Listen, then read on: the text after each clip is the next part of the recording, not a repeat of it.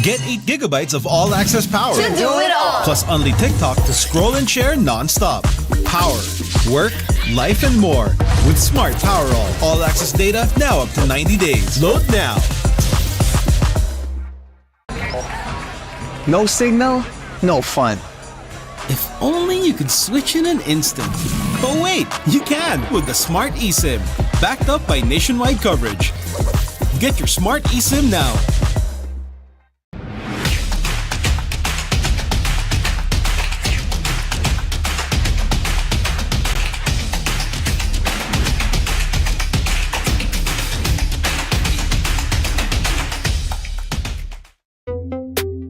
Tuloy-tuloy live selling, tuloy-tuloy content, tuloy-tuloy gaming. With new Smart All Access 99. May 9 gig ka, now for 15 days. Load now, live more today, and tomorrow, and after, and the day after.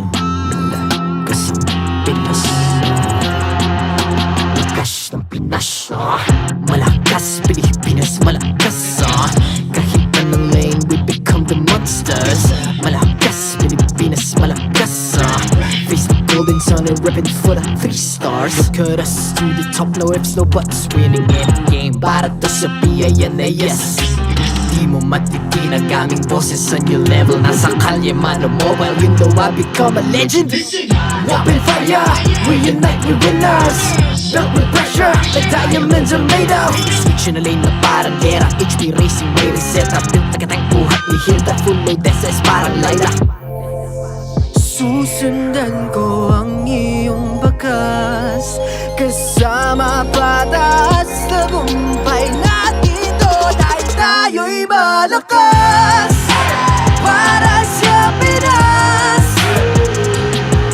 Nasa amin ang alas, hindi tuwa atras, kinikilala sa taas kasi kami ang malakas para sa Pinas. Nasa amin ang alas, hindi tuwa atras, kinikilala sa taas, ganito kami sa Pinas. Wow! Hold on. Yeah, wala kasang Pinas. We are laging every beat, no surrender, no retreat. Pag nagsama-sama, just imagine what we can achieve. Lacking every beat, no surrender, no retreat. Giving 100 all my all, cause we just cannot be defeated. We are unstoppable, immune and invulnerable. Ready ang equipment, lahat frozen, malang crowd control. Pakita ko na jab like pow, east to the southeast. Taas sa watawat, proud and loud, cause every enemy we devour. Susundan ko ang iyong bakas, kasama patas tagumpay natin ito dahil tayo'y malakas para sa Pinas. Nasa amin ang alas, hindi tuwa atras, kinikilala sa taas kasi kami ang malakas para sa Pinas. Nasa amin ang alas, hindi tuwa atras, kinikilala sa taas, ganito kami sa Pinas. Wow!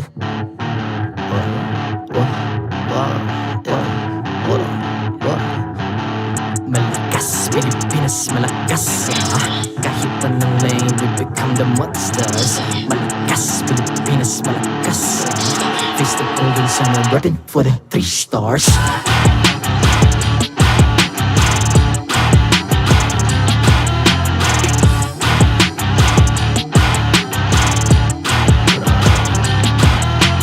Ang lakas ng Pinas, reunite, be the stars. Ang lakas ng Pinas, reunite, be the stars. Ang lakas ng Pinas, reunite, be the stars. Ang lakas ng Pinas, we the stars. Ang lakas ng Pinas, reunite, we the stars. Ang lakas ng Pinas, reunite, we the stars. Ang lakas ng Pinas, reunite, we the stars. Ang lakas ng Pinas, we the stars. The 14th season of MPL Philippines is brought to you by the following sponsors. Smart, the official telco partner of MPL Philippines Season 14. The official tournament phone of MPL Philippines, Infinix GT20 Pro. Official suppliers, EMC Asia and Index Salon. Experience the TLPH Season 14 action live at Green Sun, Makati City. Grab your tickets now via official MPLPH website. Don't miss any MPL action by following our official Facebook and subscribing to our YouTube channel. Follow MPLPH on TikTok for more content. And to ensure the equality and fairness of our games, MPL Philippines is also monitored and supervised by the Games and Amusements Board.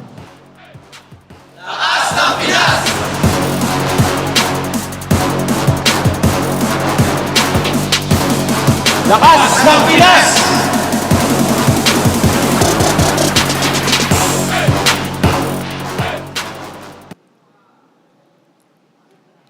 We're down to the last 2 weeks of the regular season. We already have 3 teams that have secured a spot in the playoffs. 3 pa ang hinihintay natin. Ngayong linggo ba natin makukumpleto ang ating listahan? And it's not just that. Guess what? Today is a very special day because today is the 8th anniversary of Mobile Legends Bang Bang.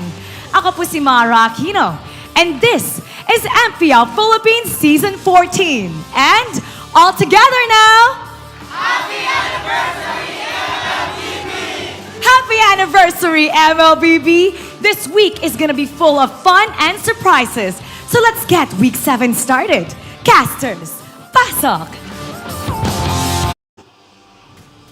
Happy birthday, MLBB! Dan, Leo Kubangay at your service here with JC Nice to Resurrect, bringing you the action. We got a couple of bangers coming your way. Joseph, how was your week? I feel like it went so fast. I took a quick trip to Malaysia, and we're back here.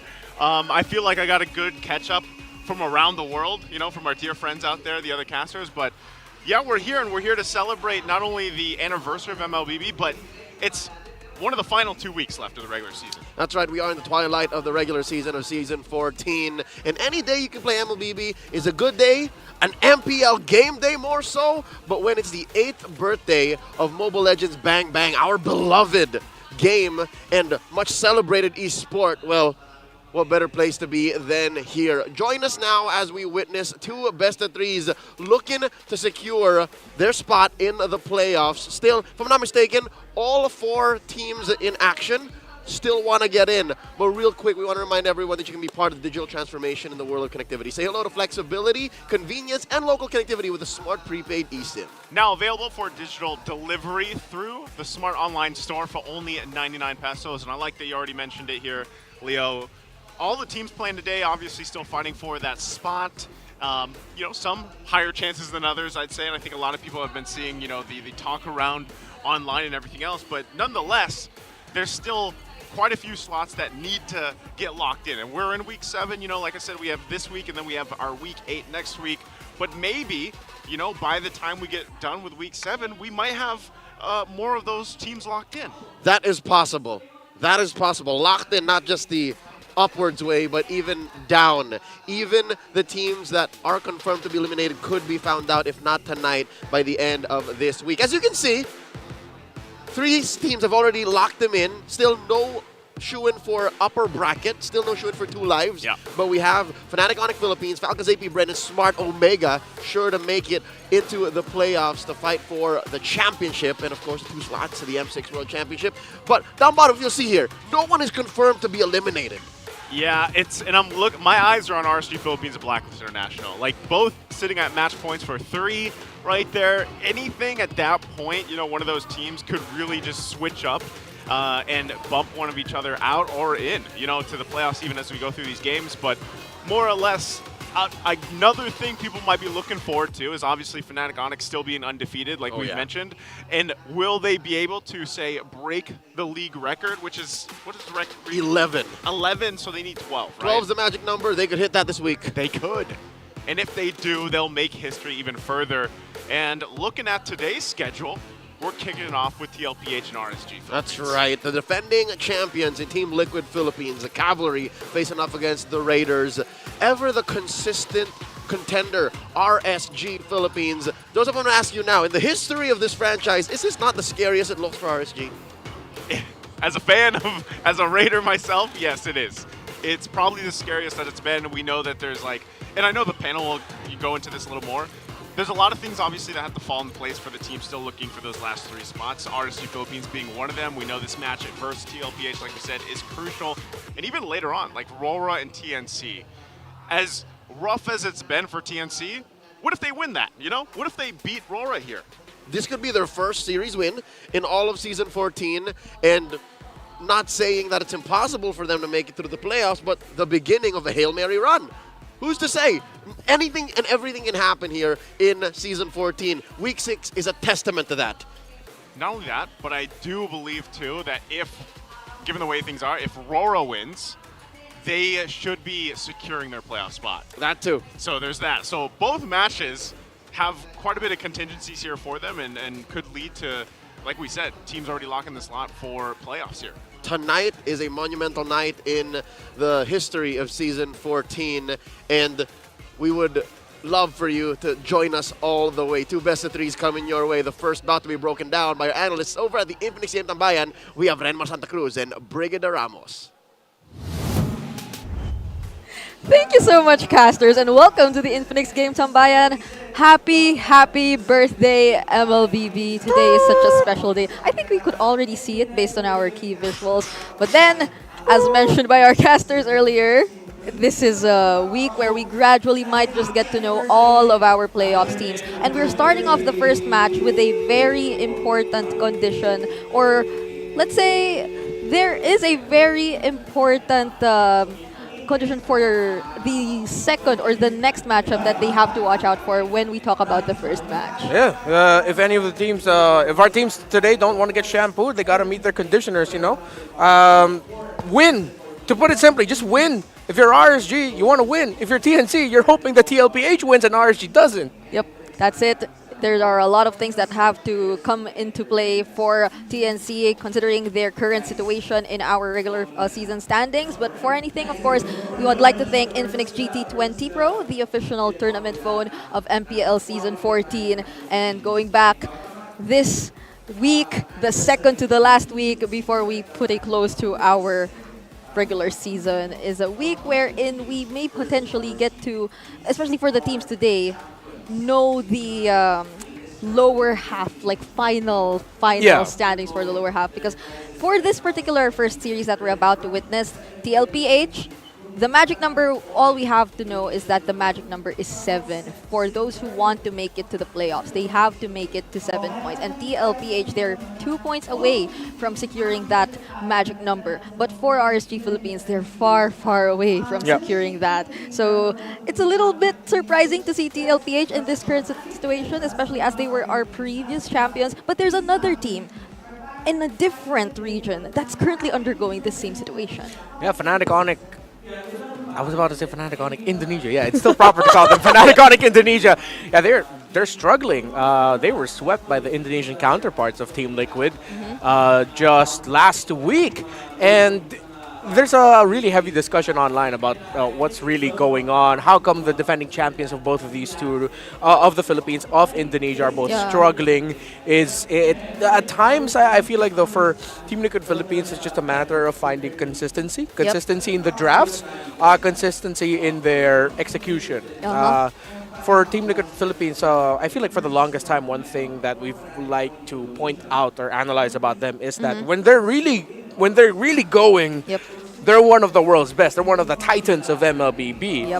On their okay, somewhat mid days, you're just looking for that consistency in execution, consistency in the drafts. For Fnatic Onic Indonesia, though, I feel like that's a whole different beast with what's going on with them. It's not just they haven't fully grasped the meta yet. I feel like the level of competition, not just in Indonesia, but in the Philippines, just really has gone up. That once the top teams of the two leagues are now surprised, like, wait, what's going on? How come everyone's like way better? For Fnatic Onic Indonesia, if we just want to put it out there, I feel like it also has somewhat something to do with, I guess, their newfound or their chemistry that they're trying to build once again, since there have been changes once again to their roster. So unlike Team Liquid's, the main problem is of course the consistency, the stability, since they're just really sticking with the same roster. And now, since we're watching two teams with two junglers who are well known when it comes to using assassins, it might just be right to ask and respond to this question by the community. Is Lancelot really just an afterthought now? There are only, I think, 2 players so far in the regular season who've used Lancelot so far. It's Irad and MP the King. And Irad is undefeated with the Lancelot, if I'm not mistaken, or he could be 1-1. For the Lancelot, even before the newest patch, in the first 4 weeks, there were times where people would be saying, oh, you could slot in Lancelot here. For me, no. There's way too many mobile heroes that even for a Lancelot would be difficult to catch. Lancelot shines in the meta where there are static heroes that are easier to catch, you can make the most out of. And there's such a crazy amount of crowd control in the top meta picks that you have to worry about.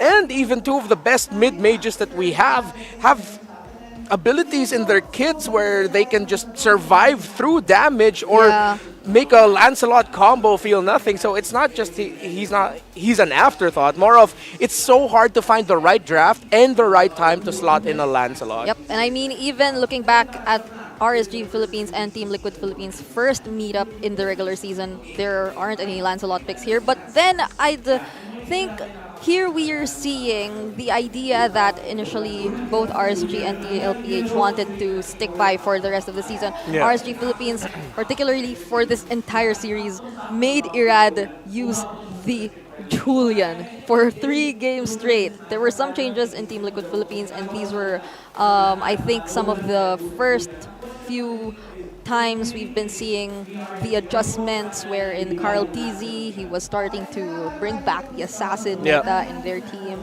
But then overall, these 2 teams, they've been having a lot of history either way. But it was somewhat in this particular matchup, a lot of us were expecting it to go to a game 3, and so it did. Yeah. Although that series, if I remember, game 1 was close, and games 2 and 3 were just stomps for Team Liquid Philippines. Specifically because JP and Sanford really stepped up. We even saw an XP lane Cho for Sanford in that game, paired up with a Jawhead roam for JP. So pick off. An interesting thing about these two teams is that the roam, mid, and EXP, the most picked heroes for those roles are all the same. Jawhead, Zask, and Edith for both of them. Yep, very similar, I think. Yeah. Except that we're starting to feel like, especially for Team Liquid Philippines, they're starting to explore a little bit more in terms of the unique heroes that they could possibly show us. And Khalid. now, it's your time. It's time to show your support for the MPL fans there. Who do you think will be winning this match?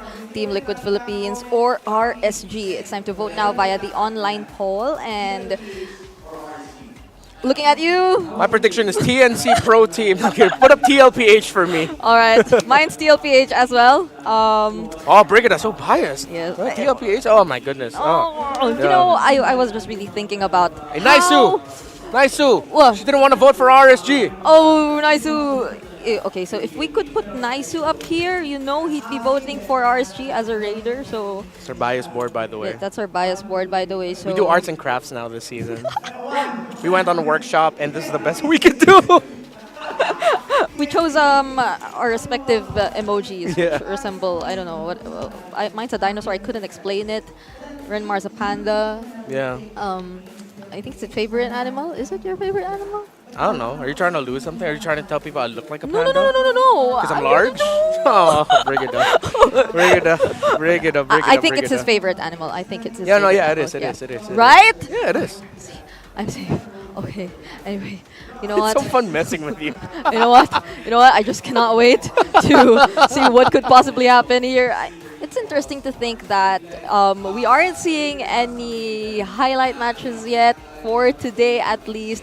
But you know that they have a lot of bearing, especially for the next or the teams who will be playing in the second series, mainly TNC. There are a lot of conditions that have to be met for them to not be eliminated, because in this particular matchup, if RSG Philippines does get the win, TNC might just have to face Aurora MLBB later with an elimination in their heads. So they wouldn't want that. Right now, I think TNC and RSG. Yeah, they're friends right now. They're friends right now. They'd want to work hand in hand. But of course, don't miss the first ever MLBB romantic mini series. What? So wait, Dang, okay. You're seeing it right here. I think this is a quick preview about it. Searching hashtag MLBB Celebrate on TikTok. Like the video to get Kylene's battle emote for free from September 30 to October 13. Limited time and exclusive only to the Philippines. So you have a Kylene. Kylene's a famous artist here in I like the when you... Philippines. Yeah, she is famous. She is. You hesitated a bit. She's like, famous? Maybe not as me. No. Brigida. No. I've been seeing her a lot. Oh yeah, he's a celebrity. Even the guy, I think he was what's his name? I'm not well versed. Okay, wait. So I'm sorry. Yeah, but then if you wanna like get some merch, not merch, I mean in-game merch, if you could call it that way, in-game items, we will be giving away a code at every match this week to celebrate the 8th anniversary of MLBB as well. So don't forget to watch out for the code. All right, you'll be receiving a lot of in-game items right there. And to start off the first match of the second to the last week of Season 14, it's time to get to know who will be playing for Team Liquid Philippines and RSG Philippines.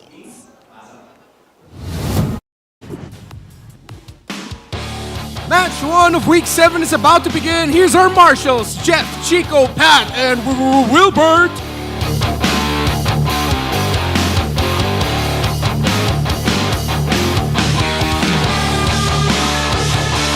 The last 2 weeks and the last few matches, the Cavalry opens the 7th week as they ram through looking for a W. Here's Team Liquid Philippines!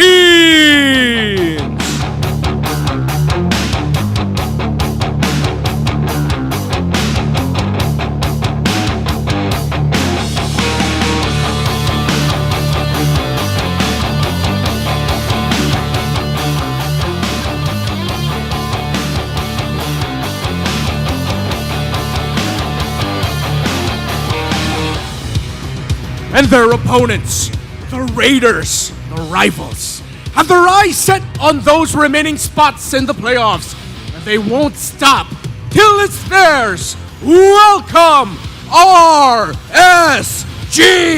Philippines!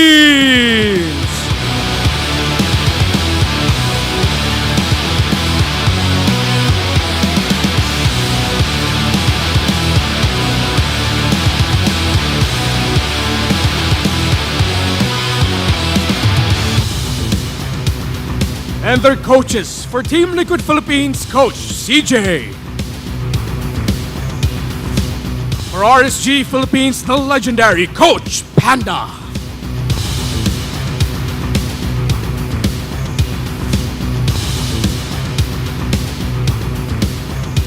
It's time for the face-off. Irad, Zaida, step forward. Irad, paano mo babawian ang cavalry? Ano ang palag mo? Win streak kami sa scrim namin, tsaka may nibor kami. Zaida, paano mo masisiguro na hindi makakabawi ang katapat mo? Ano ang palag mo? Gagalingan ko lang para kay Carla. Get Wilson, Carl. Palag kung palag, fist bump. The stage is set for the 7th week of our regular season. Let's head on over to our panel. Pasok.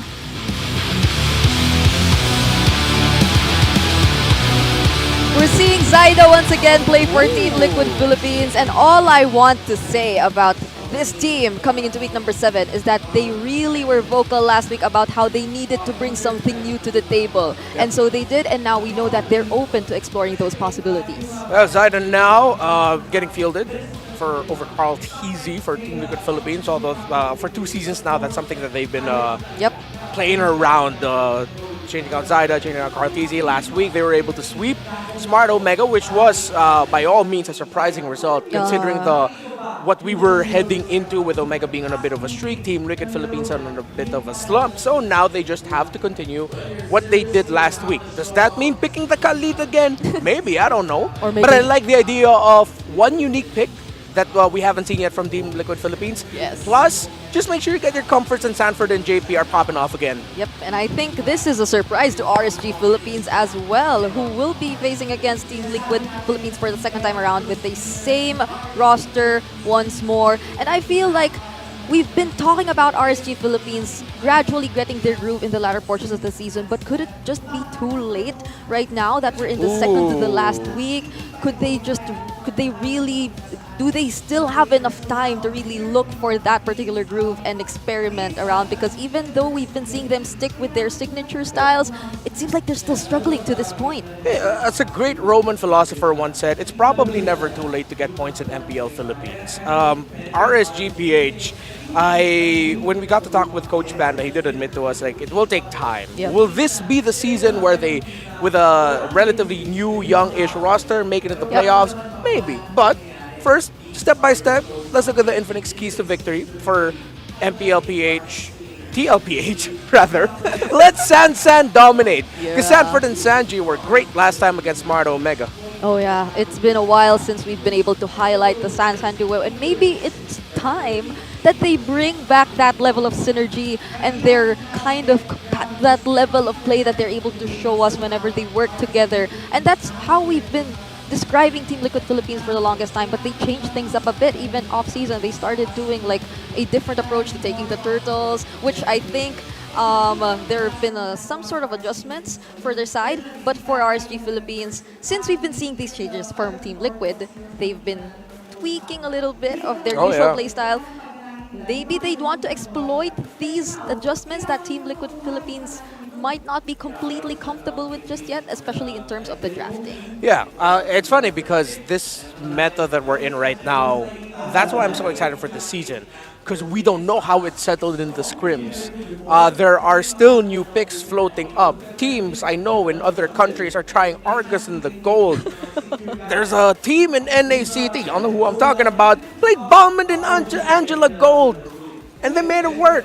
So, I mean, I think if ever this meta rewards creativity and the ability to, be willing to use mages in the gold lane, which apparently I think one of the gold lane flex picks right now are going to be one of the most important in this draft. Now that you mentioned the Balmond, I'm really looking forward to seeing a Balmond for hopefully at least before the regular season ends, because it's been a really interesting pick so far in ranked games. Like, I can see him almost everywhere, but I know it's the new season, so you could really just expect anything to happen in terms of your ranked games. I see a Balmond mid lane. You said a Balmond in the gold lane. Yeah, I'm not gonna knock it. If Curtizy can play Fanny in the mid and make it work in MPL Singapore, the world is our oyster. It is limitless now. Oh, there's one pick I want to watch out for here though later for TLPH. It's the Nathan for Benny Cutie. Nathan's been popping off recently in scrims from what I've heard. What's your command? So more than the Alice, could we be seeing that still for Team Liquid Philippines? I think Alice has been making waves as well throughout the past week. But Oh, so definitely. Far, we're seeing that this is again one of the picks that Aqua has been sticking by so far, and one of the picks that a lot of teams have been able to activate. No fire miss whatsoever for this series, and just when we thought that, oh no, Chip, you can't say no more. No, because they added an immobilize effect to Chip's ultimate, even more so now, I think it's a job that you have to really ban out Chip on the red side first phase. If you're willing to give Chip, then maybe you're thinking of countering with picks such as Tigreal, but that's really just waiting for everyone else to come out of the portal and wait. But that's not how it is. There's just too much macro that Chip has, even though they made the cooldown of his beacon a little bit longer. So in terms of priorities, let's see if it's still going to be the Hayabusa Nolan that teams are going to be chasing. If not those two, maybe even the Julian. Junglers were really prioritized a lot last week. 11 out of the 14 games last week, it was junglers that were first picked. Especially as we're seeing the Phoveus immediately banned out here for Team Liquid Philippines. Though, again, based on last week, it was in the XP lane where they decided to show us something different. So probably I'm also still thinking about if it were Carl TZ around the Nolan, but now that it's Zyda, probably he's been showing us more lings than other picks. I remember last season, Nolan was his pick. Like, he was undefeated when he would get fielded, and I think 5 or 6 of those games, that was almost all of his games, it was a Nolan that he played. For Zyda, that's currently open. So will he be picking up the Nolan, as we've been mentioning? Or the Haya? Is it something different to just the Haya? Because Julian really sounds like an RSG pick. It really feels like an Irad hero for this particular series. I wouldn't think that they'd be denying that from Irad as well, since they have a lot of ways to potentially answer that either way later on. So is it the Nolan? Is it the Haya? We have to remember that these two teams love fielding the pick-off type roamers. So if ever TLPH pick an assassin with a Hayabusa, Julian they did deny. now locked in. Okay. So they deny it from Irad, leave the Nolan and Haya open. Is TLPH potentially thinking about a first phase Cho pick that can be flexible either between Sanford and JP? I think RSG Philippines might want to consider picking up the Arlot since the favorite pick of Nibor is gone. Arlot's like the safest you can go in terms of aggression. If you want to be more defensive, then you pick Terizla along with an assassin. I'd be so surprised if Team Liquid Philippines flexed the Julian pick as well. But I doubt that's going to that's a Falcons AP Brent thing. Because that's really a Falcons AP Brent thing. So RSG Philippines will be revealing that hero. Wait! Okay, whoa, interesting. You just mentioned the Chu earlier that they could immediately get in the next picking phase, but then there's so much deny picks happening right now in the first phase of the draft. Yeah, that's them shutting down what TLPH want to do. I think they have to clap back and go for Roman EXP. You already see the matchup. Might as well play into it. This is such an interesting... Or get either the Romer XP, then pick up a Low Yi now. For Sanji. Yeah.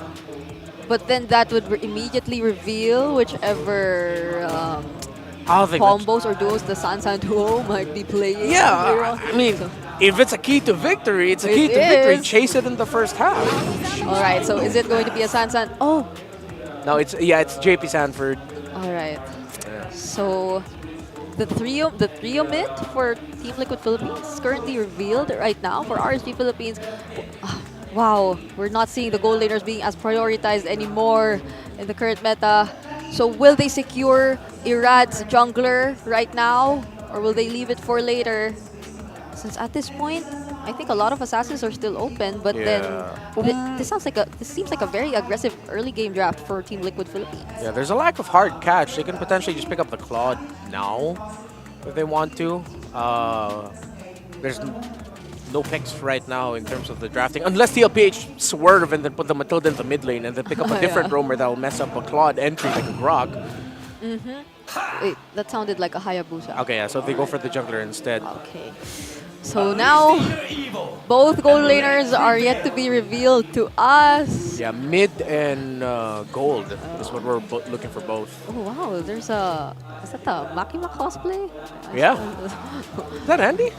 Yeah, that was Andy. Oh, yeah. We're seeing cosplayers now. Alright, so now, for Team Liquid Philippines, they lack their gold laner again and their potential mid laner. Since I don't think we're completely shutting down the idea that if Team Liquid Philippines are really trying to explore, then they might just swerve it a bit, but that would be too heavy on the pickoffs, if I must say. Yeah. And this is RSG Philippines. That's also their specialty. They really want to go for the pickoffs, and we're seeing it right now as they prioritize the True. Yeah. TLPH really need to be careful for their pick for Sanji. So RSG Philippines read into TLPH. It would be good if they got the low Yi. If I'm not mistaken, a very good record there for Sanji. Yeah. He is undefeated, in 2 games. Yeah. So 2 games undefeated, so they're respecting the low Yi of Sanji. Let's see if they take out another Sanji hero like a Vexana or a Zask. But they can pick up the Zask here. However, the Valentino will still be left open. The Valentina's open, yeah. So usually, if let's say RG pick up Zask, Valentina's going to get picked. If RG pick up a Valentina, TLPH will will think about the Zask, but maybe might be better to go for something like a Vexana for them. Yeah. Because you don't want to give the Dominator's descent to Valentina. RSG Philippines, they're currently showing us a really interesting draft because it's so dive heavy. Typically, or based on statistics, RSG Philippines, they've been really avoidant. Yeah. They have low scoring games. They don't get the highest number of kills whenever they go up against teams. And this is Team Liquid Philippines. Their scores are on the opposite end of our rankings. They're a very aggressive team who always look for kills. You know, there's a pick I remember that TLPH did before, that if they're up against an assassin and annoying roamer, they did it like twice or thrice in one season. They put it in the mid, and then they fast clear mid to invade the purple buff or invade the opposing jungle right away. It was a glue mid. A glue mid? Yeah. Because they already have a good amount of magic damage. Because a fighter mid slots in well for the lineup of TLPH. Yeah, and if you think about it, the Matilda glue in the mid lane, that'd be a lot of problems for the jungling patterns that RSG Philippines would want to secure or give to Irad later on. But they get the Claude for themselves, and now the only remaining gold laners, if ever, could possibly be the the Moskov's already out as well. So could this be a... Is this a Clint game for Benny Cutie or a carry game? Yeah, because I think the only recent gold laners that are left are Carry, Alice, but at this point, it would be too risky to, I think, go for the, as there's so many... Alice Vengeance is okay. Oh no, it is a carry. Alright, so they go for the carry. Oh, but it is a magic Matilda. Mid lane Matilda, rather, excuse me.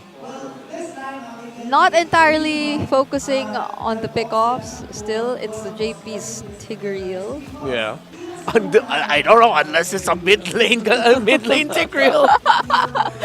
But for RSG Philippines right now, that they're lacking their mid laner, the only remaining options are, I think, the Aurora, the Lilia, the Zas. Valentina. There's still a lot, honestly. Because if they want that, I think they need another front. I think they need to go Zask. Yeah. Valentina, if Aqua's feeling confident to help set up, but I think they need another front here. Or another damage soaker with the Dominator's Descent. And typically, Aqua doesn't like to go for that route, so instead of anything else we've mentioned, it's an Eve. Against a lineup with a Matilda? Probably with the creating space mindset. Yeah, I mean, there is a pot. We saw it last week. Fnatic Onyx Philippines got to do it against TNC Pro Team, where Super Friends with the Eve, TNC Pro Team couldn't even get close. They were zoned out.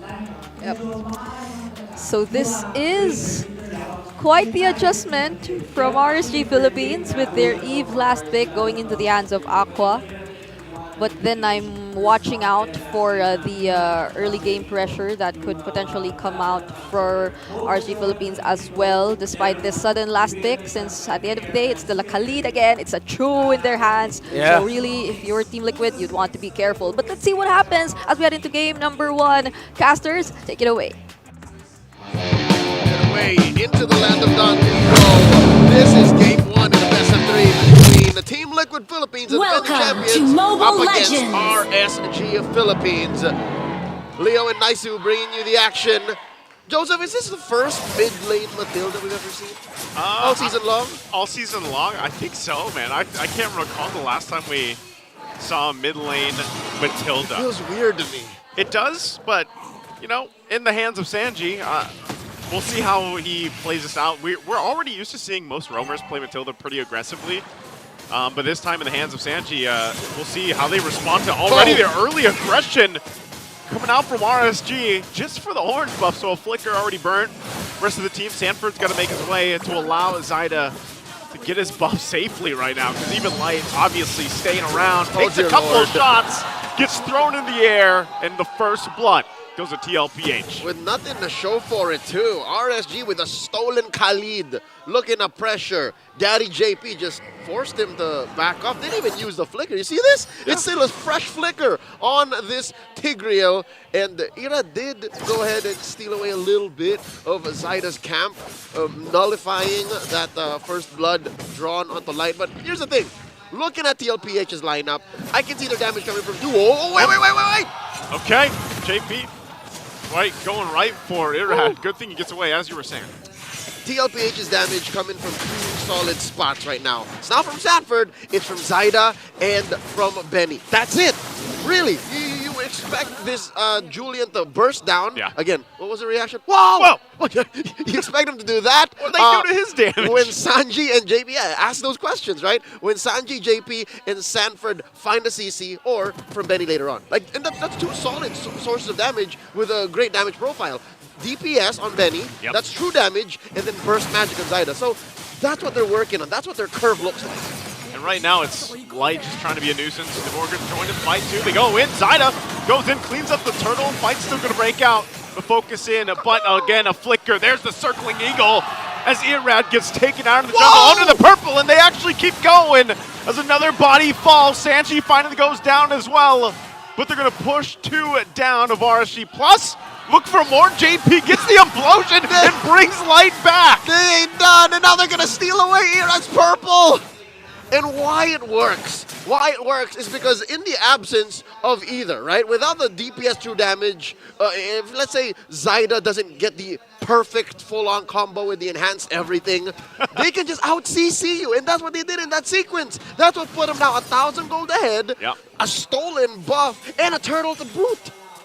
They got a whole lot out of that entire exchange, and TLPH playing around the fact that, you know, you were talking about where their damage is at this point in the game, and that, like we just saw showcased, even if that damage doesn't find its mark right away, they have enough CC and crowd control to make it happen again. And so what does RSG Philippines do against that? How do they play against that? Well, part of this has been the reason why you pick up the Cho is you're going for those pickoffs. But what if he gets picked off? And that's been what's happening. This Light goes in, will get the way of the dragon off before he ends up running back to the turret, still looking for more here. JP finally goes down. Nibor should be able to survive, does get retreat, but he'll use the guard to heal back up. All right, that was an early 5v5. That's basically what RSG wants to do. That's their winning image if they can pull it off. Again, a kick started off by Light, the real manipulation keeping them in place, and then, you know, whoever gets caught by the Raging Sandstorm. Look at this, Light jumps in, finds one, and how unfortunate is it? How unlucky that it's the toughest member of TLPH.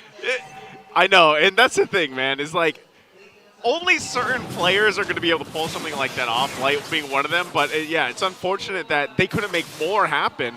But they do slow things down a little bit. Namor, though, less than half health, wants to fight back against Sanford, but ultimately, objective secured again for TLPH. So we're still looking for that fight back, that clap back from RSG Philippines, the Raiders, on what they're going to be able to find. Because even if Light does that again, can they find that kill? Can they cap it off? Can they finish what they started? Because we've already seen a taste of what RSG wants to do, right? This is what RSG wants to get at. Not just willy-nilly fights here and there, because you don't know exactly where Nibor can lay down a smackdown, given that he's building up into a hybrid build. So it's not just burst. Usually when you see Khalids, they, at least in the past, want to build the Heptases, the Blade of Despair. Oh! There's the implosion already being set up, JP, and now they're going to lock down Irad. He's already gone. And still going to be used. They might sandwich in under the tier 1, but Aqua joins the fight. Is he going to be enough to hold them off? He does have the real-world manipulation, and it looks like they'll do just that. They don't have to push him back. Again, the fact that TLPH have forced a reaction from RSG means they're playing to their tempo, which now explains exactly what's wrong with RSG's lineup right now, or at least the predicament they find themselves in. Much like my long-winded explanations, they have to find their way towards making their game plan work. They have to find the perfect kick, get Nibor in a place where he can deal reliable damage, soak up a little bit too, and Aqua to find the perfect RWM, because if he lays it down and no one's in it, that's a no-go. And that's part of it. Like, as you were just saying, they have to figure out the whole team fight, or even these skirmishes, but then at the same way, like we just saw, TLPH can just pull back if they want to. It's so easy for them too. They got Guiding Winds, they got Flickers on Sanford, the Vengeance dash out, JP's got the Sacred Hammers, Zyda's got 6.5 dashes, right? So everybody has a way to get out of RWM, which is, by the way, slowly been working up to become a priority pick. This came out in the twilight of the draft for RSG, which means almost more importantly than even first pick, it's the final pick. It's what they needed to make their draft work. And right now, Aqua's finding it hard to lock it in 6 minutes in. Yeah, he's having a hard time. It makes you, I know Eve has kind of struggled a little bit as she has been picked up quite a bit, but it's still useful, especially the RWM, once that's used. But I think they just go ahead, Turtle's giving up, TLPH takes the third one of the game, and so that's really what my eyes are on here, is like, how do you utilize this, just the lineup as a whole? If you look at it like face value, you look at RSG's lineup, yeah, it could work. You could see this. But right now they're just defending everything. There's the kick from Light, gonna go in the way of Dragon under the turret. JP will get taken out. So good setup play there from RSG, but again, my question is, do you just keep doing that and hoping that you get back into this game and swing things in your favor? Zyda's out of position! Could be a fight here. That's the dashes, that's the guiding wind we're talking about. If there wasn't a Matilda, it would have been a punish. Now Aqua getting hit. Re-engage, final slash going to be used as well. Aqua taken out, now Sanford could be in trouble as well. Can't get away with the guiding wind on that time, and Zyda takes a ton of damage in exchange, and Sanji tries to walk away as well. Here's the fight back from the Raiders as RSG picks up a couple kills. That's not how you start a team fight. Already, I think Team Liquid were walking in half-cocked. They traded out JP for 2 ults, seemingly. And that's not worth it. Again, if you had a follow-up immediately, sure. If JP maybe found a winning implosion to trade for those 2 or 3 ults, sure. But that wasn't the case. They were still fighting underneath the turret. And that's what's going to allow RSG to trade those early kills, those 3 turtles, into 2 turrets. Joseph, they're winning the side lanes. This is so beneficial for Nibor and Kusei. And this part where RSG has, in that one team fight, based off what Light has been doing, and I'll say it again, Light's been doing work on the show, but so all that has a domino effect, and now you find yourselves where RSG's like actually ready to fight for the Lord. Yeah, they essentially gave up the turtles. They didn't really lock in any of those, maybe they showed face a little bit, but at least for the first Lord, they can be in a position where, okay, we can actually dance and go toe-to-toe with TLPH. Which is another development in the current meta game. Again, we saw how about 2 or 3 months ago, especially in the advent of the assassin junglers, you don't want to trade out the last turtle. The second to the last turtle, like, those are the ones that ramp you up into a mid-game power spike. Now, I guess RSG showing us that they know the fundamentals of letting go of the first 3 turtles, or well, all of them basically, and trading them out for major objectives, side lanes, these objectives that don't respawn, that open up the map for your cores. And that's what allowed Kusei to go 1-0-3, and even Nibor to go 0-0-5. This is the first time I've actually seen Nibor not die in the first 10 minutes. We're so used to seeing him play the Edith, man. You know? We're so used to see him play Patsy, to play the scapegoat. And here, building the full-on tank Khalid that deals some good damage on the clapback, this might be his new power pick. When did we see the Khalid pop up? Was it just last week? Last week in the hands of Sanford. Yeah, the debut pick. It's a stolen pick. Oh, there's an implosion. Excuse me? JP. What? But they're still looking to capitalize on it. Irad goes into the backside, forcing him back a little bit further. The Lord also still up. Sanji finally goes down, and there's the counter comes in. What? Nibor's still going to be alive, too. He just heals back up through it. And JP going to get run down as well. They're looking for a wipeout here, but Benny doesn't have enough to fight back in RSG. Flips the game on its head and will go down the mid lane. The Raiders are in the building. 2,000 gold ahead. A turn in mid, a stolen buff. Suddenly, Joseph, the damage profile from TLPH, if you figure out how to soak it in, how to just isolate these many different pieces that make it work, they can't clap back. As soon as that's what confused you. The fact that Nibor was just there like, come on, come on. Is he gonna? And then he's like, nope, I'm gonna heal up. Bring it. How is he not gassing out? I mean, that's what you get when you build a full tank Khalid. It's that quicksand, man. It's damage reduction, it's heal. Yeah. I'm wondering now if anyone from TLPH has healing reduction.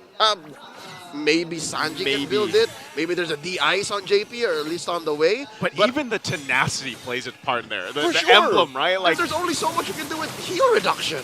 Yeah, and again, he's just like this.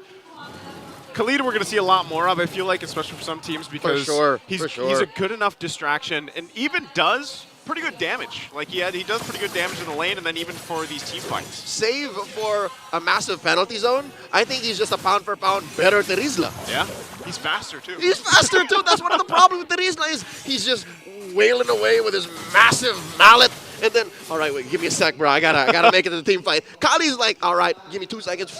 He's just soaring through. Is that a sound of sand? You're the sound effect guy, man. That's You'll come up with something. All right, he's got a Radiant armor already, so he's dealing with Zaida, dealing with Sanji. I don't know, de-ice on the way, so he can deal with Benny, kinda, JP as well. Sanji's shields, too. All those shields be damned. Oh, here we go! Gonna force the fight again. Light finding the target. It's JP in trouble. Implosions are gonna be used. With the right into the blazing duet into the RWM. Irad's still going as well. He's alive. He goes back, but Sanford connects the shot. 1v1. Sanford still going. Kosei. Not sure if he wants to fight it out. The regen from Sanford. No. You do not take this as a ranged combatant. Claude cannot take on Scarlet. No. Oh, wow. All right. You see the veteran wiles of both of these championship side laners. Kusei, the Kamai King, and as well Sanford, the Apex Predator. Dude, that could have resulted in a disastrous one-on-one for either team. Like, if either just went there like, ah! You bring a gun to a spear fight. See, like even that, if this was not such a well-bushed area, the Claude would have won, right? Claude would have won. But since, Sanford knows his strengths, he's like, I dare you to come in. You just don't know. Clarence, I dare you to come in. Well, it's funny because all these team fights, they're still so close. Yes. Every single team fight we have seen up to this point. I could have sworn that was RSG's. And then it wasn't. Especially with the well-placed and well-timed blazing duet, but not if you're if you're that tight, if you're that close, and you don't have like a wall or some level of peel, or I guess Nibor did do what he did the first time around. Yeah. So if that doesn't happen, then it's closer to 50-50.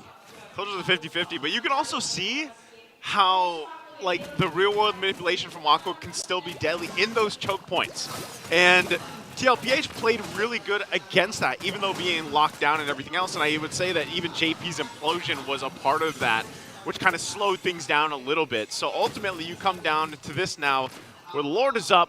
Both teams are pretty much 50-50 in the team fight, and it's really dependent on who pulls that trigger first. That's right. JP here, doing quite a bit of work controlling this lower quarter of the Lord Pit. Now the shuffle begins. RSG just asserting their dominance, pushing out any and all TLPH. Here we go! Already gonna go. Implosion gonna be used with the flicker, and they'll be able to find Aqua, and then get another in Nibor. Shadow Kill already gonna be used too. Light has to get out of there. There's just way too much damage coming out as it's a triple for Zyda. And TLPH will go ahead and now focus on the mid lane turrets, knowing they have a numbers advantage. Oh! Irad tries to delay him a little bit further, but it's just him and Kosei holding on to the base from the full force of the cavalry. Blazing Duet with the Wind of Nature already going to be used, but they still have a minion to push in. They're going to try to delay him as much as they can, but they won't be able to as TLPH takes game 1. Side up and bursted them, boys. That's how that happened. Again, the perfect combo of an implosion into the other. It wasn't just Zyda, it was also Benny. Yeah. They all went into an area of that small river that just, you know what, we'll throw it over to the Infinite Game Tambayan because it happened in the blink of an eye. I'm sure they had a better view of it. It's all you. Honestly, that was the most decisive and aggressive I've seen RSG. Yeah. And they almost had it, but Team Liquid Philippines, with that decision to just look for Aqua, when they realized that eventually I think he was becoming a problem for the team fights. Yeah, I was talking about this before. Sanford, San duo, yes. That was a key to victory, but in the last time we saw RSG Philippines and TLPH go up against each other, Sanford and JP were a devastating combo because they knew the targets to look for, and it was the right target they found. You mentioned it was the Eve, the same Eve pick that I doubted, and I will stand my ground. That is a very difficult Eve game. However, one thing that we have to acknowledge is Aqua made it difficult for Benny Cutie to fight. Leading into the last team fight where they wanted the Lord, Benny Cutie was 2-2 and 2. He was just taking a lot of damage, and it was way too difficult for a carry to be able to free hit and deal damage. Most of the time, it was the damage of the Julian, the Arlot that was delivering it for TLPH. So they knew they needed to find Aqua. Sanford found it with the final slash. Aqua tried to get away. They waited for the CC immunity of the Purify to go away, and then JP goes in with the implosion. Yep, and I think it became a lot more easier for Aqua when it was already RSG dictating or looking for the team fights, starting the engages compared to the first few minutes where we clearly saw how difficult it was to play an Eve. And this was that beautiful answer or response between the two XP-laters, I think, wherein even though we thought that RSG already went for that beautiful engage, the way Sanford was able to look for a counter final slash kind of saved them from that possible really devastating outcome. Yeah, exactly. And since now Nibor and Aqua was the one taken out, Irad going in there with a final slash to me was very questionable. He is able to get away, but it put Light in a delicate situation so that it would just be left to the Hayabusa and the Claude. You see Sanford heated, man. He is excited. And in the last highlight we showed before that final team fight, it was Sanford with a final slash that helped recover that team fight for TLPH because it was JP who got kicked first by Light underneath the star field of the Eve, but then the final slash brought everyone closer to JP under the implosion to equalize things out, and then we saw that little game of chicken from Kusei and Sanford, which ended in a draw because both of them acknowledged, both of us should not fight this, let's both back off. It's just another classic TLPH RSG game showcasing how good they can be in terms of team fighting. And you know what? During that last sequence before Team Liquid Philippines decided to go for a one straight push towards ending the game, I really felt like just how much there was this level of presence of mind for both the starters here for Team Liquid, JP and Sanford. Even though it wasn't a perfectly positioned implosion play, I think it was this is the only time I ever saw that implosion first, then flicker play from JP just to make sure that he captures the right target. So there were a lot of well-timed and well-communicated plays, if I may say, for Team Liquid Philippines throughout the entirety of that game, even though they were almost at the mercy of RSG Philippines when they were starting to get the groove of things.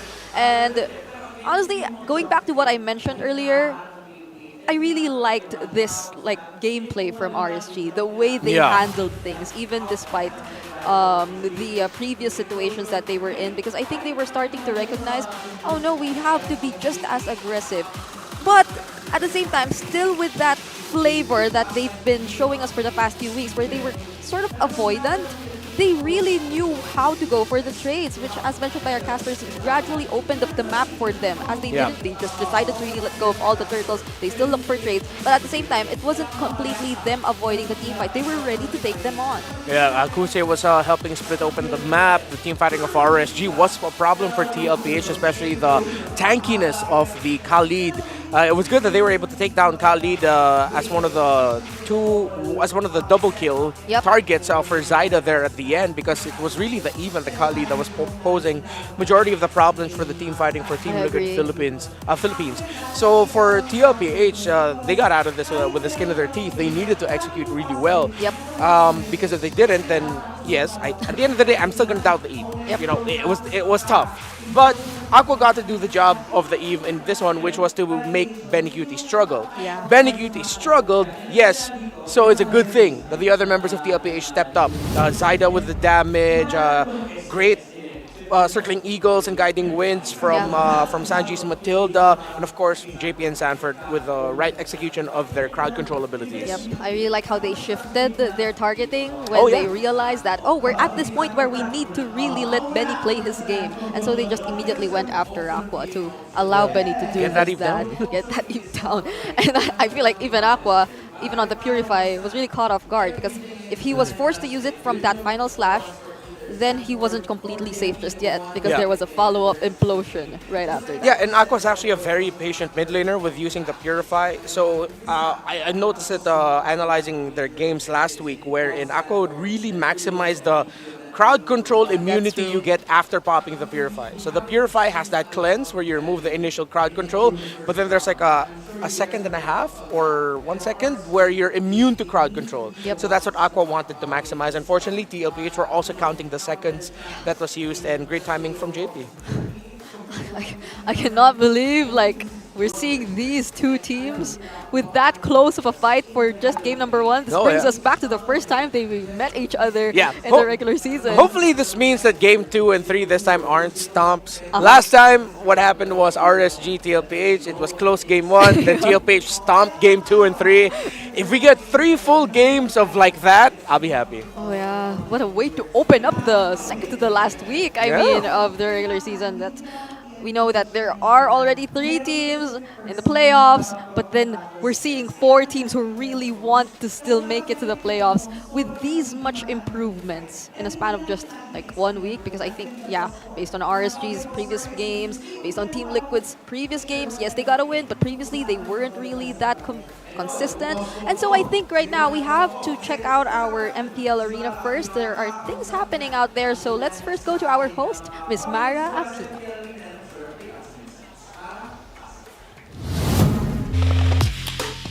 Here with Miss Chai, Moonton Games Marketing Planning Manager. It's nice to have you here, especially ngayon na it's the 8th anniversary of MLBB. Tell us more about this. Well, since it's already the anniversary of MLBB, 8 years na, no? So, parang it's really a cause for celebration kasi 8 years na nandito pa rin tayo. So, yung campaign namin, it really revolves around celebration and reunion. Kaya, pinlano talaga namin to para talaga sa fans ng game at talagang maso-surprise talaga yung lahat ng fans all over the place. Can you give us an inside scoop about the surprises? Like, what else can the Filipino MLBB fans expect for the 8th MLBB anniversary? Okay, number 1, may nanda kami na mini-series. First time to ng MLBB. It's titled Miss Legends, starring Kailin Alcantara. Oh, wow! And Griselda Alvarez. Talagang matutuwa talaga yung mga fans. Maiiyak, magagalit. Talagang yun, abangan nila this coming September 28 until October 1. Nakakatuwa, alam mo, they're trending right now. Pati nga yung buhok ko inspired kay Kailin Alcantara eh. And what about the fans right now? Like, how can they catch up with everything that's happening with the 8th MLBB anniversary? More than that, maliban sa Miss Legends, no, meron din kami inahandang, siyempre, this campaign revolves around celebration and reunion nga. Hinanda rin talaga namin na mag-mount ng mga events dito sa all over Calabarzon area. So meron kaming mga celebration and surprises doon sa maliit nating barangay din. More than that, Nice. meron din tayo mga anniversary merches, phones to be given away. Wow! Oo, doon sa mga barangay and in-game, offline, talagang yung celebration natin. Doon talaga natin ibubutos. Grabe talagang bongga para sa ating 8th anniversary. So for the people who want to know more about this, how can they go about trying to catch up? Of course, you can catch it at our MLBB official pages, sa FB, sa TikTok, and YouTube as well. Abangan nyo guys, sobrang maraming celebration and surprises talaga na mangyayari in this campaign. So, hashtag mag-celebrate tayo. We're definitely gonna be having fun celebrating the MLBB 8th anniversary, Ms. Chai. Thank you so much. And for sure, yung ating mga MLBB fans, sobrang excited sa mga ganap ngayon. Ngayon, we're just gonna go back to the game 2 of our series. So babalik na tayo sa ating panel. Pasok! A lot of events lined up for all the MLBB fans, especially here in the Philippines. If ever you are based here in the Philippines, we'll be having some barangayans, as they call it. So some talents will be visiting various areas, and there will be a lot of things prepared for you. So check out the official accounts and social media accounts of MLBB just to keep yourselves updated. And now, this is again is MLBB's 8th anniversary. So join us in the upcoming hashtag MLBB Celebrate Caravan this September 28 to September 29 and October 5 to October 6 in Calabarzon and surrounding areas. So these are the specific areas, Calabarzon. Lots of prizes, games, and surprise guests. So that's why you should come us and hashtag mag-celebrate tayo, which means let's celebrate in Filipino. Yeah. Rizal, Laguna, Batangas, Quezon, and Etivac. Let's go. Calabarzon. It's a region here. It's a region here. I think it's merged. Like it's a way to merge the. Yeah, it's a region. But I don't, that's geography for you, and I'd like to give up on geography. But then if you ever are near Calabarzon, then don't forget to check that out. Again, September 28 to 29 and October 5 to 6. So those are both Saturdays and Sundays. So I'm assuming a lot of us could possibly be free during those days. And those are the last 2 weeks also of MPL Philippines. The last 2 weekends of MPL Philippines. So don't forget to check that out. And right now, going back to the MPL Arena, it's time we also look for our Index Salon beauties. MPL Arena, give us your freshest look because we're looking for our Index Salon beauties. So whenever someone gets or do they get the winner mark? Or yeah, but if you just get chosen, you win Index Salon merchandise. Could you be it? Could you be it? Wait. Raise up the camera. Oh, wait. The camera. Was he supposed to draw? Hey! Show some confidence, guys. Oh. That's the Echo Varsity jacket. Yeah, Brigida has like 7 of those. Ask for one from Brigida. Hey, congratulations. Good for her. Congratulations to our Index Salon beauty. I mean, she really showed confidence. Throughout the entire time, the camera was panned. So when you come here, don't be shy. Don't be shy when you come here to the MPL Philippines Arena. Yep, it's time. You win stuff. Some giveaways for Index. Some smart pose. Yeah, you get one of Brigida's 7 Echo jackets. So win. I don't know if that's considered like. No, it's not vintage, but it was for like the old. It will be vintage in like a few. Time flows differently for esports, you know that. That's right. Oh, so maybe if you have some, like. Yeah, and I am the esports equivalent of a 45-year-old. What? Yeah, So- you're like What? your age, which is young, which is very young. Let's. I'm old. I'm the oldie here. We're in the same age, Brian. Are we? Oh. Anyway, RSG, they decide to make blue side this time. So they'll be the ones who could possibly secure What are you the pointing at me Julian for? if ever. What? Oh, I thought you were pointing at me. No. Oh, because RSG said. Okay, that's what you meant. Gotcha. Based on our POV. Yes. I pointed towards the blue side. Oh, dip! They straight up respected the Tigreal. Wow. Well, so I was mentioning, could they possibly be prioritizing Julian, because I feel like from earlier's performance, Irad, like he could go with anything. Even the Hayabusa played really well during game number 1. There were a lot of highlight plays coming in from Irad. If it's the Julian priority, honestly, I don't know. I feel like it's going to be a bit too much. I like the Loi Tigreal prio. Yeah, but at least I think the Phobius is still open and some. Excuse me, I think they should ban out the R-Lot. Oh wait, no. If they open up the R-Lot and the Phobius is open, RSG can first pick the Phobius, then the R-Lot will be open. Wait, no, I mean, TLPH would not want to play the R-Lot. Oh yeah, because, wait, it's actually interesting. Because they banned out both the Tigreal and the Mathilda. Yeah, that's respect. You had to respect that. Yeah. I think Team Liquid really played these two heroes well. It wasn't entirely them working together. I think it's where we saw the San duo really activated. Yeah, because it was him bringing it was Sanji bringing Sanford to the back line. It was the main beneficiary of that of the guiding wind was the R-Lot. Yeah, and eventually it was JP going for the succeeding setups, but not entirely the first few setups. So yeah, both actually a lot of XP laners are still open to this point. The Phobius, the Edith, they're all open, but so are the Julian and the Hayabusa. I think RSG would want to first pick the Phobius, and if they can, pick the Valentina later for Aqua. Because then TLPH will be forced into the Vexana Aurora as their third pick. The only one. What was that? Phobius. So they can go Edith. If they're thinking ahead, they'll steal the Valentina away from RSGPH. Yeah. Even the Arlot's open to this point. We've seen a lot of teams still confidently pick up the Arlot against the Phobius, but then... I am not one of those. I don't like seeing a team with an Arlot going up against a team with a Phobius, because Phobius is the happiest Phobius in the world. He gets all of his abilities and his passive back so quickly. Alright, so there they go. They decide to pick up the Edith and not the Julian this time. Yeah. I mean, if RSG Philippines decides to go for that, that's 2 solid magic damage dealers already for their side. I think this has to be a Valentina and Nolan for RSGPH. If not the Valentina, I would honestly question it, because you'd want to get the Primal Wrath from the Edith. Yep. And I think, it's just a great combo. Yeah, and regardless of what JP decides to bring out later on, it's a nice way to secure that ultimate. Unless it's a Jawhead.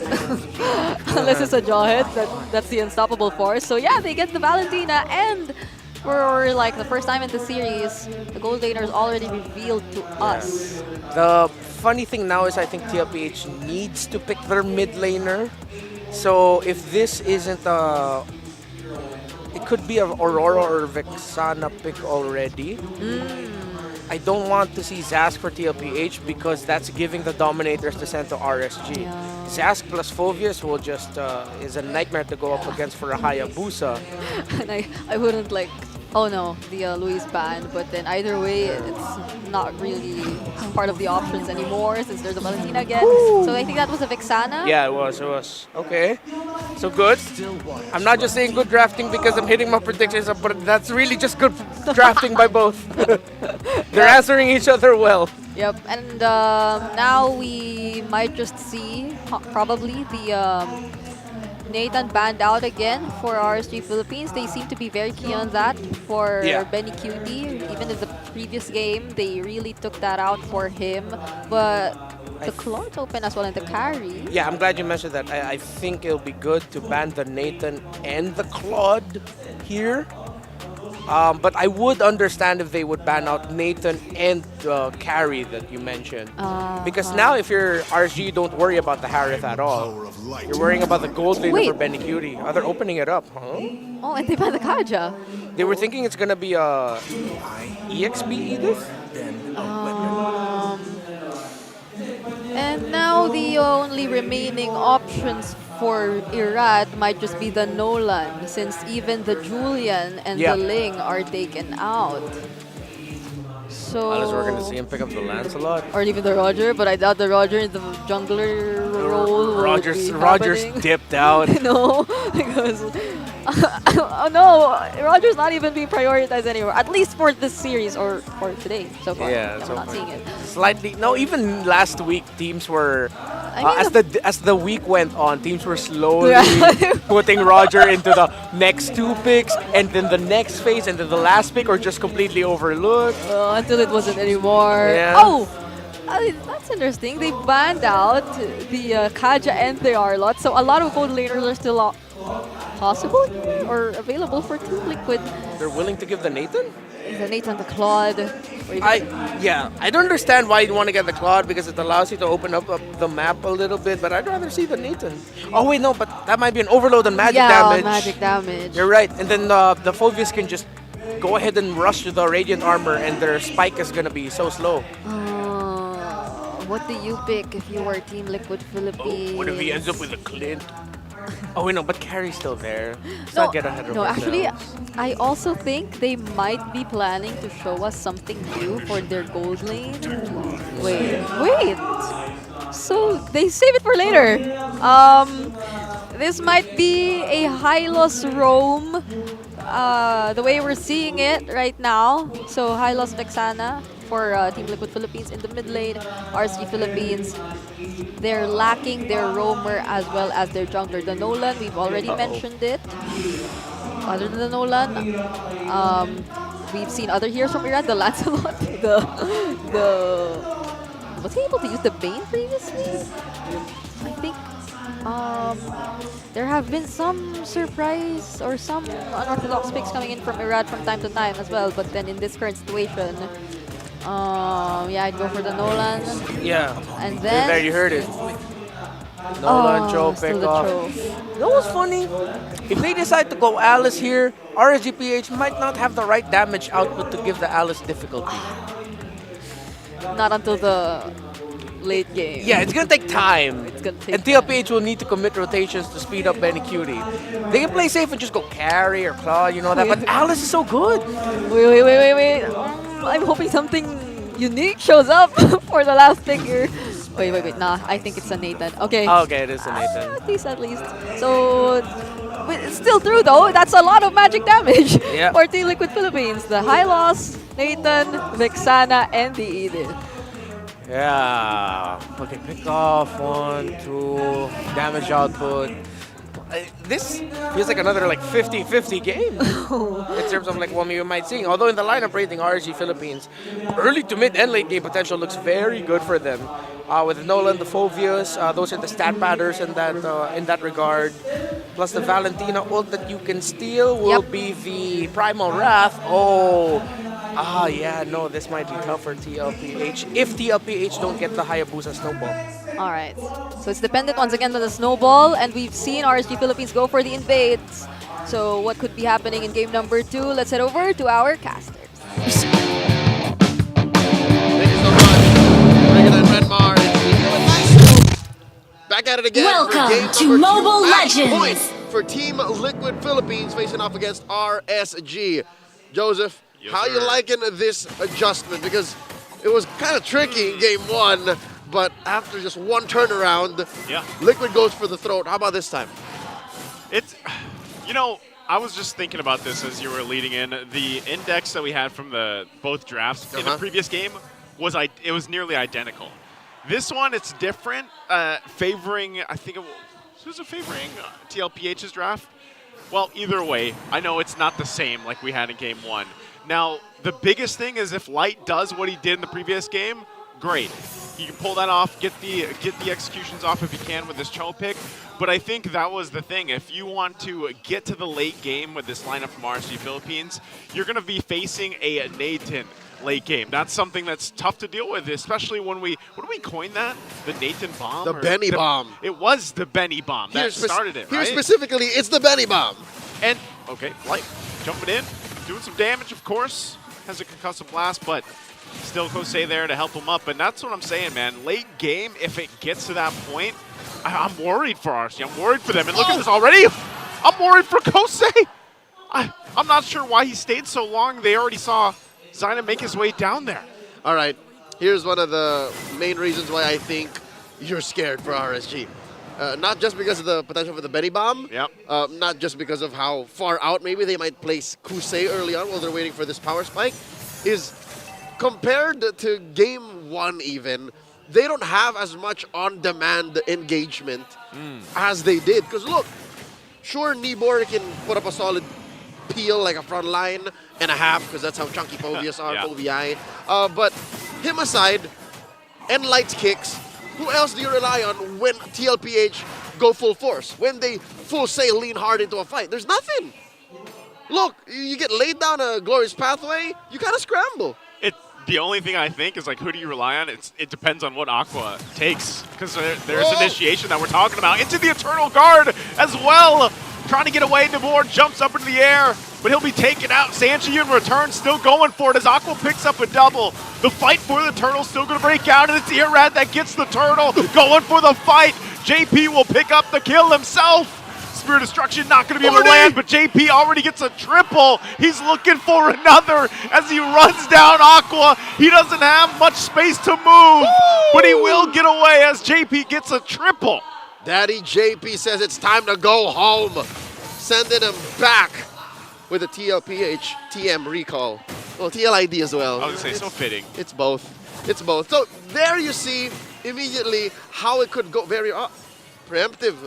Drop it on the glorious pathway. I'm just going to heal a bit. Why not? All right, so what I'm saying is, unless they both lean hard into it, and it was just unfortunate TLPH lost Zyda first, if that went in a different direction, if Zyda came in and maybe delayed his entry maybe 2 seconds, saved his retribution, maybe TLPH had the damage and the shields to actually turn around. But RSG, they played within the small margins of error and found themselves in a one-on-one. Like that was a 4v4, right? It was, yeah. Both gold laners were still on the bottom side, and it was an attempt. Like Kosei threw the Spirit Destruction to try to join the fight, didn't land its mark. Yeah, Benny can't do that. Like Benny has to commit. He's got to just stay there. To rotating, which is fine, given that is one of the main things you get when you pick a Moskov as early as you did for RSG. Again, first phase pickup right there. Also, we're celebrating the 100th ban of Chip, courtesy of Team Liquid. 100th ban. Happy Bands Day, Chip. He has 100 bans. All season 14 long. All season. Wow. That's right. What happened to Sanji? What? He took a ton of damage from Irad. Oh, and then so close to getting hit by the SOD. Light taking an interesting flank here. Sanji gonna do the right thing and send himself home. I think he'll make it in time for this turtle fight. Yeah, he's gonna head back. Again, part of this, they're looking to make a play, actually. Both sides of the map. Things happening here. Sanford taking the Infernal Pursuit, but that's just gonna be a turtle secured for Irad this time around. RSG picking up the second one. TLPH, they spent their time here on the bottom side of possibly looking for something. They won't find it. Yep. So they just disengage. It's a good read by the Raiders. RSG said, hey, we just sent Sanji back, and it looks like TLPH are going south. Why don't we take this turtle clean? That's 2 turtles now in the first 5 minutes of the game over to the Raiders. They're looking good. I'm smelling a game 3. Joseph, the first game 3 since week 5. Week 6 had none. What?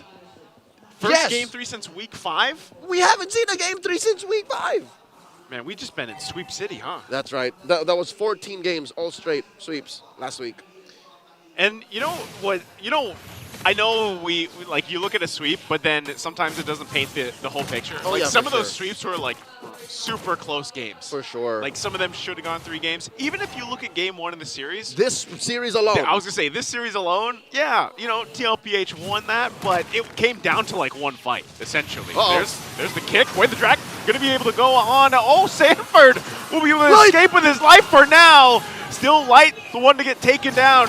Nibor not sure where he wants to go, if he wants to chase down for the kill. Won't be able to find it though. Now the clap back. JP trying to walk back to the team. The fracture's going to be used from Irad. Now he's have to pick up the kill, and a Spirit Destruction won't land again, but Sanford will finally get taken out. All right, Sanford's second life forfeited there, and another clear win for RSG. Now gold lead swings back over to them. Whoa! Oh, wait, Irad! He's fine. What does this mean for RSG? Where's the majority of the gold? All right, you see a good chunk of it right now on Aqua, and a good bit of it on Nibor. Oh! That's big damn. Arad! He'll go in and pick up the kill on Sanji. And get away with it too. That's a good trade. Any day I'll take mid lane for Rome. Yeah. Over and over again. Worth, basically. And Light's been doing that since game 1. He's been finding moments. He knows that that's what he has to do. He knows that that's what starts things, but what ends things, right? You can't keep doing that same trade over and over again, because that's what led to their defeat in game 1, right? He thought he could get a kick, and then it was different lineup. Regardless, if you're RSG, if you're looking for good trades, it has to be more than just a roll trade. Yeah. Because so far, yeah, they've been winning turtles, but how do they translate this into a sure victory? Because already still TLPH is leading in the AoE department. Because that's what RSG is missing right now. I don't think any of us, even our analysts at the Infinix Game mentioned the lack of AoE from RSG. Yeah. Like, all of their fights have to be super sure. Save for Kusei, who can go lane to lane, right? But save for that, RSG have to say, this is it, and this might actually be it. This might be the fight they're looking for. Light on the off angle. Kosei still pushing. Eternal Jaguar going to be dropped down too.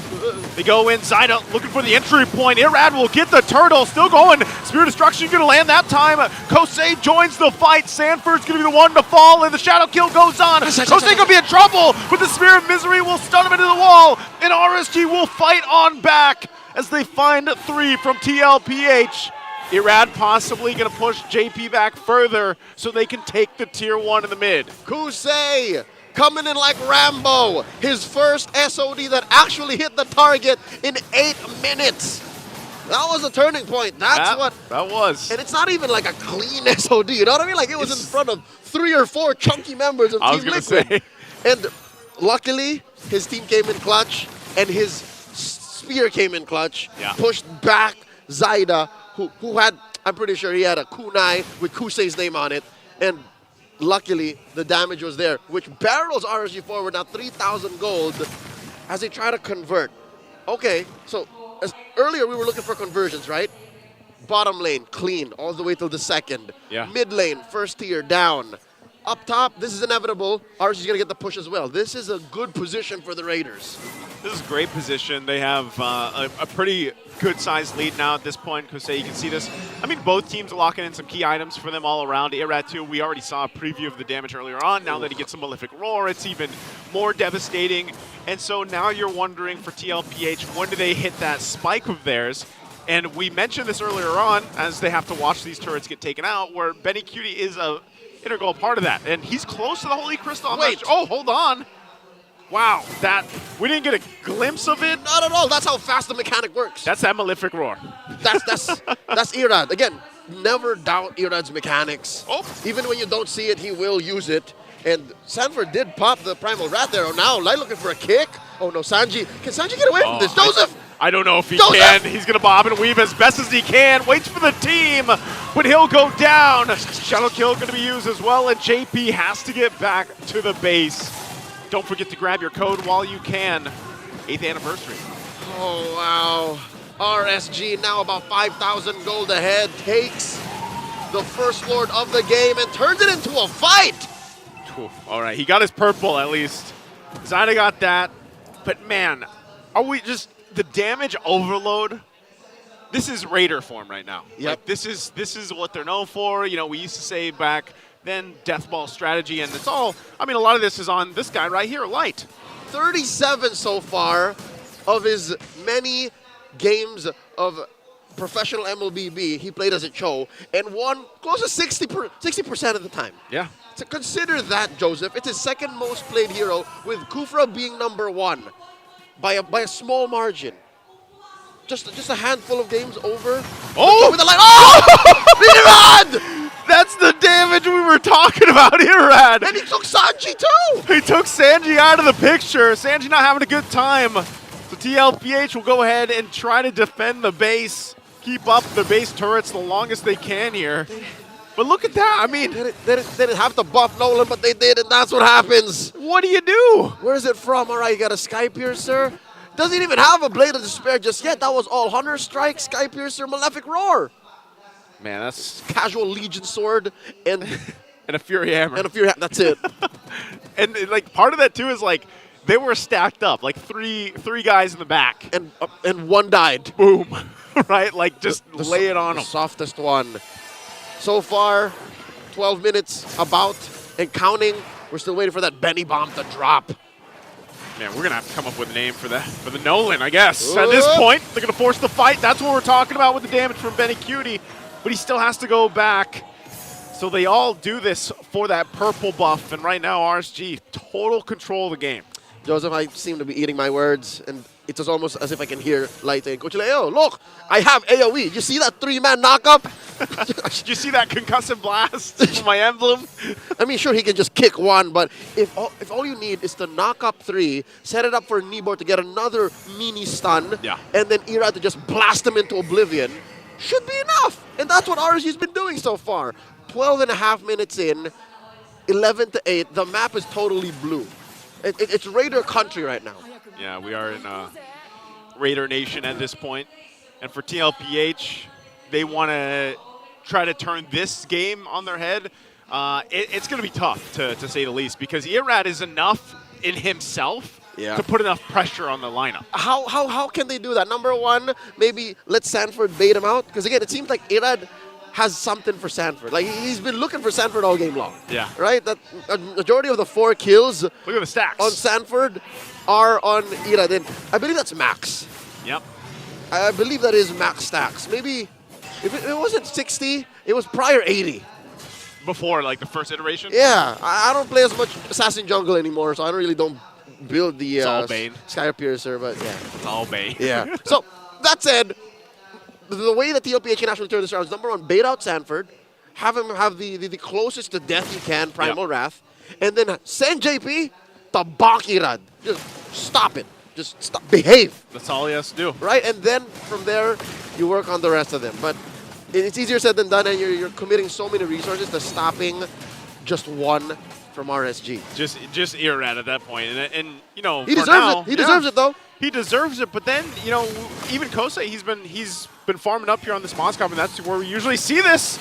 You can see the swing happen up top as well. Eternal Guard going to be dropped down, and here comes Light and Irad! They'll find Benny Cutie and take him out in an instant as 3 members of TLPH already fall. They don't want none! Ida trying to run, he gets kicked back to the team as Nimor gets a double. It's only a Sanji. And it looks like we're going to have it here in a couple weeks. We finally get a Game 3 ahead of us. The Lone Stallion stands alone, and he cannot defend against 4 angry Raiders. Ladies and gentlemen, RSG are waiting for a minion. And there they go. We're going to that Game 3. RSGPH takes Game 2. Here we've proven Kung Fu beats ninjutsu. that was a hilarious, almost mass moment where Zyno just running for his life, and then gets kicked. Can you imagine that whole thing, that whole sequence? Lightning used to break the dragon. I know. That's what surprised me. I was like, wait, he still has the way of the dragon. He still has the ultimate to kick anybody he wanted to. Obviously, Zyno was there, and you can't shadow away from that. Impressive. We'll throw over to Infinix Game Tambayan. Red Martin, bring it up, break it down. Thank you so much to our casters. And now, as you've said, we're finally having a Game 3, which I feel is a very, very close series. Yep, close.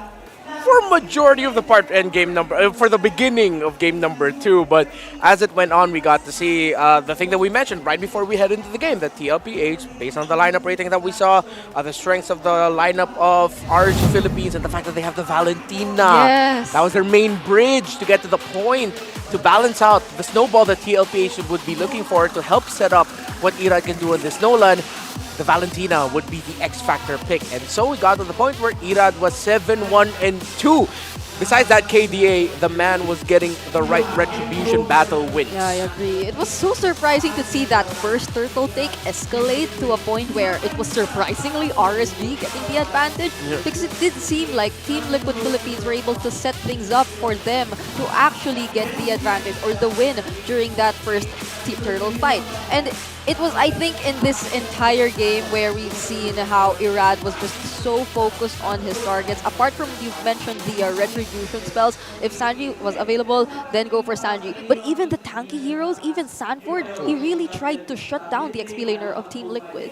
Yeah. For Kusei, I want to talk about Kusei here. I think we were talking about is like the first two major team fights that we saw RSG Philippines had, Kusei could not land that Spear of Destruction to join him. But the one that he did land was the one that solidified the lead of RSG Philippines heading into the mid to the late game. And TLPH is playing from behind, playing from scramble. Irad, besides the retributions, he was getting pick-offs such as that, finding the right backliners, finding the Vexana, and in this case, in this highlight, finding Benny Cutie. Sanford in this team fight could not get the Primal Wrath off because, yes, he was taking damage initially, but the crowd control stopped him from pressing that damn button to get that ultimate off. And it did get to the point where RSG Philippines just ran away with it. TLPH could not get that snowball that they needed, that decisive early game snowball. And RSG Philippines, they're slowly becoming a little bit more unpredictable as the game goes by. Prior to that last team fight that we've seen, actually it was Irad and Light. I thought they were going for the split. They were they were around the top lane area, but then they decided to just circle around and sandwich Team Liquid Philippines here, who I think didn't really expect some players from RSG to come from behind. So they really just got the advantage throughout that entire team fight. And I think that the Raiders just really did perform. And it was like the best kind of show game. I now understand why Light has that high of a win rate for his second most picked hero in his entire MPL career. And I think TLPH just... I would want to see them respect Bandit already, depending on what side they are. Just take out the choke or steal it away from Light. Make sure that he doesn't get it. And it's interesting because in this meta, especially at around week 4, we started noticing that there have been some pop-off gold later in games. Yeah. But I think it was in this series so far that we're seeing that a lot of what you want to see from your gold laner, you really don't see it until late in the latter portions of the game. True. Since Roger got nerfed, you can no longer find that jungler-esque Roger power spike. Takes time. Kusei, besides that one play where he finally got to hit that Spear of Destruction and join in, he entered the game with 1, 2, and 3 KDA. There was a total of 15 kills from RSGPH. That's even less than half of the total kill participation for RSGPH. And for TLPH, even though Benny Cutie got his items, it was still too damn hard because he ended up getting picked off. So that's why now it really is determined by roam, mid, jungle in this current metagame. Yep. And partly the ways that Kusei just really maximized his time not being part of the team fights. And I think it was a pattern that RSG Philippines was trying to commit to even during the first game. Like, they were able to start things off that way. Similar to what happened here in game number 2. Taking out the first tier turrets for both sides, slowly creating space or controlling the map, and then eventually joining the team fights and being just as aggressive. So it was just in game number 2 where we've seen it become more successful for RSG Philippines. So this is the game plan that Team Liquid Philippines might want to consider, because RSG Philippines apparently can approach this in different ways. They can willingly let go of the objectives in exchange of just focusing on the traits that they want to take and then eventually joining in the team fights, or really take them on. Take the team fights early game and just leave Kusei to do the job on the other lane. And it's a great call by RSG Philippines to take the team fights. Without the Nathan there, the Phoveus is happy. It's going to be difficult to take down the Phoveus, and it's going to take a lot. Most importantly, you have your bridge into the mid game if you're RSGPH. Yes, you have the Nolan who could pick someone off with a great fracture, but again, the X factor being the Valentina. That's your bridge, stealing the ultimate of the Edith. And when the Valentina steals the ultimate of the Edith, you get that at full potential. The Eradicator, we've seen him in action here, and props to Aqua for especially that first turtle. Really one of the biggest highlights I've seen. Yeah, where the Hylos almost got a maniac. And it was Aqua who was actually able to survive and deny him of that maniac. But even prior to that, there were a lot of things made possible here by Aqua. But I feel like we are slowly seeing like that close series happening. I'm hoping this game number 3 will be the closest yet. Yeah, no stumps. No stumps whatsoever. And I wonder what Coach Panda has to say, or what were his thoughts prior to everything that's happening or prior to this match. So before we proceed to game number 3, let's listen on this quick VDR for Coach Panda. Sa mga practice, kahit natalo kami today, it doesn't mean na parang sayang yung buong practice or we didn't effort enough. We really efforted a So, yung preparation going forward is just to win and then mas malinis and aggressiveness regarding sa execution and communication. I think the audience saw a glimpse of how invested we were. Yeah, you were invested. You were up close. You really wanted to hear what Coach Brandon wanted to say, but yeah, I think those two key words describe what we've been seeing from RG: neat and aggressive. I know I mentioned how could it be too late for RSG to find that groove now that we're in the second to the last week, but it seems like they're showing us that no, you need to watch out for the lower half a lot more now because it's not just Blacklist International really stepping up. This is still Team Liquid we're talking about, and RSG now more than ever. I know they've always been like this whenever they meet each other in the regular season, but now the stakes are a lot higher. Yeah, and speaking of stakes, again, gotta update you with what this means for the playoffs race. If RSG Philippines defeats Team Liquid Philippines, that's it. TNC Pro Team is out of playoffs contention. If Team Liquid Philippines defeats RSG in this Game 3, winning the series 2-1, that means later on TNC Pro Team needs to sweep Aurora. So it's either they enter the next series not eliminated yet or already eliminated, but then either way, it's becoming a lot more difficult now for TNC because if ever TLPH does get the win for game number 3, it still has to be a sweep for TNC going up against Aurora, who are still struggling to get their first win, series win in this entire season. And I think we're seeing Leo right behind us, walking backwards towards the caster's desk. Wow, that's such an interesting way to walk back to the desk. But before we go back to the desk and head into the draft, we want to give some huge shout-outs to the Cavaliers watching the Team Liquid PH watch party being held at San Miguel, Manila. I hope you guys are enjoying out there because it's a game number 3 that's happening here. But then, compared to the first time they saw each other, it was a reverse sweep from RSG, so things are a little bit more unpredictable this time. I love the Cavaliers. I'm a big J.R. Smith fan. Is that some basketball? No. No? I don't know what you're talking about. Oh, it's talking about MLBB here, Brigida. Oh, really? Oh, really? Oh, let me search who that is. But then, yeah, shoutouts. No. What? No, don't do it. No. No, what? What? Don't do what? Draft should start soon, right? Yeah, Where's the draft? Where's the draft? Yeah, I'll just search it later, but if ever that is, it is what it is. But shoutouts to all the Cavaliers watching the Team Liquid PH party. There are a lot of Cavaliers here on site as well. Yeah. And wait, let me check. Even the Raiders, they've been so happy with that recent win. We've seen them shouting and jumping. I think you were seeing some shots of our audience here at the MPL arena.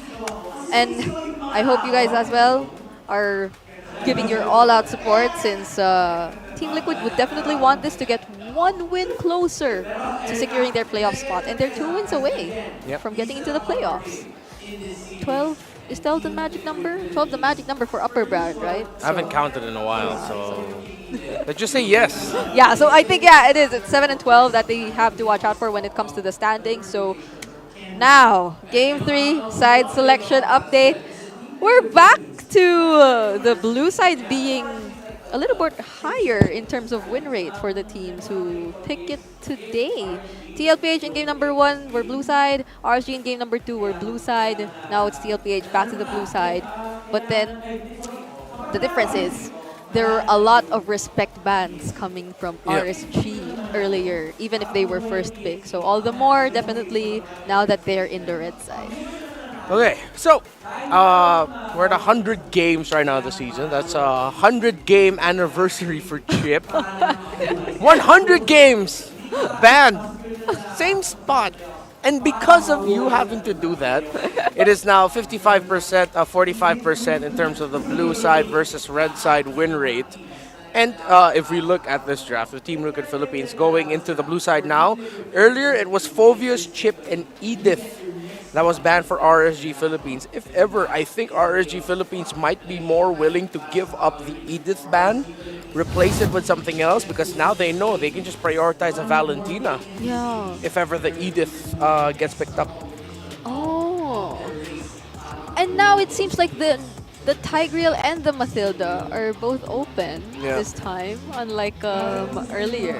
But I doubt it will be the prio pick for Team Liquid Philippines. So either way, at least now we're seeing a very similar draft to the first game for both of these teams. Just definitely some adjustments here and there, and that's why we're seeing the Moskov taken out. No, I think this was similar to the first game. Yeah, it's exactly the same, I think. The Fire Mist, Fanny, and the Moskov for Team Liquid during game number 1. So we're only lacking the Edith if RSG wants to deny the Edith. I would really want RSG to consider a different ban.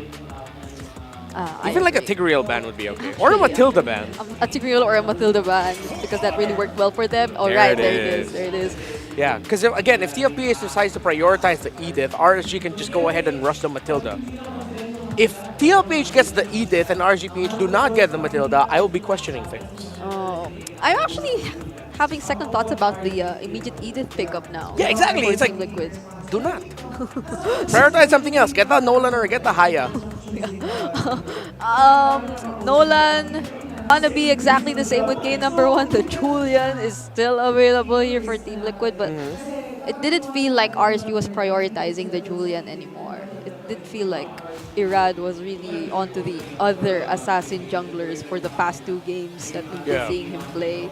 So could it be? Is it the Edith or is it not? Oh, we heard the Hayabusa! Hayabusa first. So now, wait. No one get the Edith. No one. Valentina's up. Not to say that it's an instant win, but we can wait a little bit on that. So this time, you don't need to rush your jungler yet. You can go ahead get your. Oh wait. What should they get? Is that I don't know. Deny the Arlot. Oh yeah, no, yeah, you're right. Deny the Arlot. Take the Arlot for Nibor. Yeah, because it did seem like a lot of, or the Sansan duo was really activated when the Arlot happened, but. Oh, okay, good. Okay. It's still good. I realize you can do that. Just pick the Edith and the Valentina. But now here, you're gonna get a lot of pressure from Team Liquid Philippines. That was a quick select. RG Philippines will need a roamer that can. This Edith needs to go to the XP lane. They took the Cho from Lai, and we mentioned it. I mean, like, if not ban the Cho from Lai, then take it away from RSG. Oh no, Edith is a bit slower getting out of lane compared to the Khalid. I wonder what could RSG do. They get their jungler right now and just save their other picks for later, or do they get the Light hero? Light might be targeted later on. Thing. What, are you just gonna end up picking the Ruby or no? Okay. They get the jungler. Yeah, they're playing it safe. Already show your source of magic damage. 3 magic damage. Yeah, for Team Liquid Philippines, you just take out the Moscow. Oh, excuse me. They already took out the Moscow. Yeah. You take out the Carrier of the Claude. Who banned the Kaja earlier again? What's it? Oh, it's RSG. Yeah. He banned it himself. Alright, so still the same. Taking out the Louis here for Sanji. Oh, I'm glad they did. I could only imagine the Louis Khalid in action. Louis, Khalid, Cho all together. No. So good bans. TLPH, you can have the carry.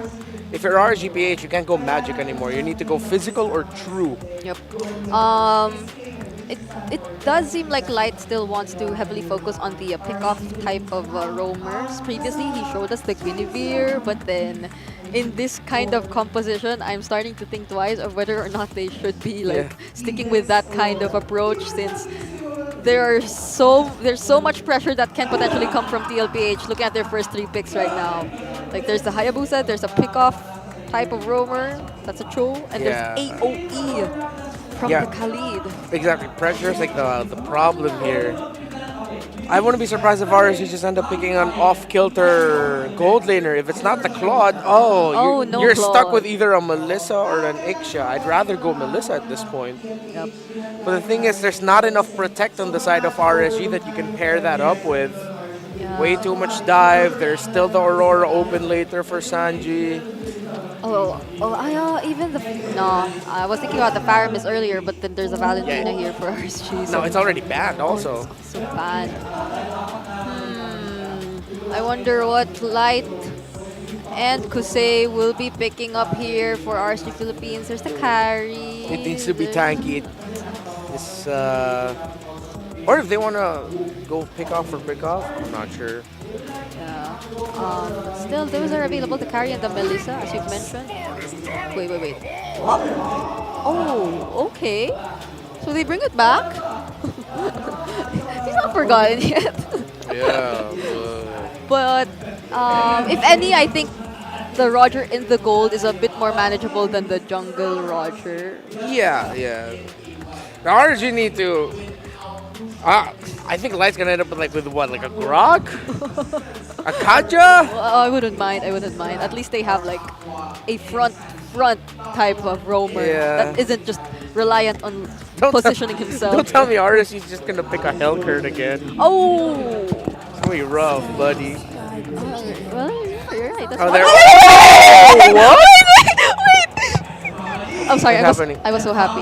Yeah, why? Because Wanwan's my favorite. Wanwan's Wanwan's your favorite hero? Yeah. Oh, okay. Sorry. No, it's okay. I'm happy for you. But it is surprising to see the Wanwan. It is. And it makes sense because the lineup right now of TLPH is just dive, burst.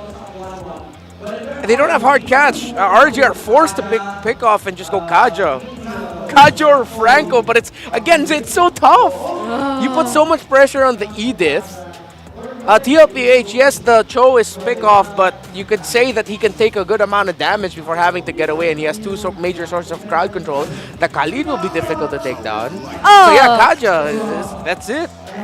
And it does put a lot of pressure indeed on Nipor as probably the only reliable frontliner now for RSG Philippines.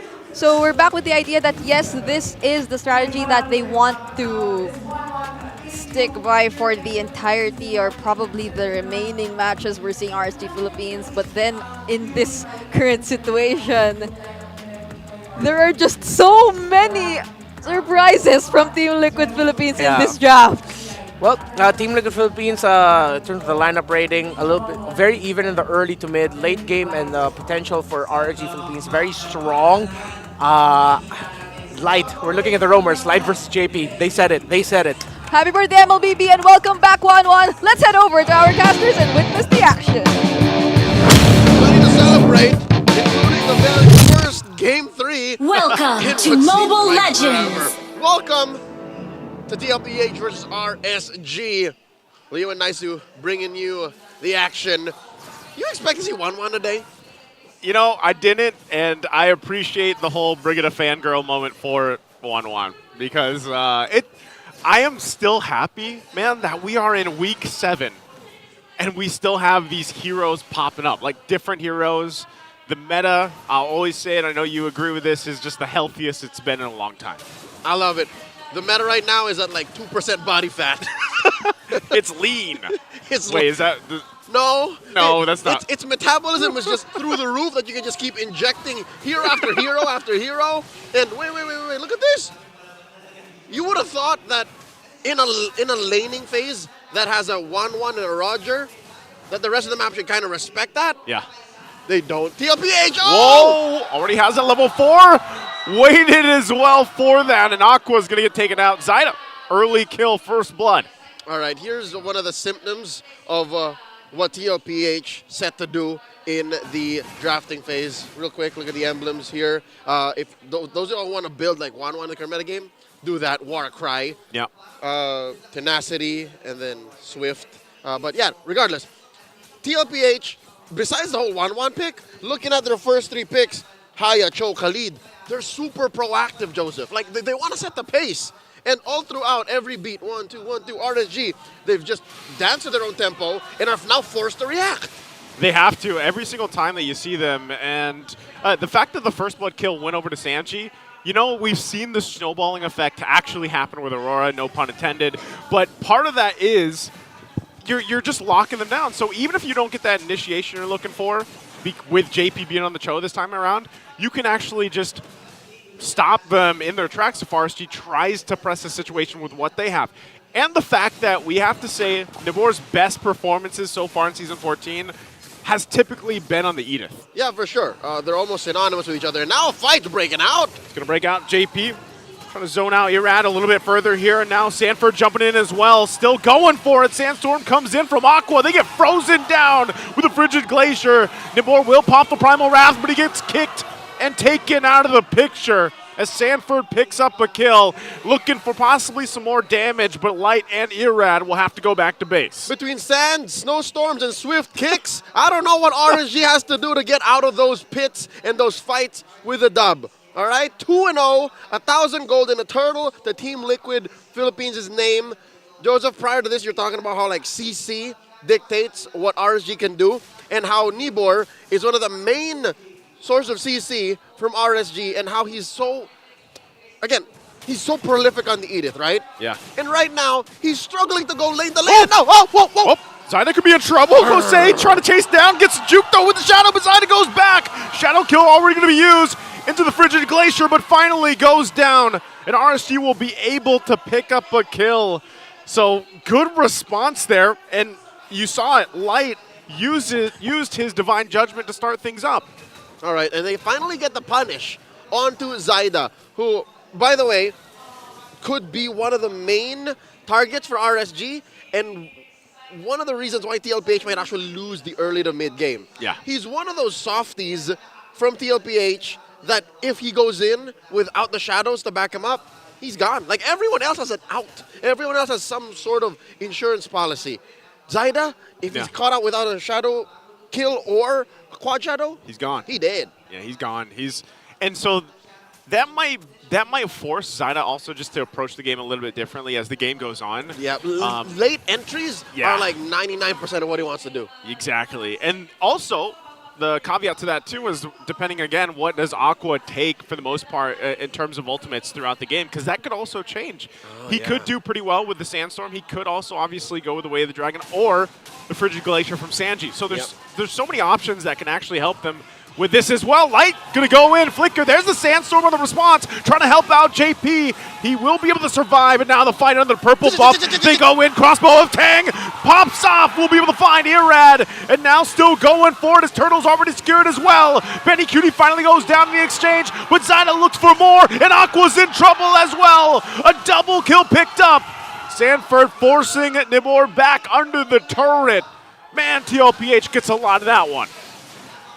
Benny Cutie taken to the skies like it's 2022. That's a throwback, man. It has been a while. It's been a while since I said crossbow of Tang. And you can see now why it's so important for Team Liquid to be on the offensive. And in that sequence alone, you saw how RSG's game really is to be reactive.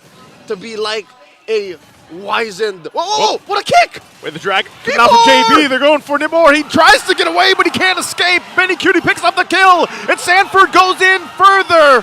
Still chasing down Aqua, but it'll be a double for Benny. Looking for Irad. He goes in. Zyda will get taken down, though. But still, more bodies fall for RSG. I didn't know you could quick Sandguard and recall at the same time. Yeah, we're learning. Sanford coming in. It seems like his quick Sandguard's AoE is so much bigger, but that's literally just RSG scattering as soon as Team Liquid initiates. JP's kicks, sure, it could be a catalyst to a huge fight, but at the end of the day, either one works for the other. Yeah. A zoning ult from Sanford could lead to a perfect kick from JP. From JP, And then eventually, whoever's left out gets hit by the Frigid Glacier. It's ridiculous. And then Benny and Zyda clean up. That's why in the beginning of the game, I was like, man, the crowd control, the CC from TLPH's lineup is pretty devastating, especially in the sense that just a raging sandstorm alone, like your initial reaction is disperse.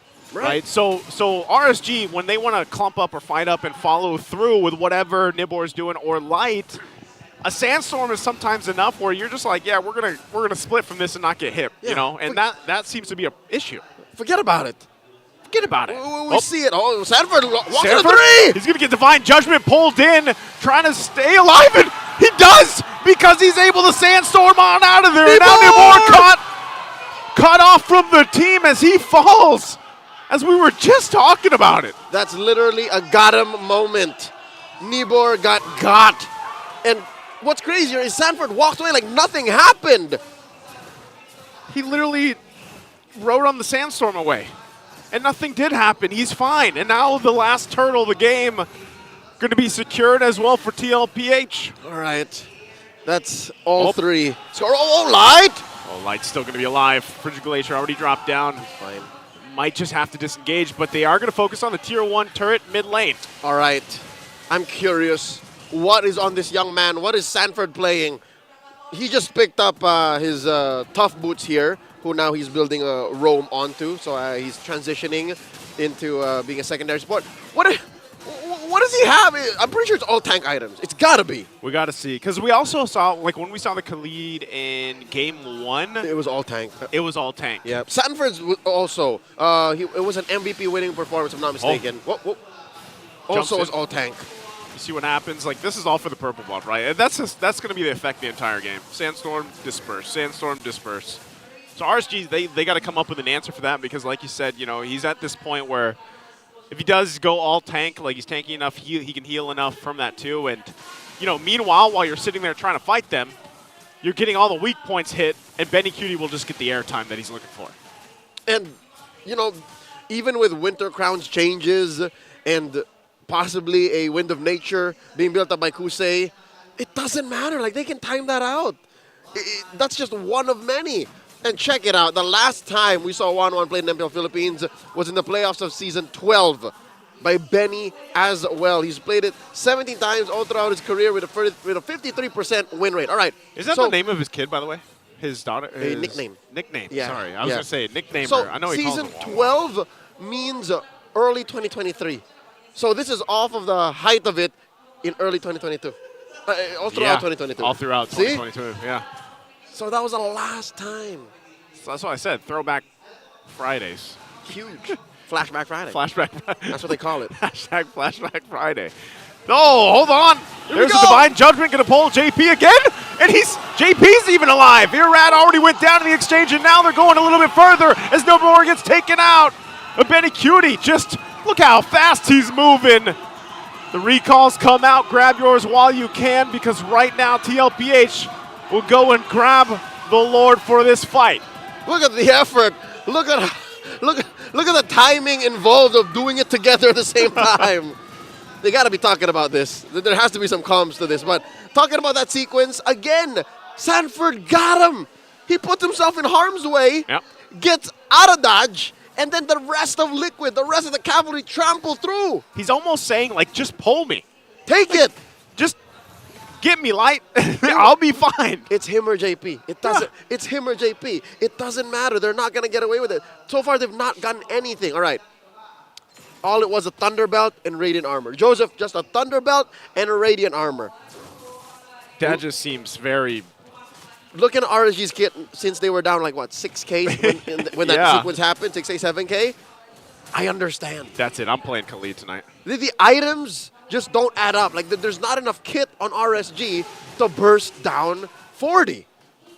And as we speak, 40's building up stacks on that Thunderbelt. Like, he can just, you know, casually bonk somebody that he sees get hybrid defense. And that's like, that's the weird part of it is, like, that is also enough, like, of an item and damage to be a threat already.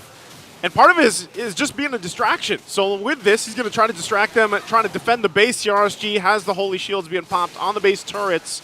JP even has the Immortality now available, so he's going to be a little more risky with some of the initiations he goes for. But it's still ultimately that. Sanford, JP, and then follow through from TLPH. This is a massive lead we're talking about at this point, almost 11,000 gold. They're just going to be playing a little bolder this time around. both JP and Sanford. Is it going to cost him? No, there's a kick! There's JP already going to the backside. He does get Divine Judgment back to the Crystal.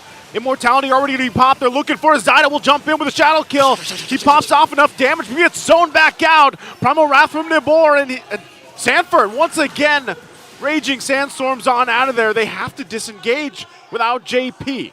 The Raiders punish TLPH's preemptive Alpha Strike. Impressive work by the Raiders, spreading the damage around from Zyda's blade. And, of course, could have sworn JP was going to get away with it. Yeah. But if you have, two turrets raining down heavenly fire on you, it's very hard to get away. It's very hard to survive even that. So right now, not out of the woods just yet, but we've proven that maybe, just maybe, RSG can actually come back. And here we go! He was trying to get back to base, but Nibor, he'll just get stopped from recalling back to base and just get taken out. Is that a communications breakdown? It has to be. be. It looks like RSG wasn't sure if they're backing off. It was just an odd place also to just kind of get to that point and then be like, yeah, let's call it off and get back to base. So, Nibor will be back for the defense. I don't know if they're actually going to get in position for contesting this Lord, though. But long and short of it, they couldn't afford a death like that. Yeah. That was the equivalent of saying goodbye to someone and walking in the same direction. It's Exactly. like, wait. I thought you were leaving. What was that? And then eventually Nibor falls. So with that said, it results in a free Lord for Liquid. Not as if RSG could have contested, for sure, right? But to consider that that major slip-up did not help at all in RSG's comeback. Now they got to do it again. Now they got to bait JP with a kick, force 40 to come in, and then hit him with a D. I don't know. I don't know. It's too many boxes you got to check almost. Luckily, Immortality is off of cooldown for JP. Yep. And 40 doesn't have an Immortality yet. He's on his way to a winner crown, but here we go. This is a Lord marching in. We'll see if they're able to pull it off. Once again, Lord's going to be worked on. Mid-turret goes down here on the base, top next. RSG will have a fully exposed base to defend as they're huddled around the Crystal. TLPH massive lead, 13,000 gold at this point. Sanford picking up the winner's crown. They're just waiting for the waves to push in here, staring down at RSG Philippines while the waves from top and bottom crash in. And there's the sandstorm coming in into the frigid glacier. Winter crown already popped as well, still holding on, trying to clear the lanes out. JP will jump in, gets the kick on light, and the follow through comes through. Shadow kill to the backside, even with the fountain, won't be able to save them as the crystal is worked on from TLPH, and the flexes come out and they go for it. As all Kusei can do is stare at the emotes as the series is taken 2-1 Team Liquid PH. Zyda scores another dub for the Cavalry, and this makes RSG's playoffs dream all the more a long shot. What is happening with the Raiders? I don't know, man. It was a series where you have like this game 1, game 2 story, but then game 3 was just completely out. I'll tell you now, the draft played a huge role. That was a difficult draft to work with. Yeah. First phase alone, you went for the obvious comfort picks, and then everything else just followed. We're in, all right, this is what's left. This is what we got to do. This is what we're going to pick. And that's what allowed Liquid to walk away with a 14, 15K gold lead. It was massive, man. That's what I'm saying. Like, as close as game 1 and game 2 were, and then you get to game 3, and it's just so one-sided for TLPH. And there was apparent, mistakes, too, that came out from RSG. Like, it's tough to see in a series like that. It's great to get to a game 3, but, I was hoping that something better for game 3 from RSG Philippines there, so still puts them in a tough position when we talk about the standings. We've got another match this weekend, so we're hoping that all the Raiders stand together even in defeat as their team tries to make it through to the playoffs. For now, though, we see that the Cavalry are on stage with Mara Aquino. I wonder what they have to say, because Zyda here definitely redeemed himself. That's it for now. Nice and Leo out. Let's hear from Mara and Liquid on stage. All right, everybody, give it up for TLPH. Benny Cutie, it's been a while since nakita ka namin mag 1-1. Bakit ngayon mo lang ito nilabas ulit? Wala lang po. Sabi po ng coaches eh. Sabi ni coaches. Okay. Pero di ba 11 is also your daughter's name? Yes po. Oh, shoutout naman natin si 11 dyan. At ngayon nakabalik na finally ang iyong hero. Ito naman para kay Zaida. Zaida, isa na lang and playoffs secured na kayo. It's nice to see you back on stage. Paano niyo masisigurado na masisecure nyo ang susunod na panalo? Siguro po pagbubutihin pa namin yung practice namin, tapos iinom na ng gamot si Carl. Naiinom ng gamot si Carl. Bakit ano ba nangyari kay Carl ngayon? May lagnat po siya. May lagnat siya ngayon. So let's wish Carl quick recovery. Okay, ngayon naman it's time to announce our MVP. Who do you think it is? Sino? May narinig akong tama. Sino ulit? Let's take a look at the screen. Our MVP, Sanford! Sanford! Alam mo, your team, TLPH, no doubt, one of the best in the world. Pag sinabi yung koponan nyo, talagang isa sa mga kakatakutan, lalo na sa mga ibang bansa. Now that nandito kayo sa place na hindi familiar, nasa gitna kayo ng standings, paano mo na-ensure na you don't lose trust with each other at laging positive pa rin kayo? Lagi ko po sinasabi sa kanila na normal lang pong ganito kasi may mga team talaga na lumalakas and siguro itong season na po talaga na to is hindi para sa amin para mag-upper bracket. Oh, okay. So how do you motivate them na para you guys are always maintaining a good relationship? Siguro po win or lose, healthy discussion lang po. Healthy discussion, and that's what we like to hear, and that's a championship mindset. And now, it's time to announce our lucky fan that will win 3,000 diamonds. Come on up. Hello. Ang ganda naman ng smile mo. What's your name? Nikolay po. Nikolay. Nikolay, congratulations. Dahil ikaw, magkakaroon ng 3,000 diamonds. Hindi lang yan.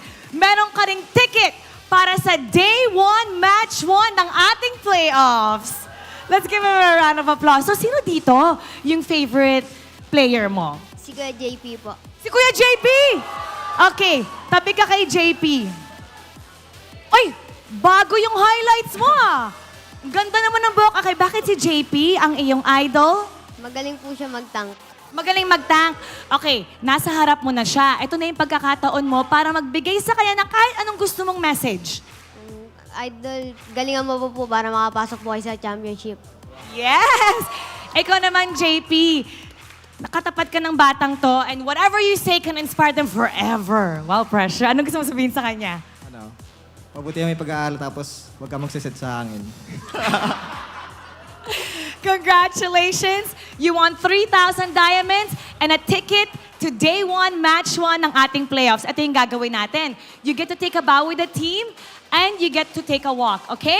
All right. Tabi ka kay JP. You can hold his hand if you want. TLPH, you may now take your bow and take your walk of victory. Congratulations! Isa na lang. At sila na ay playoff secured. At para sa lahat ng ating mga lucky fan, hindi lang 3,000 diamonds ang bibigay namin sa inyo. From now on, meron din kayong Day 1 Match 1 playoffs ticket that's happening right here. Ngayon, we're gonna break it down for you, that match. So we're gonna go back to our panel. Pasok.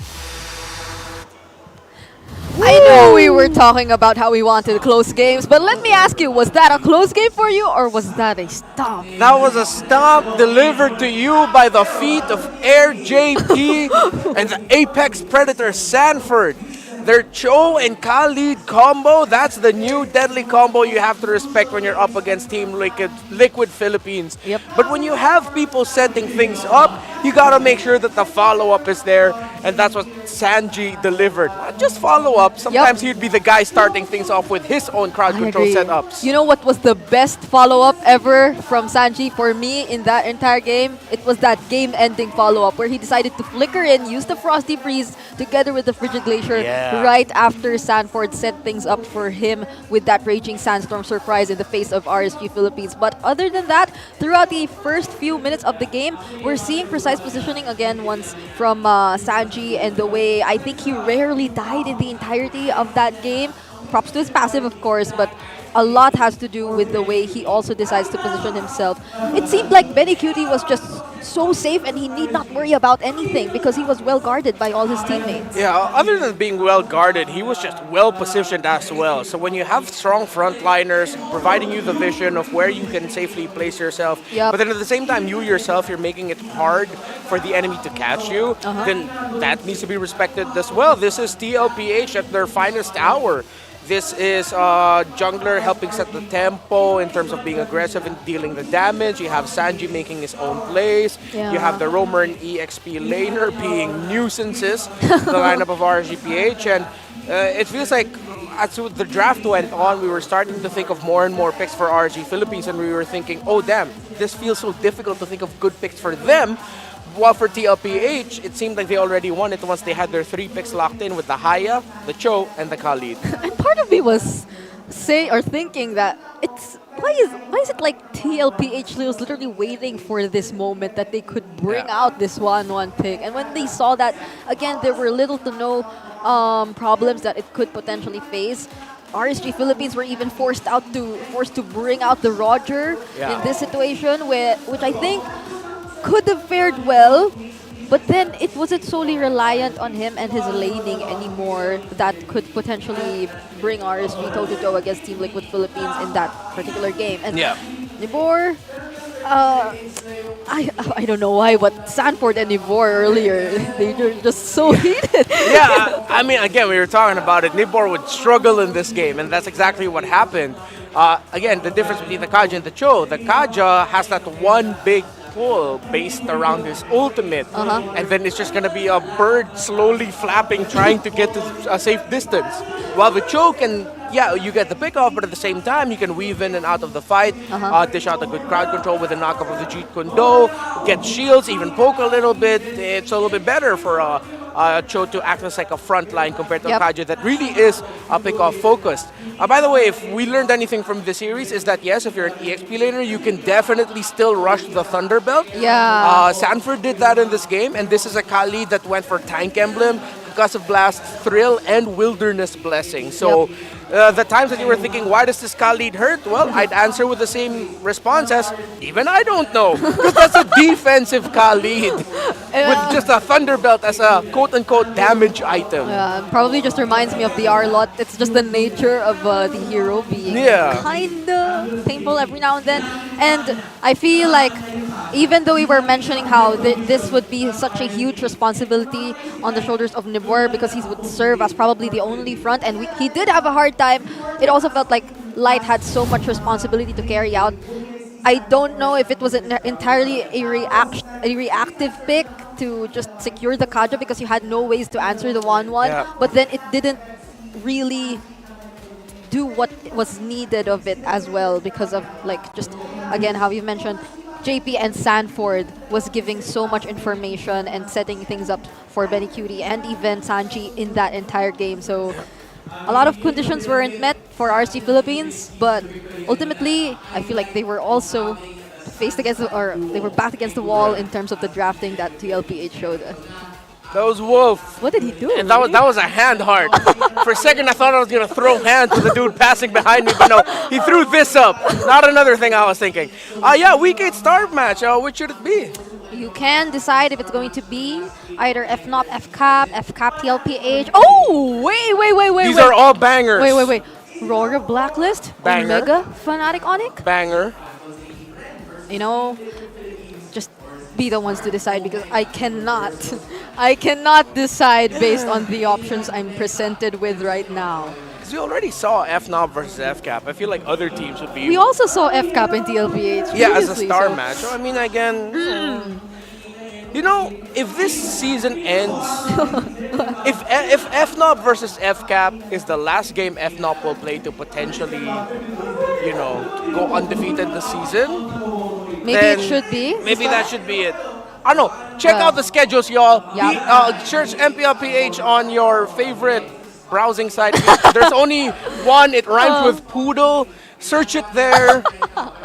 But Look at our schedule and vote Yeah. for your star match. If any, the only thing I'm sure of is that the last match of the entire regular season is Falcons AP Brent and Team Liquid Philippines. Oh, so okay. that's another option you might want to consider. It's all up to you. You'd be the ones to decide what will be the star match for week number 8. But week number 8's still next week. It's happening after day number 2 and day number 3 of this week. And now we have one remaining match for this day. But before we head into that, that's Aurora MLBB and TNC. We'll be heading into a short break.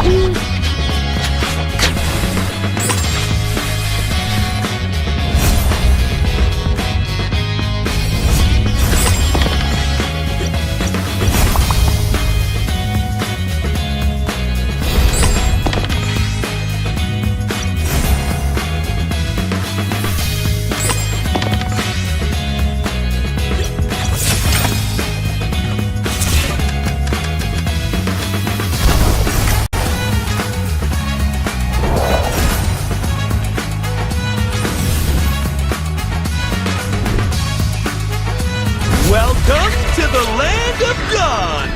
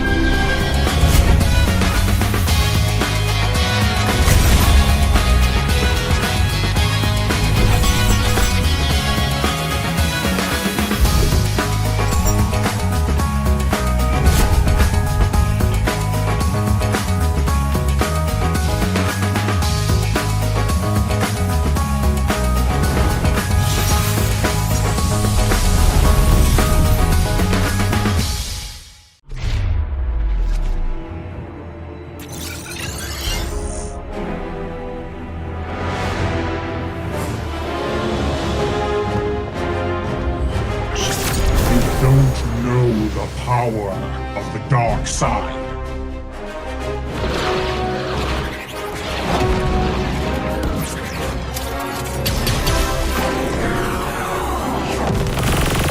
Target on the move. Prepare to engage.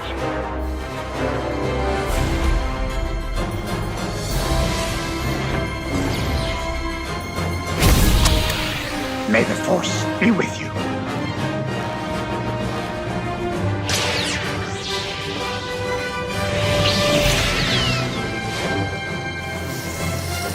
I will do what I must.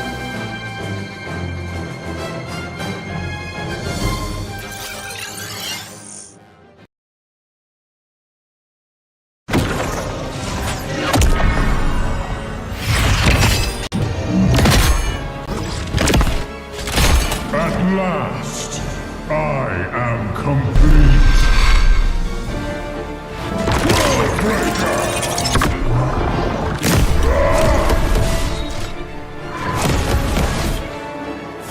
Come in fairness.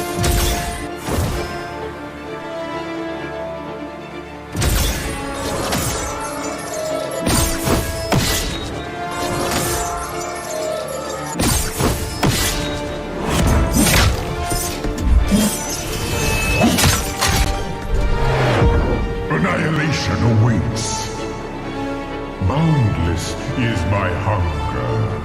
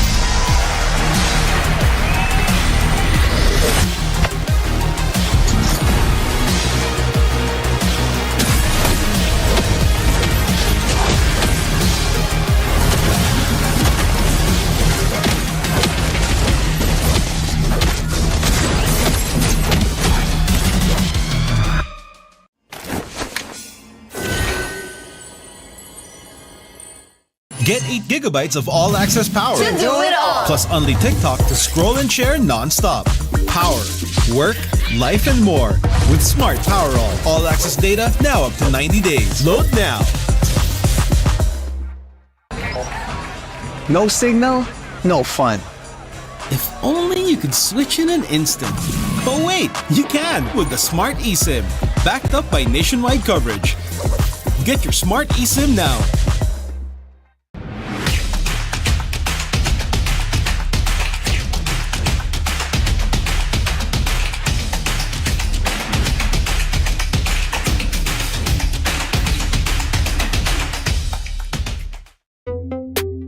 Tuloy-tuloy live selling, tuloy-tuloy content, tuloy-tuloy gaming. With new Smart All Access 99. May 9 gig ka, now for 15 days. Load now, live more today and tomorrow and after and the day after.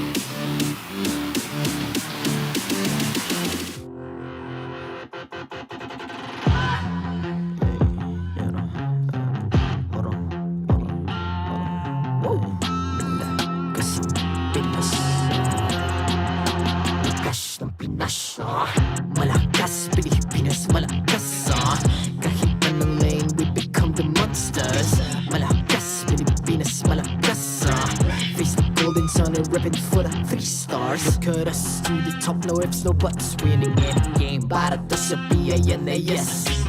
Di mo matitinag aming boses sa new level. Nasa kalye man o mobile, you know I become a legend.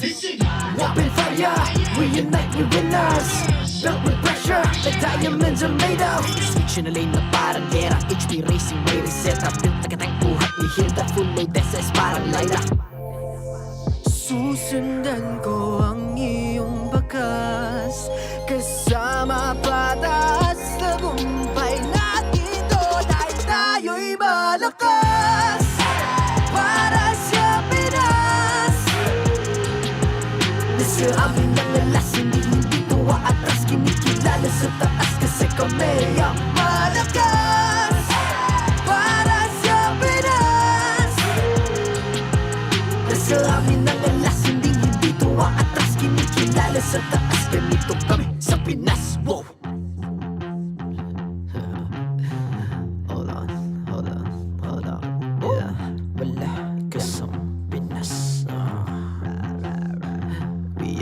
Laging MVP, no surrender, no retreat. Pag nagsama-sama, just imagine what we can achieve. Laging MVP, no surrender, no retreat. Giving 100 all my all, cause we just cannot be defeated.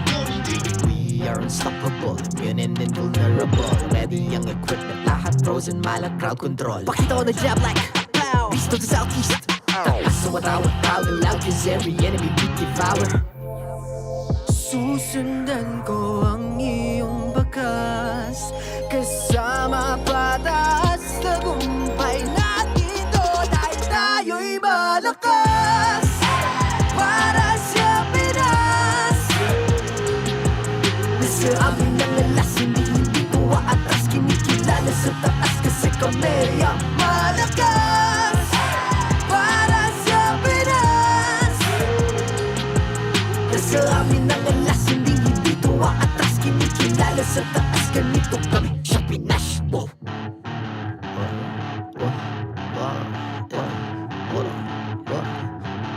Malakas, Pilipinas, malakas. Kahit anong lane, we become the monsters. Malakas, Pilipinas, malakas. Face the golden sun and repping for the 3 stars.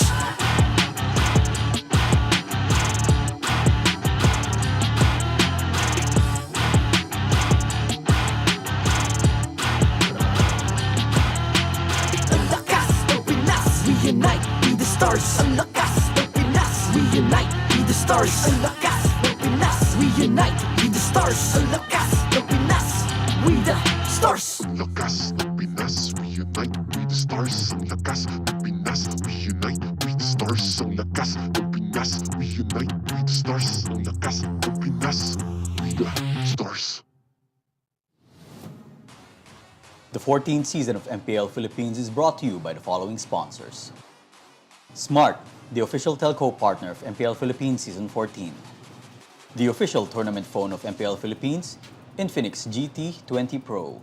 Official suppliers, EMC Asia and Index Salon. Experience the MPLPH Season 14 action live at Green Sun, Makati City. Grab your tickets now via official MPLPH website. Don't miss any MPL action by following our official Facebook and subscribing to our YouTube channel. Follow MPLPH on TikTok for more content. And to ensure the equality and fairness of our games, MPL Philippines is also monitored and supervised by the Games and Amusements Board.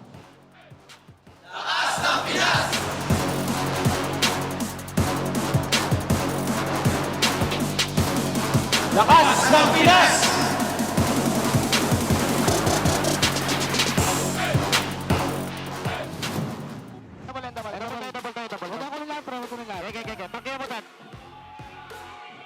Kulot lang. Ay, mga kasing ko. Wala. Hindi na clear lahat. Tangke.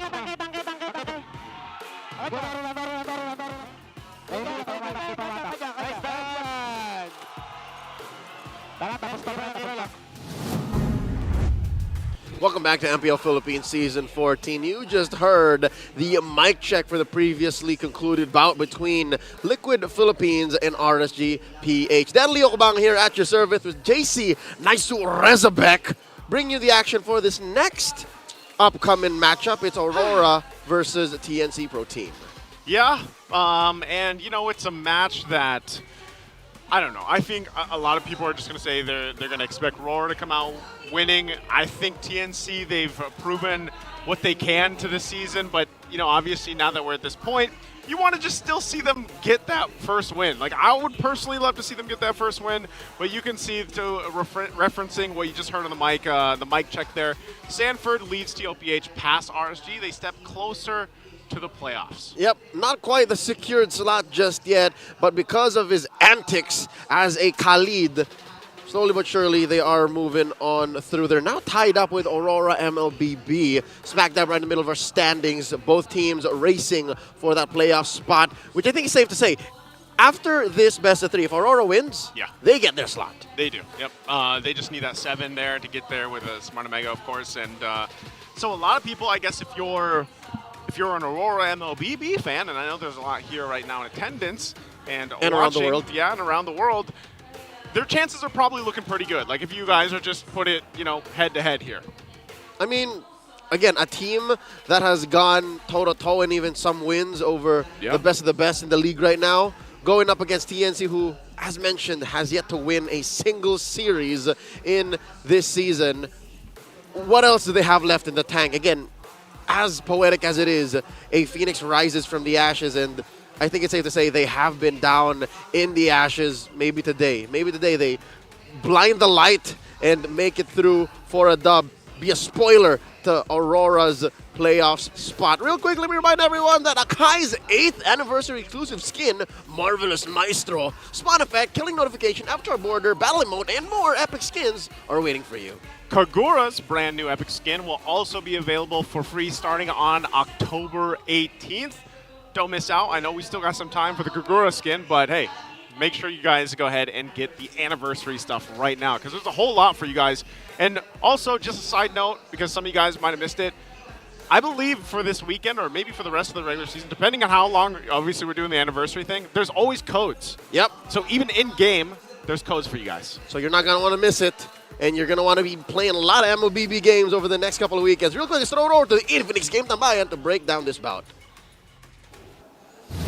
1, 2, 3. No. 1, 2. No, you messed it. It's fine. It's fine. Okay. By the way, thank you, casters, and welcome once again to the Infinix Game Tambayan together with Brigida and Renmar, where in a short bit we'll be witnessing TNC versus Aurora MLBB. But before we head into that, based on earlier's results, we have to head into this match taking into consideration what TNC Pro Team has to do for them to remain in playoffs contention. Sweep. Simple as that. Simple to say, hard to execute. But yeah, the only way that they can retain their playoffs dreams is if they sweep Aurora today. And that is the case because RSG Philippines was able to take 1 point away from TLPH earlier. Yeah, very close series, especially for the first 2 games. Yeah. And for the 3rd game, we've seen just how dominant Team Liquid played with another new surprise. And they brought out your 1-1. My 1-1, welcome back once again. A lot of surprises coming in, especially in the second half of this regular season. But I think we have a special guest for today. So let's welcome Deadeye from MPL Singapore. What's up?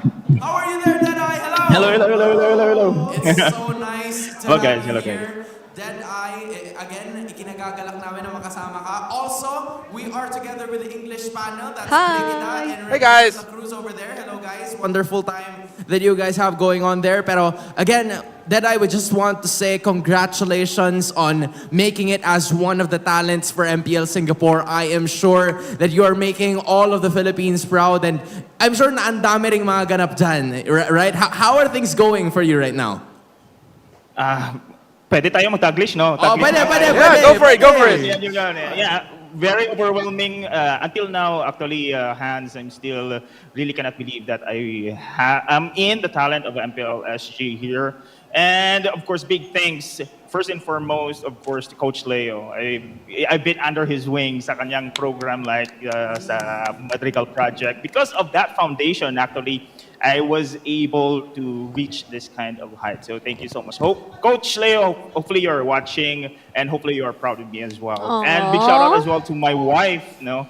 Actually, guys, truth be told, I'm actually ready to give up. Pero sabi ng misis ko, no, you can still do it because I'm working here as an OFW here in Singapore and hirap i-balance yung casting at saka work, right? But sabi ni misis, sige, you can do it. Okay. And then, yeah, fast forward, here we are, still very lucky to be in this spot right now.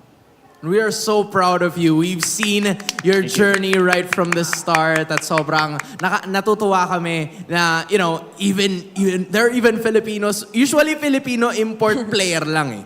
Ikaw caster ka. So it's really nice to see you here. Yes. I just want to give major love then sa ating English panel, guys. You have some questions there for Deadeye? Yes, hi Deadeye. It's so nice to meet you hello. virtually.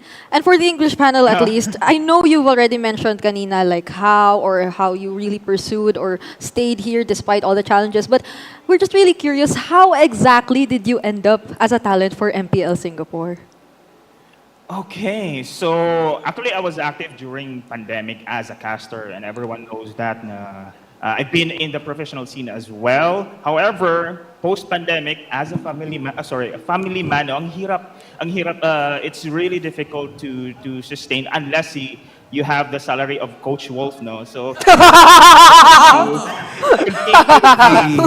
so post-pandemic, I was offered again to come back here in Singapore to do full-time jobs. So there you go. So I messaged actually Abstract. Big shout out to Abstract. He's the talent of MPL SG. And so, Abstract, I'm here in Singapore. I just want to have a autograph. But then, hey, wait. You're a caster, right? Under Coach Leo? Oh, yeah. I have a sidekick, sabi niya. Okay. So we had a inter-school event that I didn't know. Actually, that was already my ticket to the MPLSG. Sid, after this one, give me your portfolio, give me your casting reel. I'll send it to MPLSG for the upcoming season.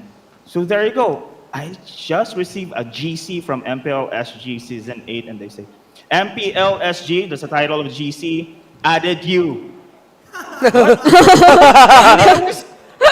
Is this real? Is this real, really? Then I message up, is this a scam?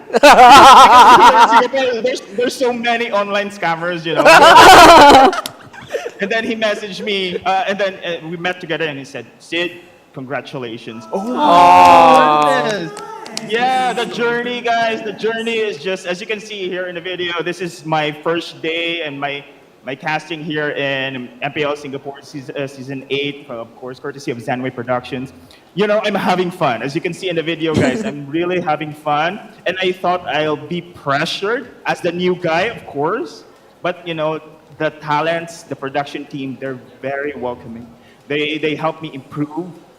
This is my first time as well try casting. As you can see, patay yung ilaw. We just make fun. It was really fun to having this kind of family, So with this, I'm really grateful as well for MPLSG team family for taking care of me very well. I'm so glad that MPL Singapore is really taking care of you. But we're gonna shift a little bit towards MPLSG and focus at the matter at hand. Because just in case Deadeye, this is TNC versus Aurora. Yes. And in case you missed it, Aurora is one series away from making it to the playoffs. TNC is trying to fight for their fight for their life. Technically, what do you think should both of the teams do para maipagpatuloy pa rin nila yung kanilang kampanya for the playoffs? Okay, I'm not going to sugarcoat it. I think TNC themselves are having a difficult time right now. Of course, despite idol kasi Coach Wolf, they have a great support system there. But with their current run in the tournament, I do believe they'll be having a difficulty here. And they have to win 2-0, if I'm not mistaken, against Aurora, right? So it's a really difficult fit because Aurora right now is looking good. Nandiyan yung idol ko yung Sir Red J as well. So, man, it's TNC, it's going to be a miracle run. If they are going to win this series against Aurora, then great. But Aurora is still very looking good here. I'm not sure, though. Aurora will be having the best of this match against TNC. All right, so you mentioned a lot for TNC struggling, and that this might be a very difficult ask for them to sweep this so that they can continue their hope for the playoffs run.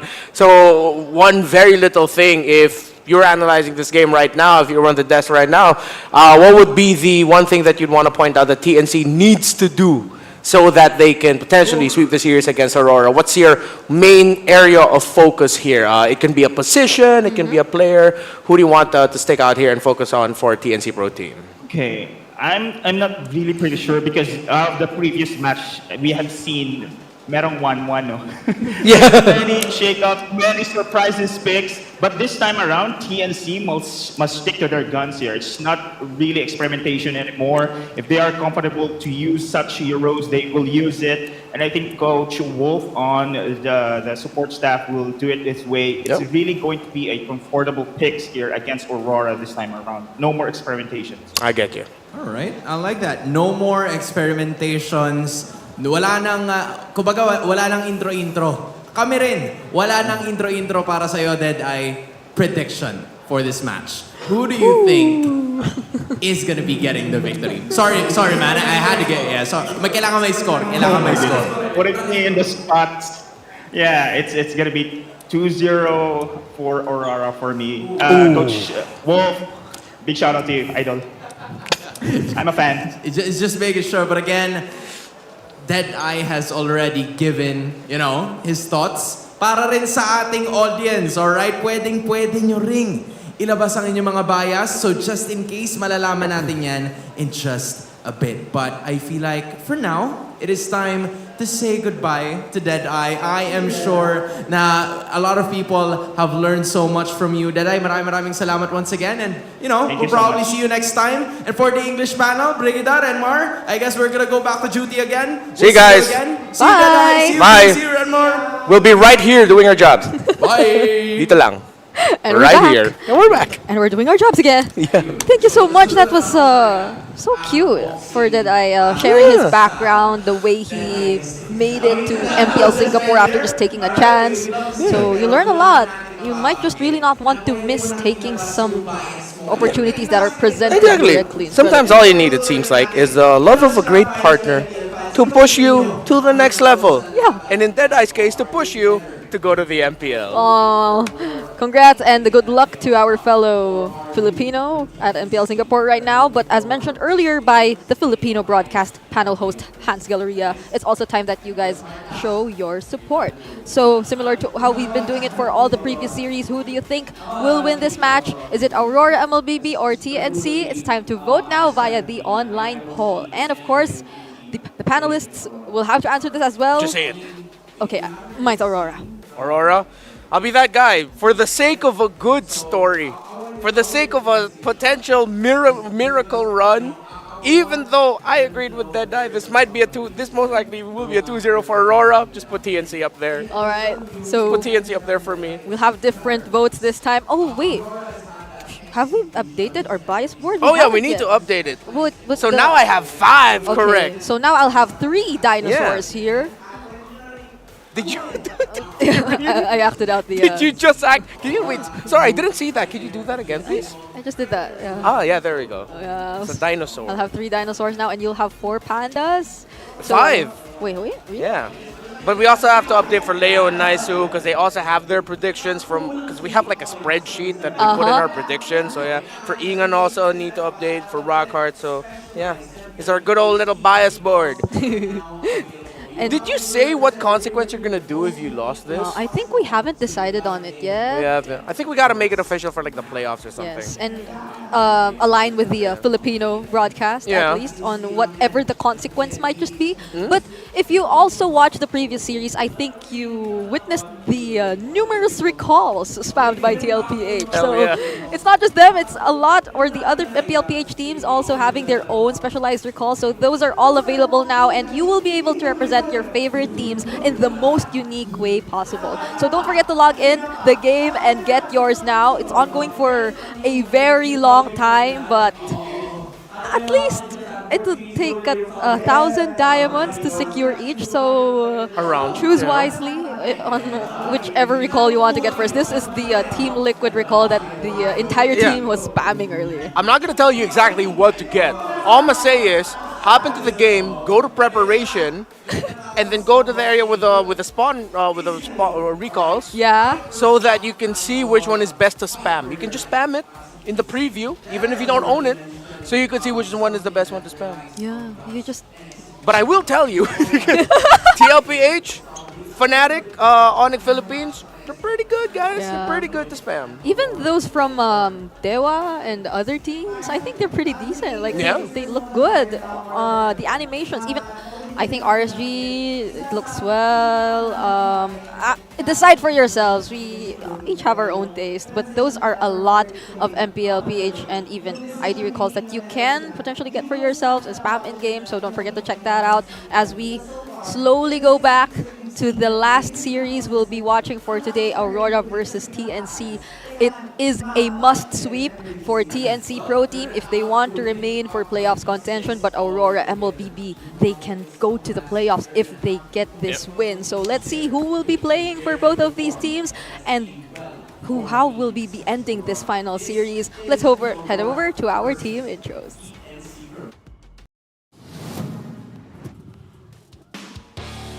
This is our final match of the day, and our marshals, Jeff, Chico, Pat, and JJ.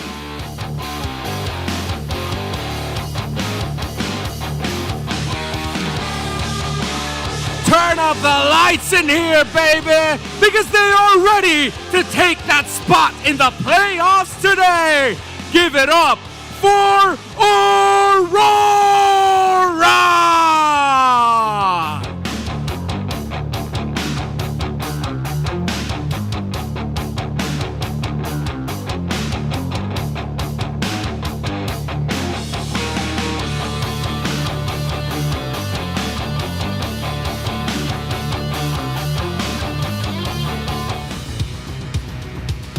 To fulfill the promise of the Phoenix rising again from the ashes, there's no backing down now. Let's cheer our loudest for TNC Pro Team!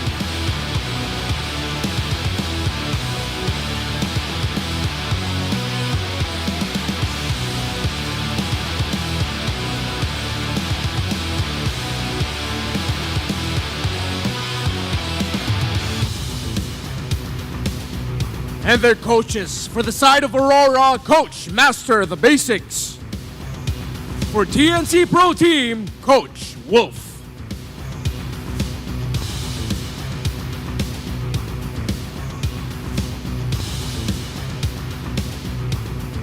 It's time for the face-off. Hatred, Yue, step forward.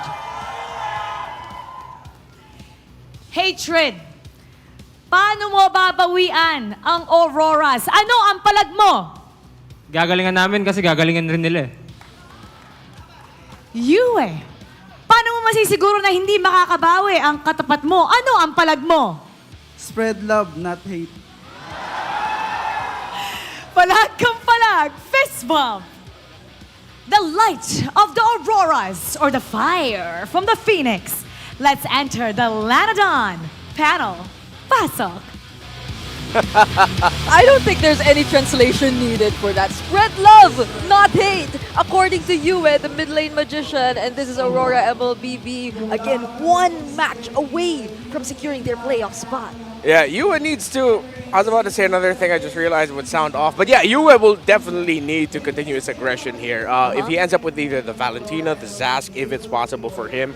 But then you also see teams respecting the Vexana, the Aurora. Yue is so all around, and so he needs to be careful because I think TNC Pro Team will want to hunt him down. And the version of TNC Pro Team we're seeing right now is one that reminds us of their previous versions way back in the beginning of the regular season. It's Hatred and SDZYZ back in action here for TNC Pro Team. Yeah, Hatred needs to go against what Yue said. He needs to spread hate all over Aurora. Yeah, let's go with that. If Yue is going to be aggressive, Hatred needs to be aggressive. That's always been Hatred's most glowing quality. His aggression. Yeah. Last year for TNC Pro Team, this year rather, it's just the aggression that he shows is absolutely top notch. Yeah, and the fun thing, it's also, I guess, the versatility that Hatred can offer as a mid laner here. Yeah. Especially now that we're seeing so many new heroes being introduced to us. Previously, when Hatred was able or showed himself up, he was one of the first to bring out the Gusion mid lane. So yeah, I'm thinking about Gusion too. right, I can't tell what other plans does TNC Pro Team have in mind at this point, but for the Infinix keys to victory for Aurora MLBB, let Renegade soar higher than the Phoenix. Renegade with the new haircut, by the way. TNC, play like you have nothing to lose. We all know TNC, when it comes to this point, they do tend to perform really well, and for both, contest the Mathilda. Yeah, TNC Pro Team, again, ultimate strength is early to mid game. Escalera, well, when on that Mathilda, they play really well, they rotate really well. So, Aurora would want to contest that, and if possible, make sure the Mathilda ends up in the hands of Renegade, which has proven to be tried and tested up against a team like TNC Pro Team that, of course, like everyone else, likes to pick those assassins. Renegade has shown to be the assassin of assassins when he plays at Mathilda, with how he shut down Carl TZ on the lane as a Mathilda in the last time Aurora faced Team Liquid Philippines. Yeah, and I wonder how different this version of TNC is going to be from the previous versions, which were the ones to introduce the entire Mathilda Faramis duo, those who were slightly leaning towards how they really execute the team fights. Because in their previous lineup, one thing that remains a question to me is their ability to sustain the aggression and the dominance that they really deploy in the early stages. Like, it isn't new to us how they fail to often convert these early game advantages into direct, let's say, objectives, even turrets. But then Aurora MLBB is one that is known to be capable of that. Their difference in terms of average game time is just 10 seconds. So they have really close conditions or playstyles that we might really want to consider heading into this match. And now, Aurora side selection priority win rate, oh wow, it's 50%. It's 50-50 for them. Yeah, for Aurora, I think they really just have to go into this and show TNC Pro Team that they did great. They improved their early game. It was Renegade himself who mentioned that, I forgot who they faced off against, but it was they themselves who said, our early game is one of our weaknesses right now. We need to improve it. In their latest matches, they have improved that. So TNC Pro Team need to be careful, make sure that Renegade especially does not end up with the heroes that can really set the tempo. And as we are now here in the draft, you see as Aurora would prioritize the link, surprising to me in this current metagame. But TNC Pro Team respond with getting the Cho and the Khalid. It was Aurora themselves who banned out the Mathilda, so that's not going to be an option for them. It's a great first two picks for TNC Pro Team. Well, this is interesting. I feel like the Khalid doesn't differ much in the way like a Terizla is being carried out, and Heads is known to be I get you, yeah. one of the like the Terizla for Heads at least is one of the best or the most comfortable heroes he's ever played, and now he's going to show us the Khalid. So the Terizla instead that we've been mentioning goes into the hands of Edward this time.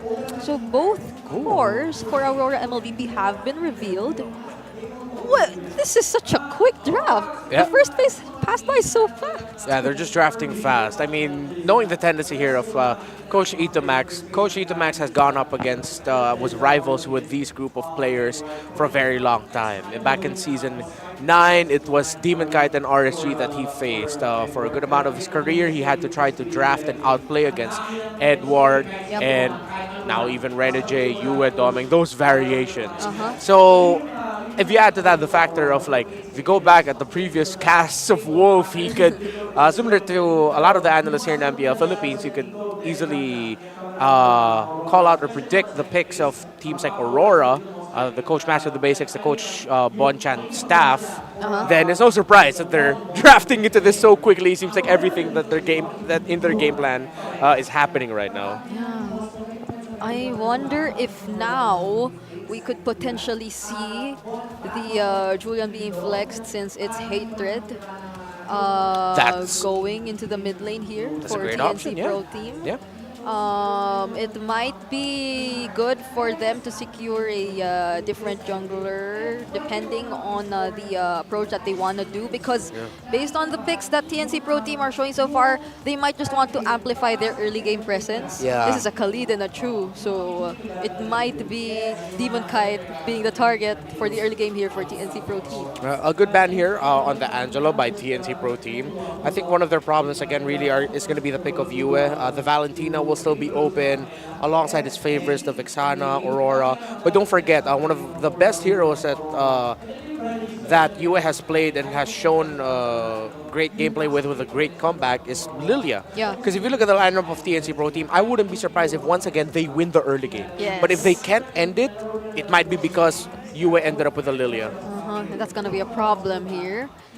And all of those are still available for Yue if they do want to ensure that they at least have ways to defend and I guess prolong this game for TNC or against TNC Pro Team. So now, what a win rate coming in here for Doming whenever he gets his hands on the Harris. Undefeated. This reminds me of like how you mentioned the Sanji Luyi being on 100%, but now it was open for Aurora MLBB. Yeah, that's why you can afford to pick up a mid laner that might be actually a bit more control-minded if you want to catch him. I think, yeah, they're flexing the idea of a Julian flex. What if we might just end up seeing Hatred end up with a Gushen, you know? Or maybe a crazy fighter mid. What if we don't even see the Escalera pick? What if this is an EXP? Oh, wait, no, excuse me. What if it's a Rome Khalid? Yeah. You know what? No, I'm going to have to check myself on that. What if this is a mid-show? They pick up like, I don't know, Raphael or something? Okay. Or Ernestus?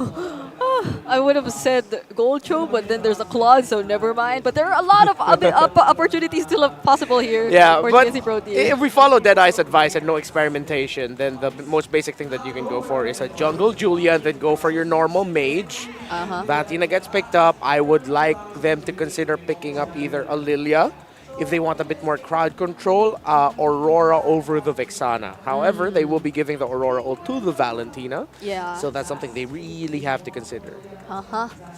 And so we will also find the answer as to whether this is indeed going to be a Julian jungle for Kaizen.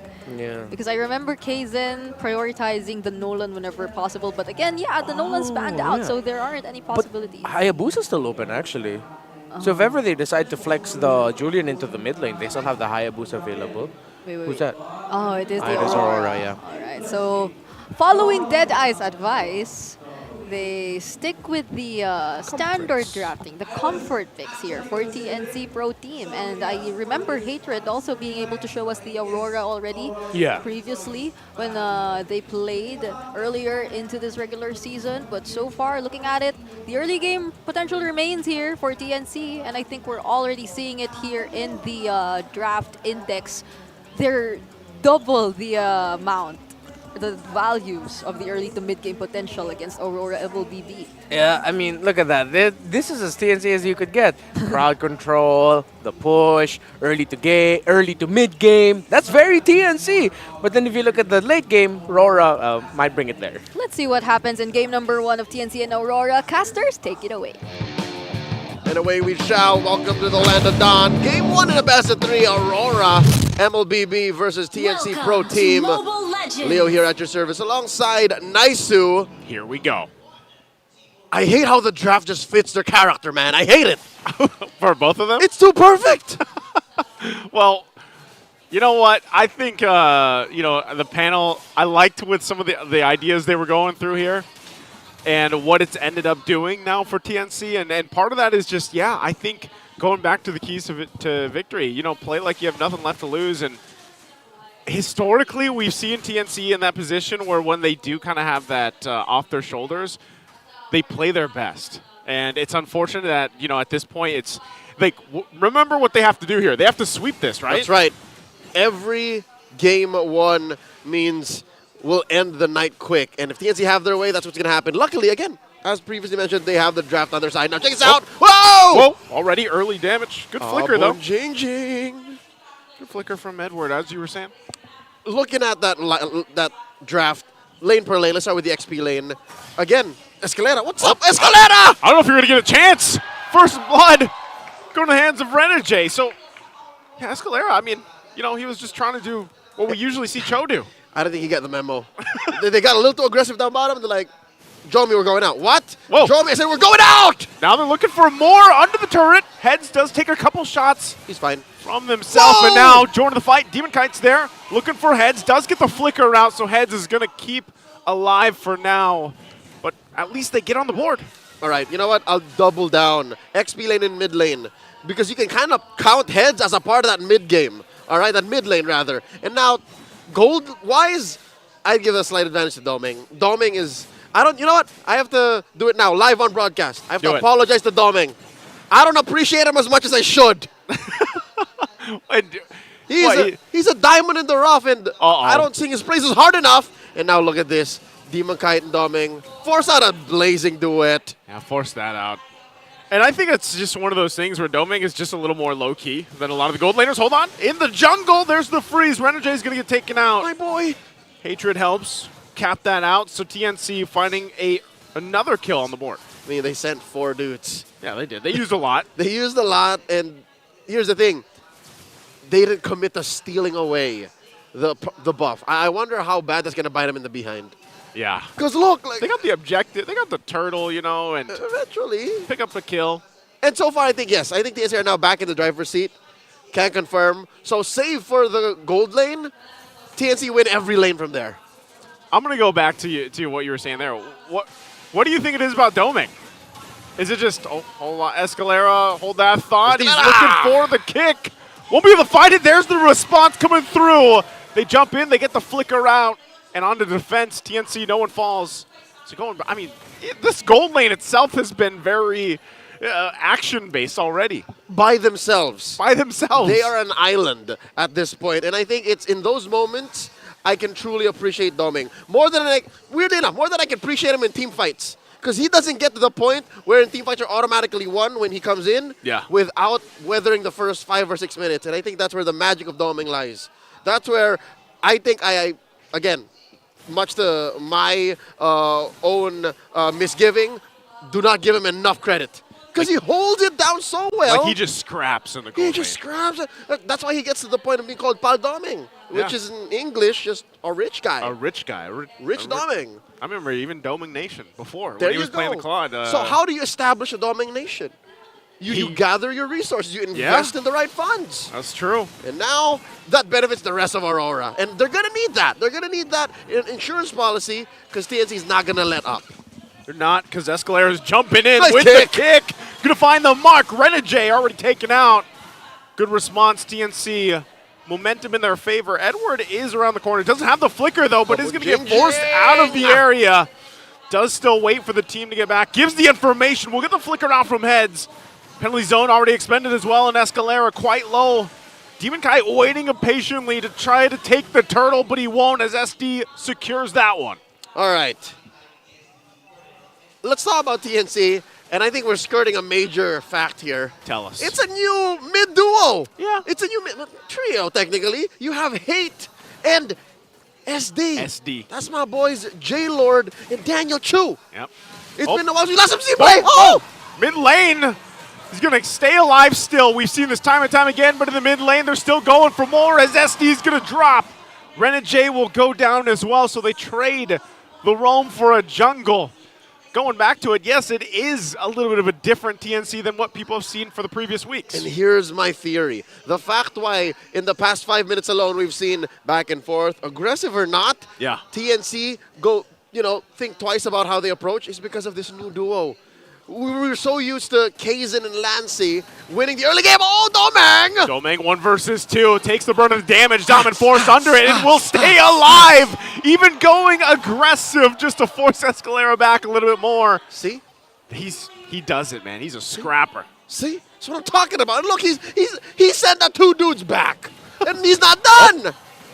He wasn't done. All right. Sends Escalera too. So here's what I'm saying, right? The aggression that Hatred and SD have, might be a different kind of aggression that Heads, Escalera, and Kozin are used to. So that's why they could have definitely gone like 7-2 or 6-3. You know what I mean? Like just change those numbers a wee bit, grow this lead to about 1,000, and then maybe convert to better objectives earlier on, like not just 2 turtles.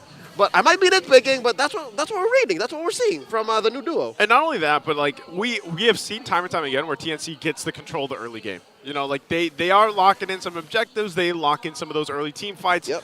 But it's always that transition into that mid to late game where usually whatever iteration of TNC we've seen has struggled and had to adjust from. So now maybe they might have a new Achilles heel or a new speed bump to deal with. But also, it might not even be something to worry about because it's close here. TNC about 200 up, given over the last turtle to Aurora.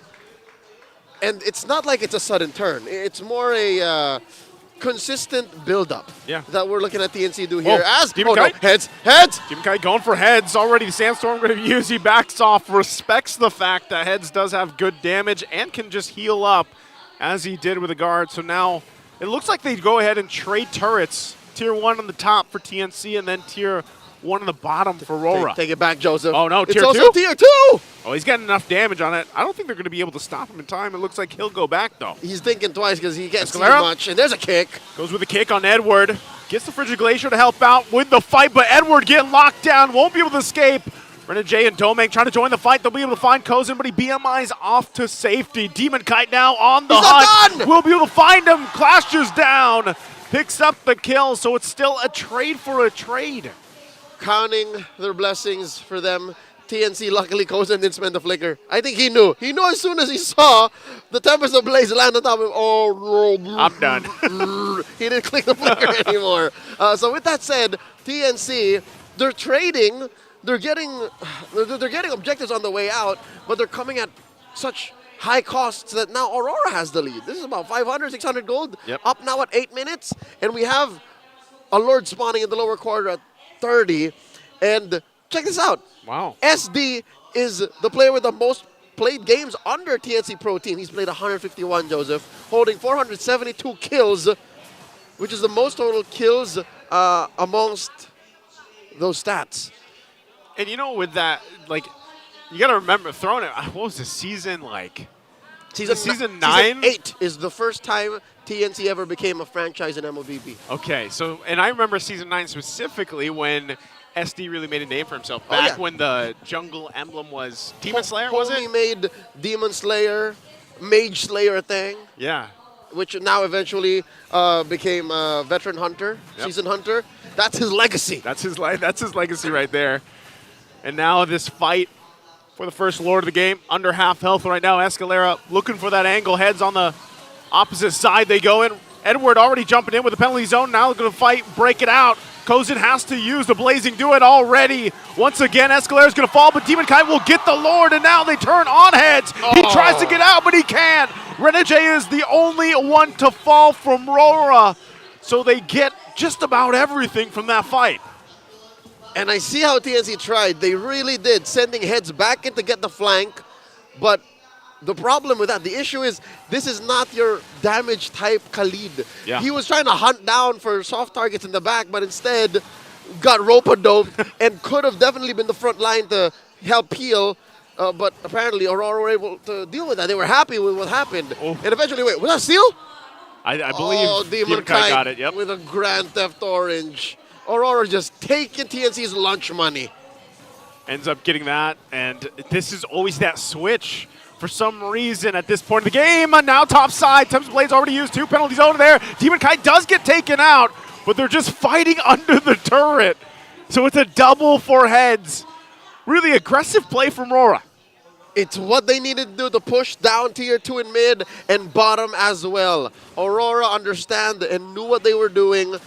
To be honest, better if Demon Kite didn't die, but too late. They were there anyways. And that gave a lead over to Aurora, about 2,500 gold, a good chunk of it on the mid lane, and a good wee bit of it as well on the jungle. So if you're looking at Demon Kite, sure, 2, 1, and 3, compared to SE's 2, 3, 4, you still see a little bit of the DNA in SD, right? You see a little bit of that old utility jungle. Yeah. Bro, that was even before utility jungle was That a was thing. before, yeah, I was going to say. He made it a thing. That was, so when you all started that was on the Karina, wasn't it? That was on the Karina. And then slowly the Lancelot, then the Akai. And then we transitioned into the Eternal Fredrins. And then 6 months later is the Fredrin. So, folks, if you guys don't know, this is MLBB history. I'm thinking like February, March of 2022. 2022, That is the height of utility junglers, and it's this man's fault right here. It's him and his coaches back then, which is the legendary Ren. Yeah. Who's now the coach of Team Spirit Team from Spirit. the ECA, from the MCC. And for SD, like SDZYZ, the way that he jungles has obviously an effect on when we always talk about that mid lane trio and how this all plays a part. He's got a different style than what people are used to seeing, and it does work in a lot of cases. But against a team like RORA right now with this lineup, there's other things that aren't working for them. Even if SDZYZ just goes in for enhanced chains and is able to pop off some damage, and then they follow it up with hatred.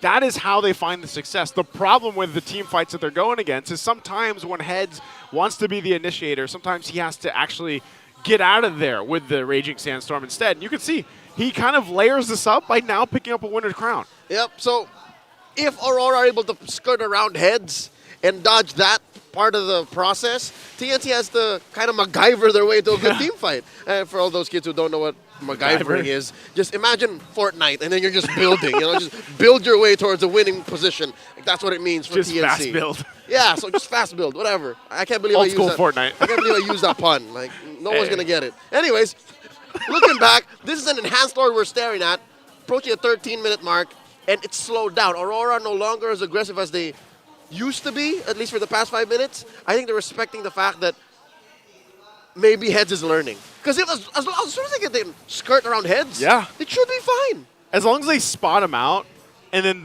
Aurora anticipates where is Heads going to go with the Raging Sandstorm, they can actually avoid it, but also keep an eye on Escalera, because there's the kick we were just talking about into the Raging Sandstorm. Still under it all. Escalera goes down. The fighting power is there. Demon Kite looking for his own angle as he chases into the backside, looking for the triple. Gets the passive out, and Heads is stuck as well. Demon Kite already gets the triple, and UA will try to catch up and just delay Heads from getting back to defend. Them boys are now in the base. They're breaking through the mid. Joseph, I think it's endable. RORA, I sit on the base, and Heads goes down as well. UA picks up the kill, and the team RORA will pick up game number 1. The Northern Lights pierce through and punish TNC's slip-up. I mean, they tried. Escalada got an amazing kick, and that was going to be into the Sandstorm, by the way. Possibly the best setup you could get as a lineup that works that way, but I could have sworn Demon Guy was supposed to be dead, but he got away with it. Bring it down. Renmar, bring it down over there at the Infinix Game Tambayan for us. Woo! Things ended so quickly. Yep. For that game number 1 between Aurora MLBB and TNC Pro Team. And I'd agree with the casters. They really try. I think even for the entirety of that game, TNC felt like they were being a little bit more careful with their decisions. Yes, there was an intention to be very aggressive, but not to the point that they'd risk a potential, I'd say, snowball instead in the hands of Aurora MLBB. Yeah, I think one of the best ways that we can put it is that if you look at the wins of Aurora, as we look at the game MVP Demon Kite, they really waited in the sense that their ability layering was always on point. But it's not everyone tossing their ultimates at the exact same time. There's a window of opportunity that if you get that Ling crowd controlled and comboed, there's always a window that the Ling will be able to tempest the blades on out of there. Early on, we saw that TNC, again, typical TNC things. But they always hit a point at around after the 5th minute, to be more specific, around the 7 to 8 minute mark, something switches. As if instead of them being the ones to initiate, they're trying to think of a little bit more counter.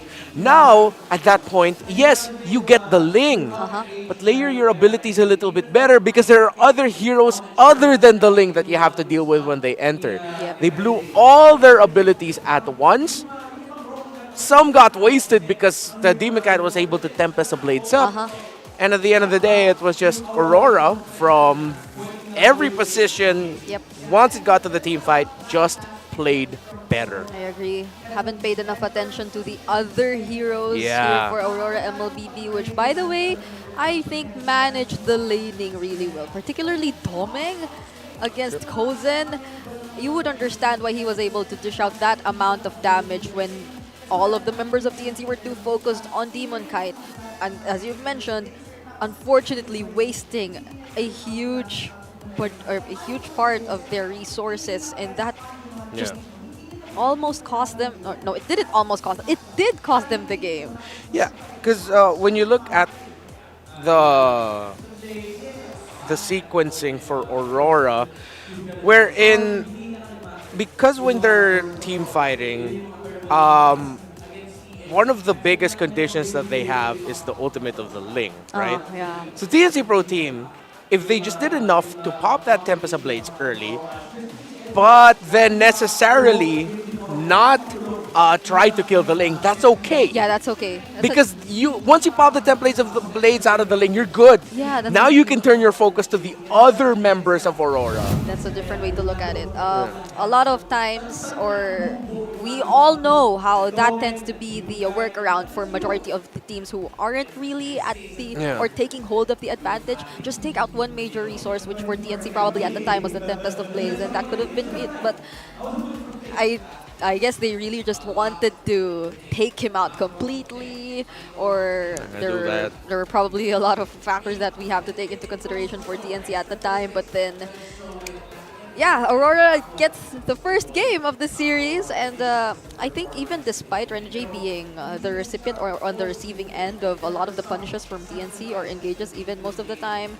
it's a similar story. It's the same situation. It still applies that, yeah, you put in so much attention for the first few minutes Renegade that you didn't even notice the other members of Aurora MLBB gradually getting their items, their gold. So I think it was really clean execution once again from Aurora MLBB. Statistically, especially from the previous games TNC has been playing, you would compare that they're relatively close. But then it did seem like despite the surprise new lineup deployed here by TNC, Aurora just knew how to do things by the book for this game number 1. Yeah, and Aurora are a team that have the DNA of really just waiting for your right time. If you lose the early game, these players have had a long history of making comebacks. First Lord, second Lord, and then turning the game around from there. So if you look at Aurora, this is like a good showcase of some of their best defensive strengths in the macro and their offensive strengths in the micro. Their understanding of the timing as individual players, when to pop their specific abilities at the right time, how well they can do laning to, if they're not going to win the lane, they're going to minimize the wins of their opponents. Then when it gets to the macro, if they lost the early, they know how to layer their abilities and team fight well and conserve the right abilities, mark the right heroes and opponents to maximize their team fighting. Yep, so you might just also really want to take Aurora MLBB by surprise in a way that they won't be able to calculate and micromanage all of those things which we see them do, because they're a team who's very systematic in their approach and how they play the game. And that's for TNC Pro Team that we hopefully would be seeing in the next games, that they really do the keys to victory, that don't think of anything else, just play your game. And for those watching us right now, I know we're all looking forward to the next game, but if you want to win up to 90,000 diamonds, you can visit us here at the MPL Arena and post your live experience on Facebook and TikTok with the hashtags MPL S14 Live Experience. Don't forget to make your posts public and to tag the official pages of MPL Philippines so we can check who will be the recipient of these 90,000 diamonds. I think I've seen like a couple of people already post on the MLBB PHNet Facebook group that they won and did get the 90,000 diamonds. That's a lot. I wonder. Yeah, imagine just posting a selfie. You could post a selfie in the bathroom of Green Sun during MPL. As long as it's like, a family-friendly selfie, of course. Of course. And get 90K. Yeah, or maybe even at the booth. Who knows? Depends. And I know we're at the second to the last week of the regular season, and playoffs is coming near. But a lot of you have questions about the playoffs, and let's watch this short video to hopefully answer most of those questions.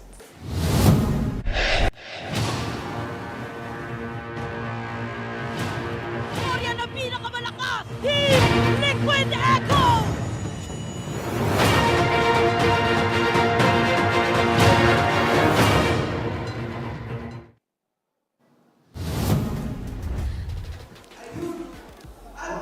It's all for that.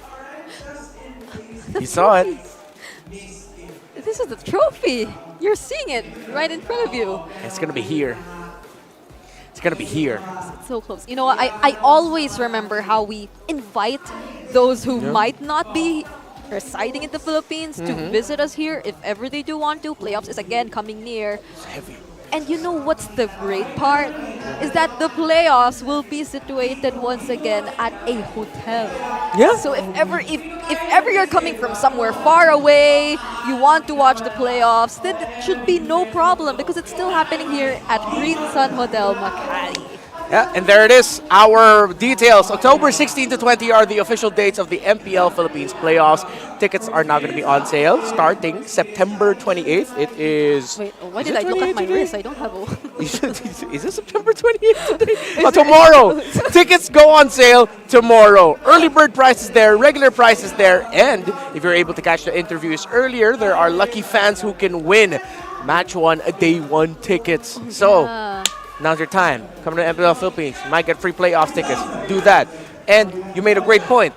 The venue is in a hotel. So imagine, after watching the first day of the playoffs, maybe you go out to enjoy yourself in Makati, one of the best nightlife spots in the Philippines. Yeah. And then you wake up pretty late because, I don't know, you partied way too hard, but then you go straight downstairs, hopefully after taking a shower, to watch MPL Philippines playoffs. Yeah, and it's not just that. It's near the airport. So regardless of where you come from, you can literally head straight to the venue for the playoffs, even before the playoffs. It's like 30 minutes from the airport, even quicker, right? Not even. Not think even? Maybe 20? Yeah.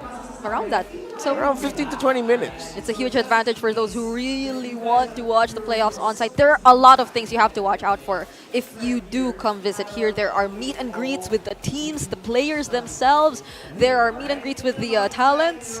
There are fun Siklaban games, and there are booths that you definitely have to check out because the teams, aside from the recalls, they have their own interesting and special merch that I wish I could personally collect. And there's going to be a lot more activities as well during the playoffs. We're going to be expanding the offers we have available for you fans in terms of how you can enjoy experience here live on site in Green Sun Makati. And speaking of the ways you can enjoy, this is one of them. It's the smart gameplay pose. So they just have to copy the pose that they're seeing on screen and potentially win a redeemable in-game code. So come on, do the Demon Kite pose. And the accurate opening of the mouth. We're so particular once again. They're both pretty good. I can't having a hard time selecting. I can't decide between them. Oh! Wow. Can both of them win?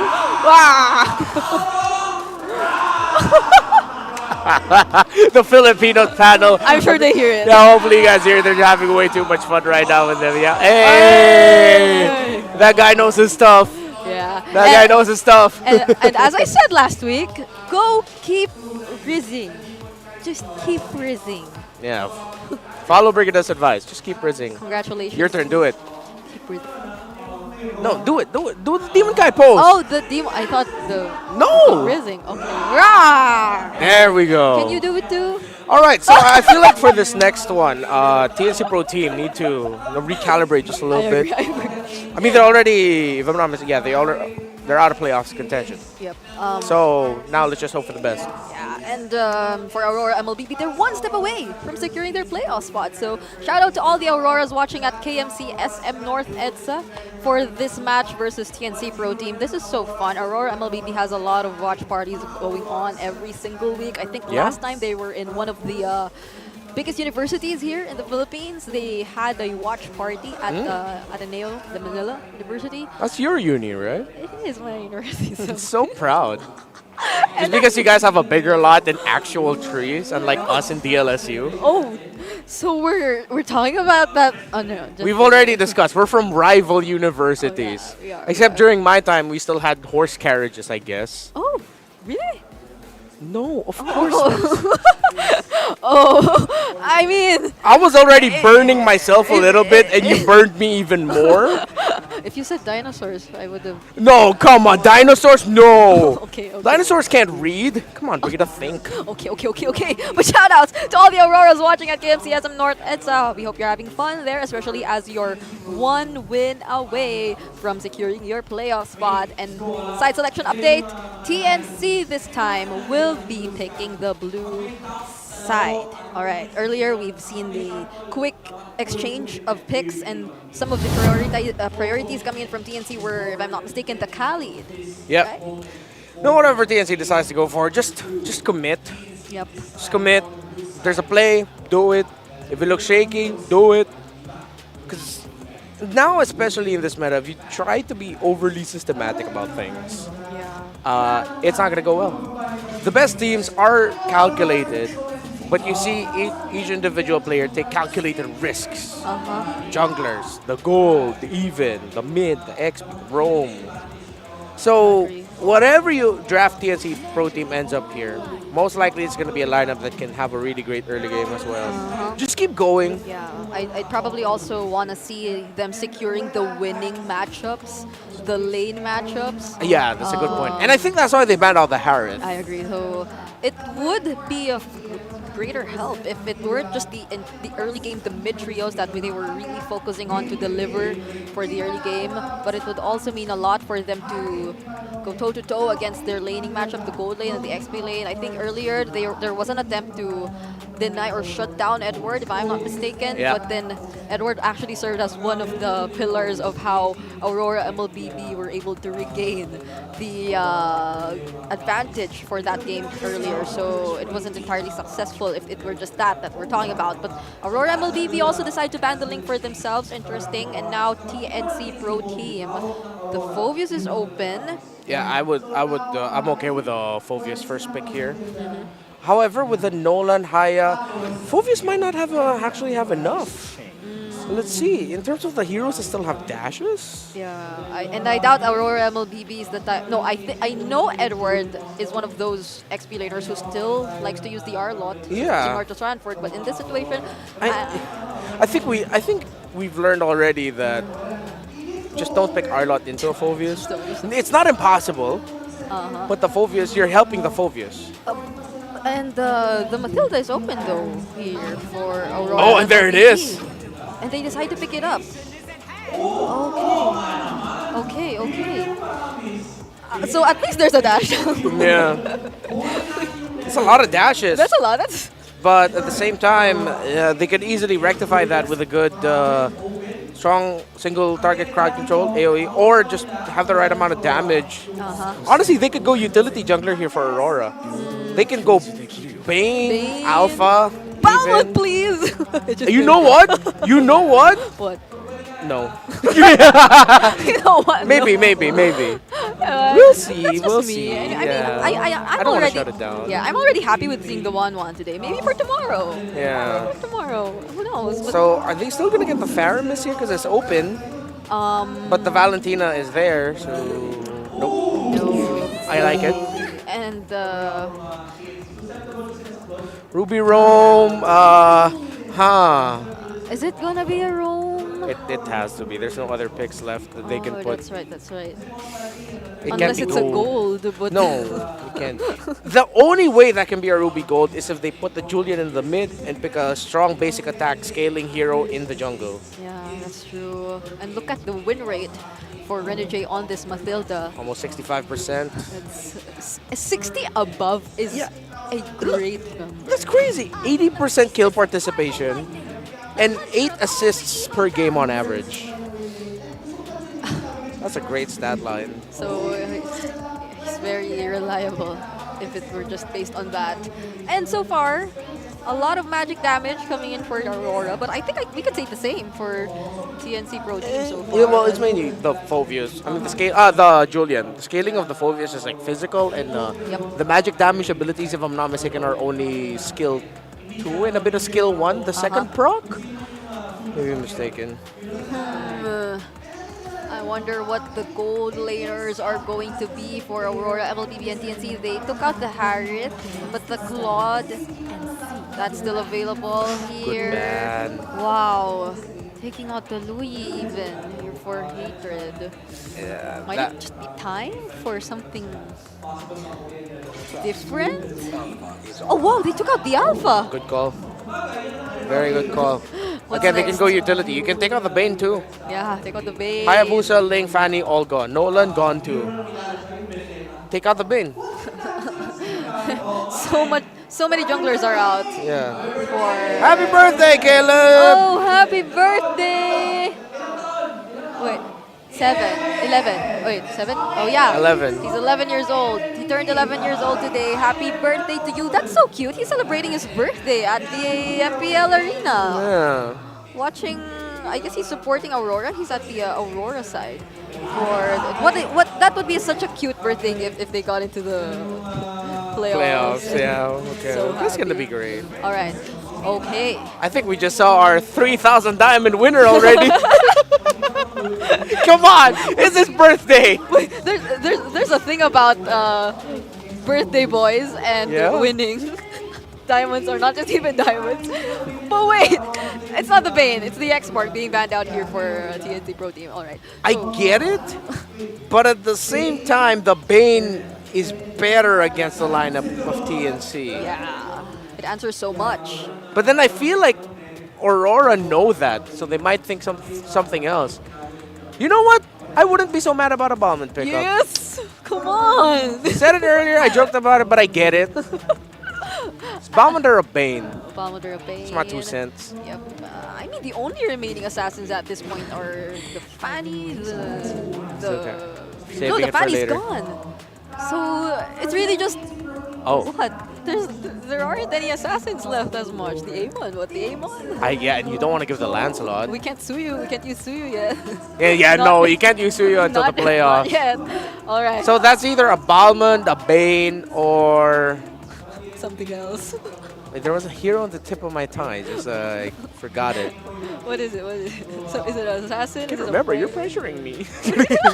I really can't remember. Not assassin. Okay. I don't know. I think for TNC, let's look at TNC. What? Go for Claude. Oh. They need mid. They need more control. Okay, wait. I'd say Vexana. either Claude or. What was it? Oh wait, it's an Iksha. Iksha. Ooh. Oh, then just pick up Bane. Okay, then just pick up Bane. Fine. I'm fine with Bane. How about you just give us the Balmond? Yo, give us the Balmond, yeah. How about you just give us the Balmond? Really just want to see the Balmond. Come on. I mean, history, statistics, all of that show that it's most likely going to be a Bane. Yes, yeah. Right? If not that, okay, then it's gonna, if they're really thinking about it, it's something else. No, it's a Paquito! It's a Paquito! We were talking about this earlier too. You can actually bring Paquito back in this meta. But against a Fulvius and a Ruby and a Vexana, if Paquito wins this, Demon Kite played one of the best Paquito games of his life.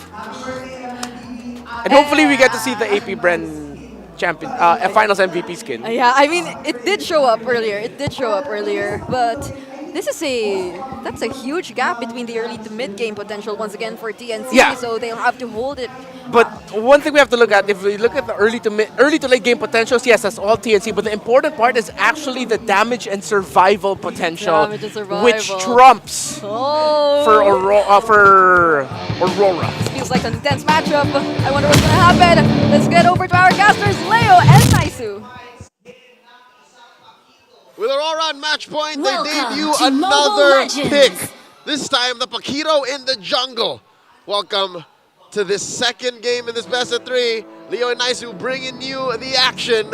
Joseph, no one saw this coming. The 1-2. That's the 1-2. That's the 1-2. When was the last time we saw a Pakito? Man. I remember it was hot in like 2022, 2023. Like when a Link would land, Yeah. you would get beaten down by a Pakito. Yeah, and I feel like it was like then it became like a niche pick almost for certain junglers. Demon Kite was one of them. Yeah. So, like me being a Demon Kite fan, like I'm not too surprised that he actually brought this to the table. You know but, he can. Yeah, but because just the fact that we don't see it too often, and like the panel said, the main point of that is the lineup that they're against. I mean, we can't deny the index that we saw, the numbers and everything else, but that's part of the equation here is like, how is this going to play out for Demon Kite, especially the fact that you have so much also survivability in essence from TNC's lineup.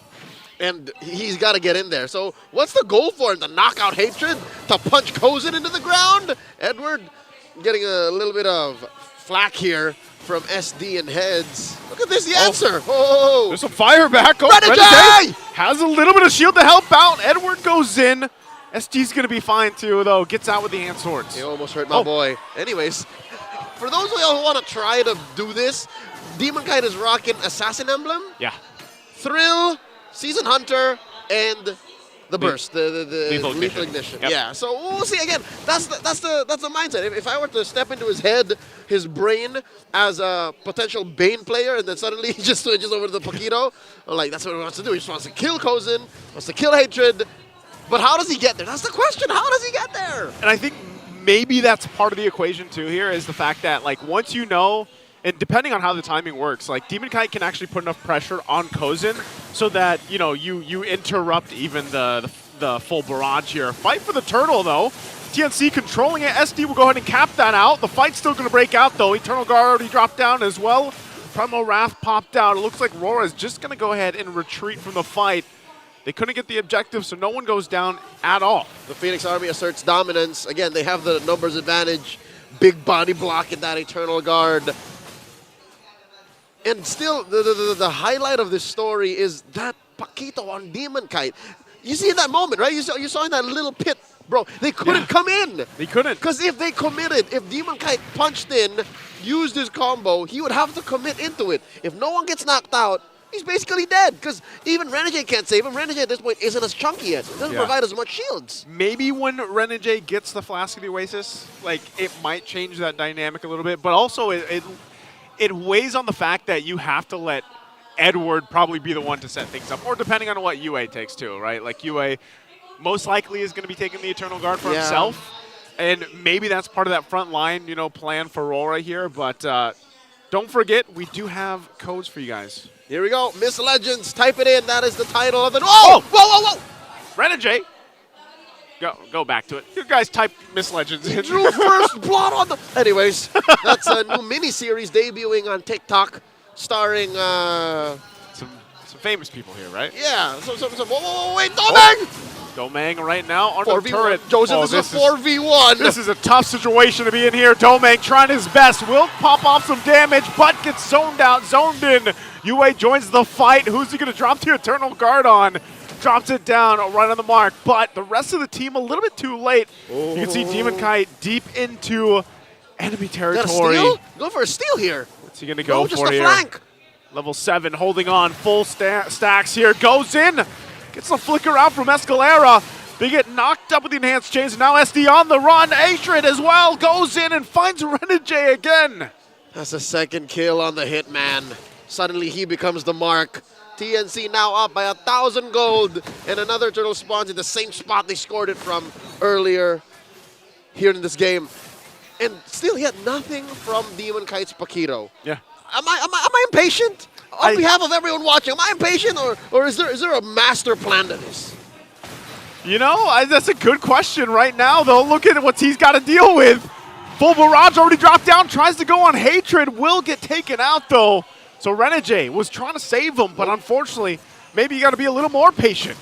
And now, Heads and Escalera just pushing them back. So far, it's all been TNC calling the shots 5 minutes in. 2 turtles scored and about 2,000 gold ahead. And now they're going to convert straight into that tier 1 up top. Joseph, it's frustrating. In that moment, you saw how Demon Kite put himself in that position. It's not like he just got caught out of the middle. He's like, I want to be here. He chose to be in there, and he tried to go toe-to-toe against Kozin in Hatred. Yeah. And you know what that looked like? It looked like a 6'7" guy just holding his head up to a little dude. Just right? He couldn't get in. There just wasn't any range. And that's so... I don't know if that's what we're going to keep on seeing, because that's why I was saying, part of this whole Paquito thing for me in the jungle is contingent on a lot of the lineup from RORA. They have to make things work, and that's why now you see even just the protection on the buffs, like they have to get that locked in. And that means Aurora are going uphill. It's literally them going uphill, trying to build a bulk on a cut. Yeah. They're down on their macros, but why am I not seeing any gains? So right now, it's a miracle to me, honestly, that they're not down any bigger than 1,500. So that means they're finding farm elsewhere. Well, where is it? Domeng's in trouble! Rest of the team trying to get there, but even RSG being there won't be quick enough. Domeng just deleted very quickly. Again, the lead now is building quickly for TNC.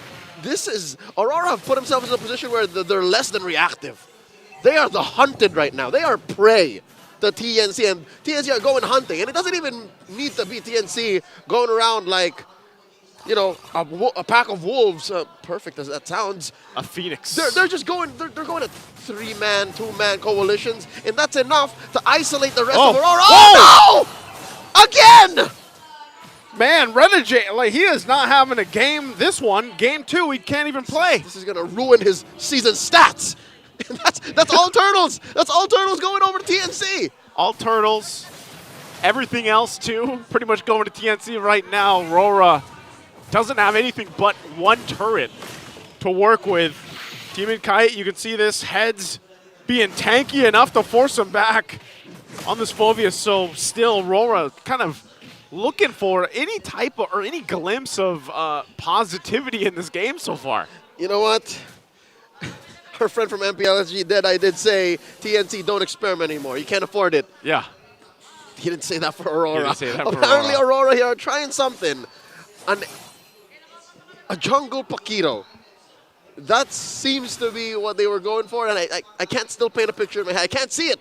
What it wants to do. Currently, Demon Kite's rocking a Hunter Strike and a Blade of Heptases. And oddly enough, how is he close to SD? RSG's gonna. No, he's gonna survive. He's okay that time. He's fine. How is Demon Kite at the same farm as SD?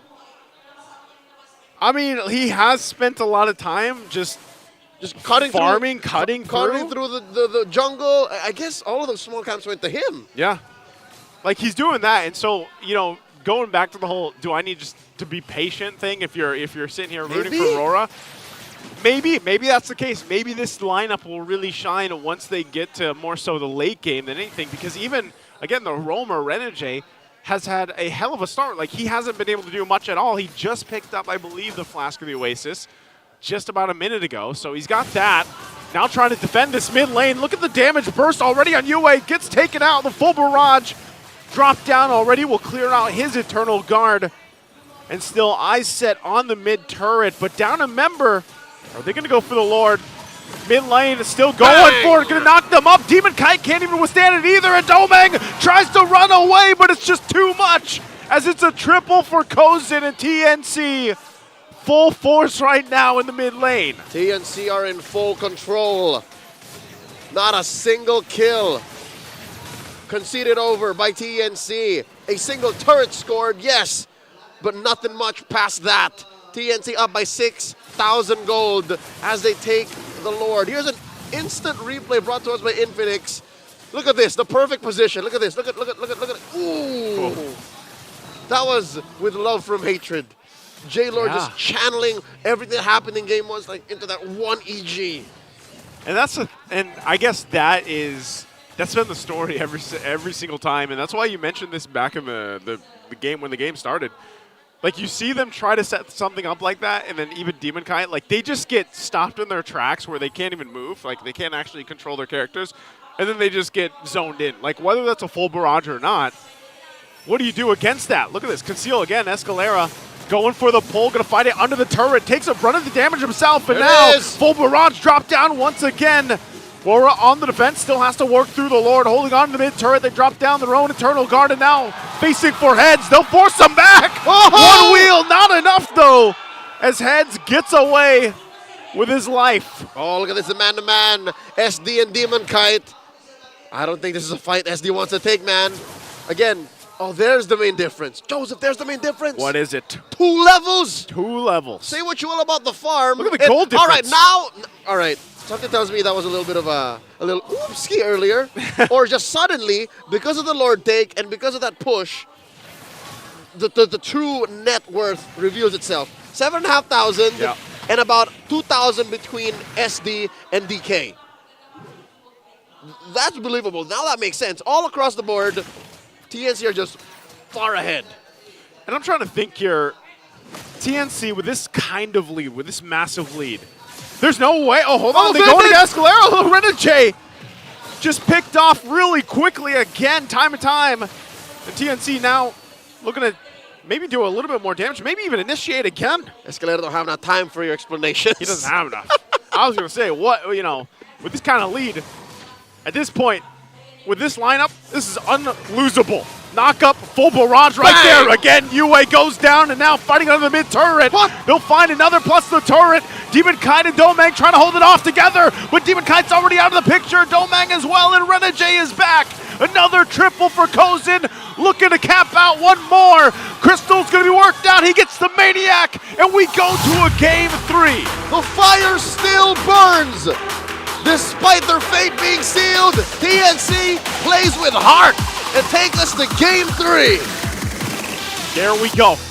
2-3 game series going 3 games. You know what? We're just catching up. We're catching up. We're making up time for what happened in the previous weeks. This is gonna be a treat. Let's see what Renmar and Brigada think of that jungle Paquito. Let's throw over to the Infinix Game Tambayan. I'm looking at Renmar and seeing what his facial expression is to respond to what do we think of the Paquito jungle? Could have been something else. I mean, okay, understand. If they ended up with a Bane, Yes. conceptually, yes, but they might have been lacking on the early to mid damage. Yes, I You bring in the agree. Paquito to potentially bring the early to mid damage, but then again, you're up against the Phovius. You already had a lot of sources of dashes. You gave your last pick as another great source for the Phovius. And TNC Pro Team, I'm just going to say, I'm glad y'all didn't mess that up. Yes, look at Escalera.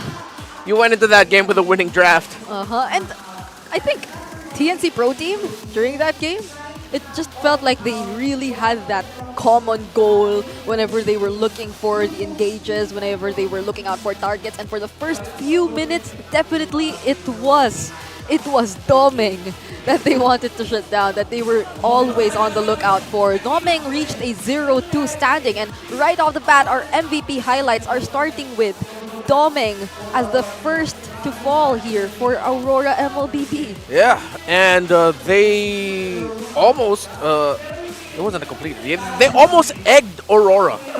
They almost egged Aurora. A team that is very close to reaching a playoff slot, who has taken down some of the biggest teams this season. Yeah. So for TNC Pro Team, it's like, again, this is like the most frustrating thing about someone who casts their game, or if you're a fan of TNC Pro Team, where it's like, you know they can do it. Majority of the time they go into games with really great drafts. Yeah. But see, common goal, as you mentioned, that's a great point. And if you don't hesitate, you just commit the play, just, you know what, just go for it. Yeah. Why is it this is always like this with TNC Pro Team? I'm sure in the back of the heads they know they're out of playoffs contention. Suddenly they play like gods. And it's been the recurring storyline for TNC. It's been like that since season 11. I mean, why did it have to? Excuse Are me. you see? It got to the point where y'all made Brigada breathless. Why did it reach this point? Why? Like, it could have like came in a lot earlier, and we've seen them almost doing it. Entering the second half, changing their jerseys, never wearing their black and orange jerseys again. Yeah, and again, you gotta consider Aurora ended up with a signature Matilda for Renergy. Yeah. A really great, one of the signature picks of Edward this season, which is the Edith. A signature Valentino pickup.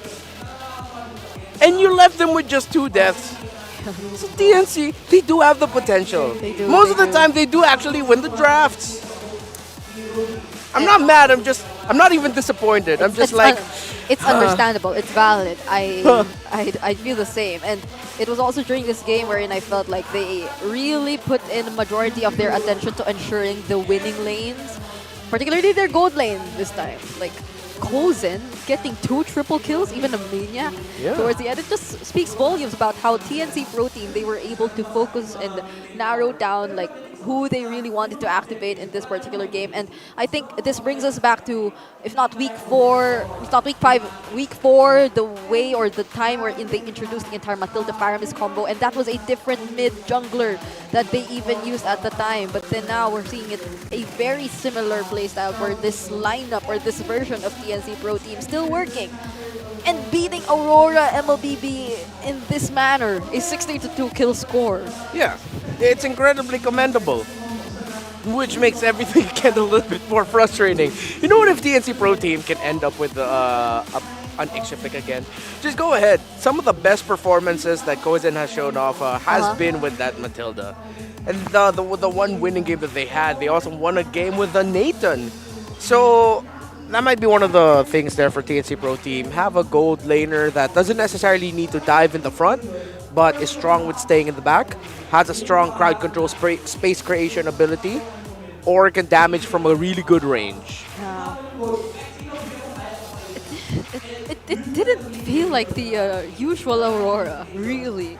Yeah, they were shut down by really good rotations and gameplay from Escalera and Hatred. Gotta give credit where credit is due. Even SDZYZ, they were patient with the turtles, and then they were aggressive at the right times. That's the main thing with TNC Pro Team. Their aggression at the wrong time is what costs them in the mid to the late game. Their aggression at the right time in the early game is what gives them that reputation for being one of the most difficult teams to face against in the early to mid game. And for one of the rare times and occasions that we see TNC really sustaining that early to mid game all the way to the point wherein they ended the game relatively early, we see that they still really have a chance of rising. But then, if only we could disregard the reality that after that 2-1 victory for earlier series TLPH against RSG, now it's really unfortunate to know that TNC, they're out of playoff contention. So we just circle back to the idea that it is really frustrating to see everything happen at this point. I'm a frustrated TNC Pro Team supporter, man. Like a lot of people are in the comment section. You know what I realize about you guys in the comment section? When TNC Pro Team are winning, man, you guys analyze the hell out of them. This is so much praise. And then I get why you guys can get so, let's just say, aggressive when they're losing. Because it's not anger, it's disappointment. But we gotta give credit where credit is due. Escalera played a really great game on that Ruby. He was very on sync with Hatred and SDZYZ. Again, but we circle back. Why can't we get more of that? Why can't we get that consistently? Not just in the early to mid, but even in the mid to the late game. And you know, he did vote for our TNC in the predictions earlier. He voted for TNC. I voted for Aurora. So that could have been his 6th Panda here in the bias board, and he's currently leading. He's currently leading the bias board. Ta-da! This is the English stream bias board. Look at that. It's updated, at least for me and Renmar. Oh, let me just raw cards here, right here. There we go. See? Look at all those pandas, y'all. That's him. But he didn't. He chose to vote for TNC. Nah, I'm gonna get my 7th. Wait, how many is that? You're not. 3, 4, 5. I'm gonna get my 6th. I'm gonna get my 6th. No, I already put your panda 2, from 3. earlier. That's 5 pandas. No, but I'm gonna get my 6th. I predicted TNC. Oh! That's what I'm trying to say. Oh, I get it. I get it. Okay, okay. Anyway. Thanks for your support. Just go- Now I understand. Now I understand. We have a skin spiel. Yeah, let's go. Commemorating AP Brand's victorious M5 journey, the first ever Falcons our finals MVP skin is available. It was shown earlier, so don't forget to check that out. But now we're watching the 8th birthday, 8th MLBB birthday. Oh, wait, is that a panda? Is that a, what? We were just talking about pandas earlier, and now we're seeing another one. This is so trippy. What the hell is going on? Do you have to voice over this? Yeah, we do have to voice over this. And this is it's me. No, that's Fuego. That's not me. That's not me. But that ain't me, y'all. That ain't me. And we're not brothers, and we're not cousins. Yeah, but he's wearing a panda costume, and your emojis are pandas. Yeah, I can't escape the allegations anymore. I am Fuego, and Fuego is Renmar. So he's celebrating the 8th birthday of MLBB. I'm gonna clap with Fuego. Happy birthday, MLBB. And I think this is just a preview of a lot of what's to come, of all the events that are lined up. Oh yeah, this is the celebration stream right now that we have on the official pages. Yeah, this is on. Oh, actually, I think this is ongoing. So yeah, it is ongoing. Yeah, so that's why we're there. Wow. Okay, now yeah, I can't escape it. We really do look alike. Happy birthday, MLBB. It's the 8th anniversary. Wow, it's been 8 years. Can you imagine? You were... No, we're not going to do any age review. Oh man, I was 20 when the game came out. Dang. How old was I when I first started playing? I think I was in grade 9. But that didn't mean the time wherein the game came out. I think I started season 5 or 4. Around that time? Yeah. Oh. Around that time? I am gonna check the the earliest seasonal skin I have in my account. But for now, yeah, don't forget to check out AB Brand's victorious M5 journey, the first ever finals MVP skin. Fist of Glory Paquito is now 30% off for first week direct sale purchase. Unlock the AP Brand Champion souvenir card to obtain Brody AP Brand Battle Emote, Elimination, Spawn, Recall Effect, and more. Now available in-game. Come and experience them in Mobile Legends Bang Bang. It's the first time we're ever having a finals MVP skin, 2 championship skins, so I really hope you do not let this pass. That's the Brody Super Marco previously cosplayed, and the Paquito that Flap didn't cosplay because according to Coach Ducky, he didn't have abs. All right, yeah, he said that in the panel. Yeah, we asked him, why didn't you get the Flap TZ to cosplay Paquito? It's because Flap TZ doesn't have abs. That is straight from Coach Ducky's mouth, y'all. Look for the interview from last week. Yeah, that was from last week. That was last week. That was all from Coach Ducky. By the way, who I'm looking forward to see what pants he'll be wearing for their next game, because last time he was wearing cargo pants, and a lot of us know he always uses denim jeans. Yeah, cargo pants. He was you're talking about Coach Ducky's pants. Yeah. I was thinking about the next game, and I was like, this game theme, like, wait, why are you looking forward to seeing who wears what kind of pants? Steel leg blades or what? No. You're talking about Coach Ducky. All right. And now we can finally go back to the game. Game number 3. What a trip, Brigada. What a trip. Between Aurora MLBB and TNC Pro Team. Okay, finally, I can see Midnight rejoicing all the way from the Filipino panel, and it probably because Khalid is banned out here. For this last game, we're not seeing any Khalids. Yeah, and a good ban here by the TNC Pro Team, respecting the Harith of Domeng. Is it the Phobias again? Oh, it's the Phobias again. Ruh-roh. And there's no Mathilda, by the way. So, unless You know, TNC Pro Team. I'm going to say now, they can go carry. Wait, what? Oh, or even Ninja. Or, you know what?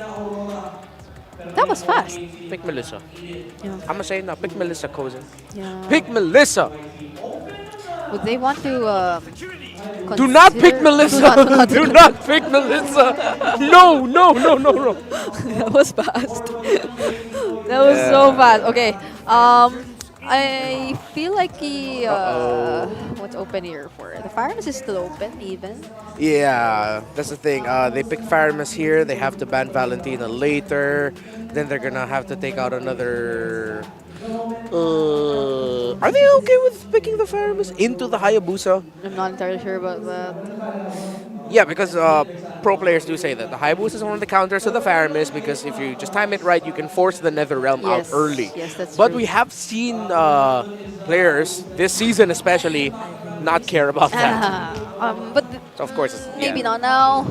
Yeah, actually, when you're going up against a Phobius, it's almost a necessity that you go pick a carry.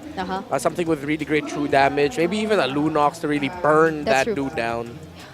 And since there isn't any Harith anyway, or like, there's a Moskov, so there won't be any chances of either an Alice or another tanky matchup here, so they will be just going for the carry instead. And interesting, taking out the Lolita even after its nerfs.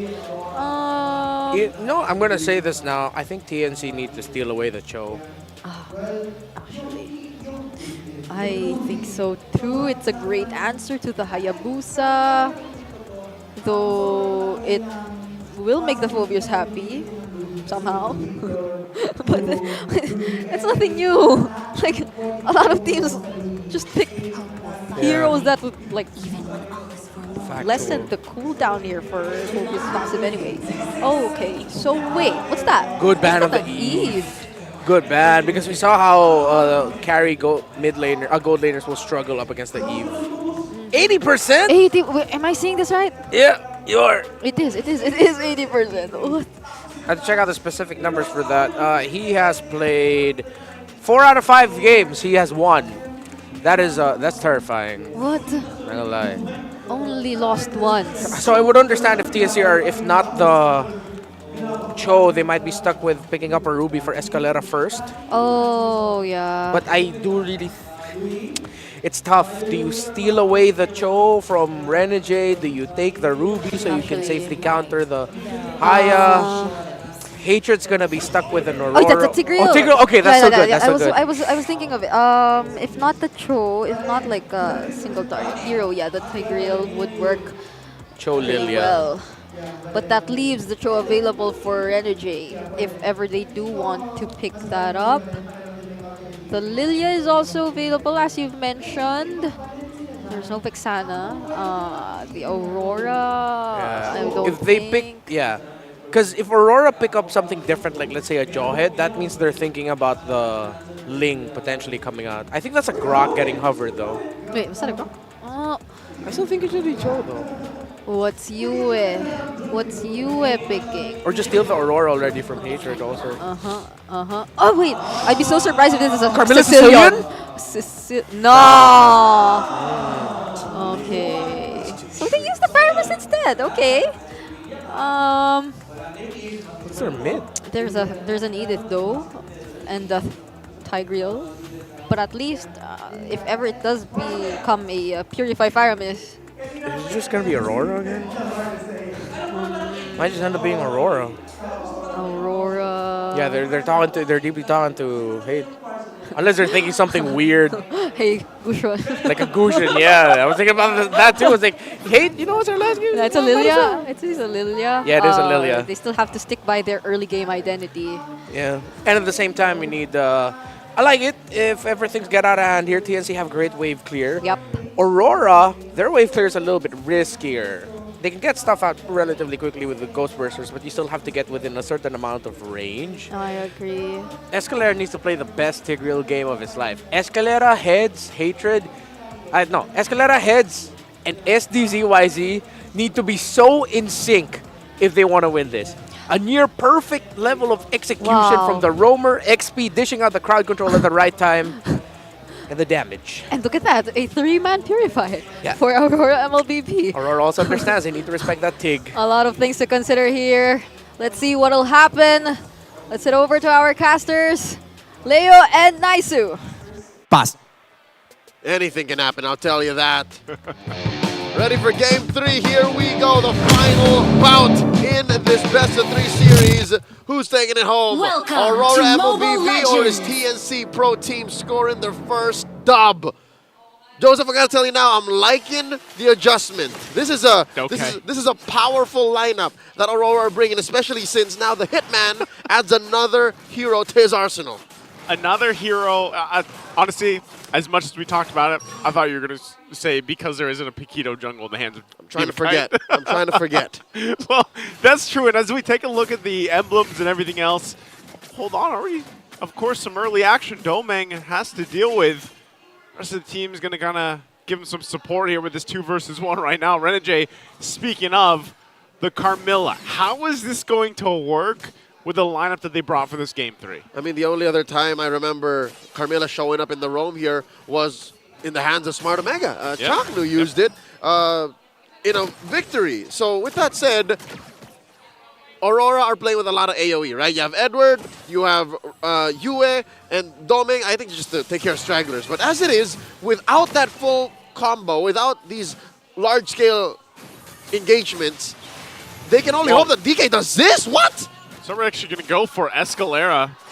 Oh, whoa! Force it out of Flicker! Forced out of Flicker. I think even Escalera was getting a little worried there. You know what? That's a TKO. I'll call it now. The fact that if for the next the next Lord at least for sure. Next turtle, yeah. Next turtle rather. Escalera doesn't have a Flicker. He doesn't have a Flicker, and so they can at least play around that fact. And I think it was Renmar that mentioned. Escalera's gonna have to play the best Tigreal game of his life so far. If they want to go ahead and get to this first match victory. And it's not just because of the overload on the Purify, which plays a part for sure. Turtle started up here by Renegade SDZYZ. It adds to the fact that the Carmilla, the way her ult works, is she wants everyone clumped up.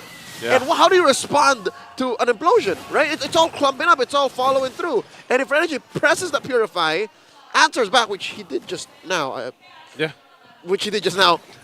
Then definitely already Aurora has a built-in clapback to Yeah, TNC. because only difference is right now he doesn't have the Christian Blood. He doesn't have the ultimate, right? He's not level 4 just yet. So they can kind of delay things that they want. That's exactly why also this turtle is taking a little bit longer to be secured right now. TNC knows this, and they're going to try to go ahead and secure this right away. Teamkai making his way up there too, but he might be a little bit too late for this as they already go. SD will get the turtle. Curse of Blood already dropped down too. Now they're going to have to force the fight. There's the implosion we were talking about. They pull off the Nether Realm as well. Hatred already goes down, and now they're looking for more as Escalera falls as well. Heads still has that Primal Wrath form, so he is fine. So they trade Turtle for the 2 kills for RORA. That little creep saved Head's life. If there was no minion, if there was no jungle creep over there, all those shadow kills would have gone on Heads. But as it is, Aurora happy with the 2 kills. They were willing to trade the turtle for sure. And now SD making up for some lost times. Going to Little Wanderer, stealing away that small camp. And we just saw but a preview of what an amazing COB might look like from the Hitman. And that's going to be a part of why I would say that even Renmar was saying, that, you're going to have to play just a phenomenal Tigreal game because of the fact that there is that countermeasure when the Carmilla is there and playing its part. And that's the thing, just like we've seen for the entirety of the season, Domeng is just going to go stay in the lane. Hold on. Once again, there's the implosion. They catch out Renegade. So even Demonkai and Yue just kind of watching that happen. They can't even respond. Nothing. And because the Carmilla isn't really even that chunky of a tank. Yeah. She's more of a support.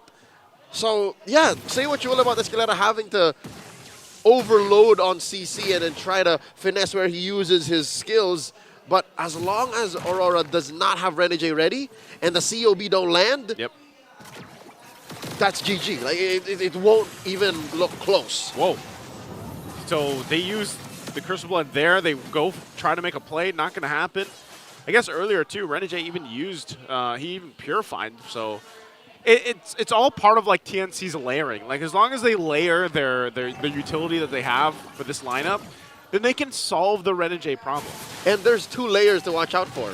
Number 1, or 3 technically, the COB, Curse of Blood, and the Purify. And then as well, the Netherrealm. Let's see how the turtle goes! They're going to go right here for Demonkai. Escalera finds the mark. Netherrealm goes down as well. Spirit Destruction to join the fight. SD will get the turtle. And Fertile Pursuit's going to be able to find SD. And now the fight breaking down. Into the jungle they go. Still, the Infernal Pursuit off. The target goes in trouble as well. Double for Yue. Was looking for more from Heads and Hatred. But right now, they're just going to cut off the minions and focus on this tier 1 turret in the mid lane. I don't know about you, But that looks like deja vu. It's the same turtle trade for a collapse. And this value exponentially goes up for Aurora. And they didn't even need to wait for NJ. Again, I guess I have to eat my words now. It doesn't always just have to come from NJ. Sometimes Aurora will time out TNC skills, and it's not like TNC didn't land any good skills. If anything, they started that. Escalera had the perfect implosion. He isolated Demon Knight, gave the turtle over to SD. Yep. But what was the follow-through? What was the long game? Yeah. Aurora, I guess, was looking beyond the horizon and beat him to the punch. Again, the play here for Aurora, utilizing this Curse of Blood like we see here under the turret. Infernal Pursuit again. The whole team now joining the fight on the top side. Oh, SD not going to get the combo he was looking for there. That was a little too much asking across that that wall. That's pretty thick. Oh, well, truth be told, I think he was expecting Yue. Yue did move around there. He did move. So how awesome would it have been to have caught Yue there, force out a Purify. But regardless, TNC down about 2,000 gold, but it's nothing lethal. In my opinion, I think you could still bounce back. And how do you do that? How do you start? Number one, you work on the lanes. Work on giving Kozen a safe place to farm. Wait, ooh. Okay, here it is. SD once again under fire. Has the rest of the team help him out. They were waiting for him, though, as Demon Kite picks up the kill. Still TNC on the retreat. Not sure if they even want to stay here too long. Already down SD. Before all that, I was going to say at least Hatred. Like, I don't know if you saw the gold difference there, but Hatred actually farming up really well, and he could, especially when he gets those, 2 items locked in on this Lilia, could play a part in some of these team fights breaking out right now. But they're just trying to control the bleeding, it looks like, trying not to lose this tier 2 heads. Already brought down to a quarter of the health. They're doing fine. So good so far for a team that has lost every major engagement in this 7.5-minute game. And they eventually got what they were looking for, TNC pushing down bottom. Yep. It was eventually traded out for top, though. Let's look at that situation on Hatred. Ooh, he's still down about 1,000. On his way to his second item, which is looking like Ice Queen Wand. So he already has the book, already has the Enchanted Talisman. But what's that going to do? Best case scenario, that's going to force Renegade to think about his engage. Yeah. He's going to have to. But he's playing pretty upfront. So he's saying, Escalera, grab me right here. Netherrealm's already going to be used. Domang just around the corner, forcing the rest of the team back. Woo! Still looking for more. Good thing for heads. He had the Primal Wrath, all for the purple buff too. Just how much damage and pressure is being put on from RORA. How much? All of it. All of it. I'll tell you now. And because of that engagement, because of how much effort and resources TNC put into taking that purple, they couldn't defend. That puts their tier 2 down 6 feet underground, bottom lane. And that should definitely help in this first Lord take, spawning in the upper quarter in about 40 seconds. Joseph, long lane control out of TNC's hands right now. I'm looking at their lineup. None of them can quickly rotate. So every move they make from here on in, especially since Aurora is snowballing out of control, is a major decision. You're almost forced to just also, like, for the most part, stay together, and that's why you see Kozen even just traveling around with Hatred, because, like I said, Hatred, once he gets maybe the 2 items on the Lilia, that'll help if he's going Ice Queen Wand next for the slow, but there it is. It's picked up. SD! SD! Gonna be in trouble. Gets out with the hand sword again. He's fine. So he's finding, he's trying to farm up, man. He's just trying to find what he can. He's struggling. He's down 2 levels. Down 2 levels. So he wants to be in a position to actually dance for the Lord, but I don't think he's going to get there. Dancing for the Lord, I'd say, isn't out of the question, but it's still a risky thought. Already started up Doming here, wailing away. Slight advantage to Aurora, 4,000 gold ahead. This is tough. Where's Kozen? Does he have a security detail with him? See if they can do it. Hatred playing his part. This is what I was saying. He's actually a good enough threat. Even has the black shoes to bait out Aurora if he needs to. But right now, they're just kind of staring off at each other. That's right. Because again, even Hatred has to deal with a range situation, right? He overextends a wee bit, he's going to have to be forced to use his flicker. So right now, it looks like Aurora wants to cross the threshold, go into the point of no return. Look at this Lord here, down to a fifth of its health. You're going to bring down? There it is already. The initiation heads in trouble. Primal Wrath flickers out. Renegade's the first to fall, but it's a little bit too late as SD goes down as well. Still going. Edward finally going down. They go in. Domang using the Spear of Destruction to follow up and just zone out the rest of TNC. They lost their jungler. They'll lose the Lord as well. RORA picks that one up. All right. So far, they effectively traded Edward for the Lord. Because Renege's SD was going to be a long-term trade anyways. Yeah. So eventually, they told Edward, hey, Amon Jingjing, stand your ground. All right, just force them to pay attention to you. If you die, but we're getting the Lord. And Aurora did get that. But now, looking at what that damage exchange looked like, I'm trying to think maybe TNC can hold out. Wait, what's the? Yeah, you know what? TNC have solid wave clear. I'll tell you now, their wave clear here. Since you have Kozin, you have Hatred, and a little bit of SD, I'd give it like a 4 out of 5. Like, this is okay. We'll see if it is going to be okay. Already Primal Wrath used, trying to clear out this Lord. They should be able to clear it out, trying to hold on to the base turrets. TNC already handles the top. Black Shoes used as well. And also Holy Crystal picked up by SD. So TNC still on the defense, still there, keeps the base turrets up. I told you so, right? A TNC can defend in their base close to all day, right? Probably honestly, the next 2 Lords. Even in the next, all right, pushing it. Okay, 2 Lords next is Lord. pushing Let it. me say next Lord. Next Lord, and because of that, all right, I'm thinking long term now. If they allow for that next Lord to be free, that means they're looking for something elsewhere. That means they can farm up, put some gold on Kozin, put some gold on SD, who is, by the way, I think SD and Hatred need some farm. These boys are they're starving, man. They are bone thin right now. You need put some meat on those bones. Put a little bit of meat on them, then maybe. But here's what's dangerous. As SD and Hatred build up, you get a Radiant Armor and Edward and Renege just the same. Yeah. You know what? I'll say that. Maybe even a Rose Gold Meteor Doming. So it's not as easy to say that the scaling is equivalent and that it's relative. And so if you're TNC, and you know that, all right, we at least have enough time to let's say even the next Lord, we can just scrap as much as we need and get as much gold and meat on our bones that we need to. Without dying. Without dying, hopefully.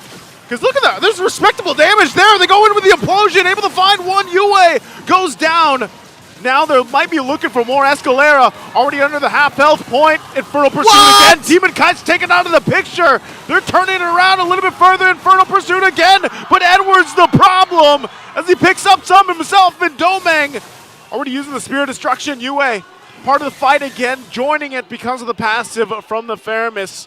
So in exchange, the 2 for 2. Heads and Hatred for Edward and Demon Kite. Say what you will about how difficult it was for TNC to actually get that and how they overextended a wee bit and it took a little bit of Aurora's hesitation for the fight to end. I'll say it's a win for TNC. The fact that they were able to step toe-to-toe against an opponent that was 5,000, 6,000 gold ahead. Yeah. So this is what I was talking about, that damage that they're capable of doing, their team fighting prowess, they have it in them. It's just a matter of finding the spot now. We talked about skipping on the Lord. Joseph, I'll tell you now, maybe it's even contestable. I think it looks like it's contestable right now. TNC giving the go signal, going for Renege. SD will get the Lord. There's the implosion, but Domeng has the Nether Realm to help him out. And now they're going to break out into the jungle. But TNC, that's exactly what they wanted to do. So they buy themselves a little more time.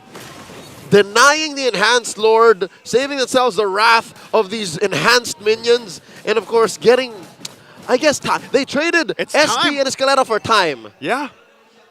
But, like, is it enough of the time that they need here?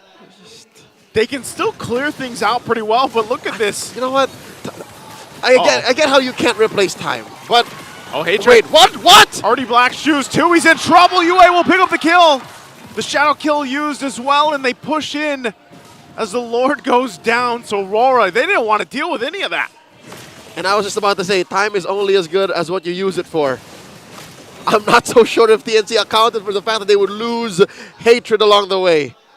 And I don't know what caused Hatred to not be able to flicker out of that situation. Maybe it was just where they were. Yeah. Black Shoes didn't help him any because he did press it down. Yeah. So I think that's a wash. I think that Lord didn't really do what I think TNC wanted it to do. It didn't do too much, but what it did do is it keeps them in the game a little bit longer. It's not a plus for TNC. It's like a... Wasn't a minus for Aurora either. Oh, what?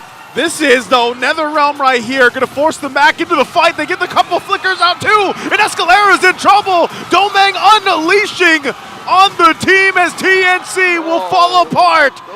A big pickup here, triple for Domeng. And now it's Grim, SD all alone here against the force of RORA. They take out the top turret and set their eyes on the base, and SD will do what he can to try to keep it into the game. Clears the minions out before he's finally taken out in exchange, and that's going to be it as RORA takes the series 2-1. The Northern Lights shine bright on this Friday night. Ladies and gentlemen, Aurora take the series 2-1. It's not playoffs? Not just playoffs. They got that point. They needed 7. I know we'll get that confirmation, but hey, I'm pretty sure that's the point that they needed, man. And you know what? What a story it is. We got playoffs while playing Jungle Paquito. That's You hide it behind the fact that you lost that game, but still. You know what? Respectable. Demonkind, hey, you wanted to try it? I'm sure you probably asked Coach. And Coach said yes. Coach said yes.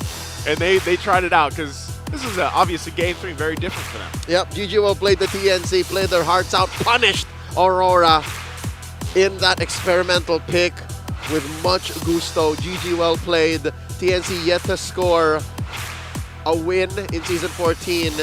And if the writing's on the wall and the line on the sand has been drawn, I think that is their playoffs dream shut down. Yeah, very, very rough for them, but hopefully they can learn something from it.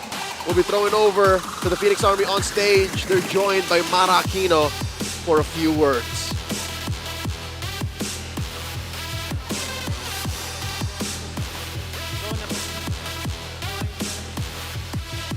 TNC, dahil sa pagkatalo today, they will not be entering the playoffs.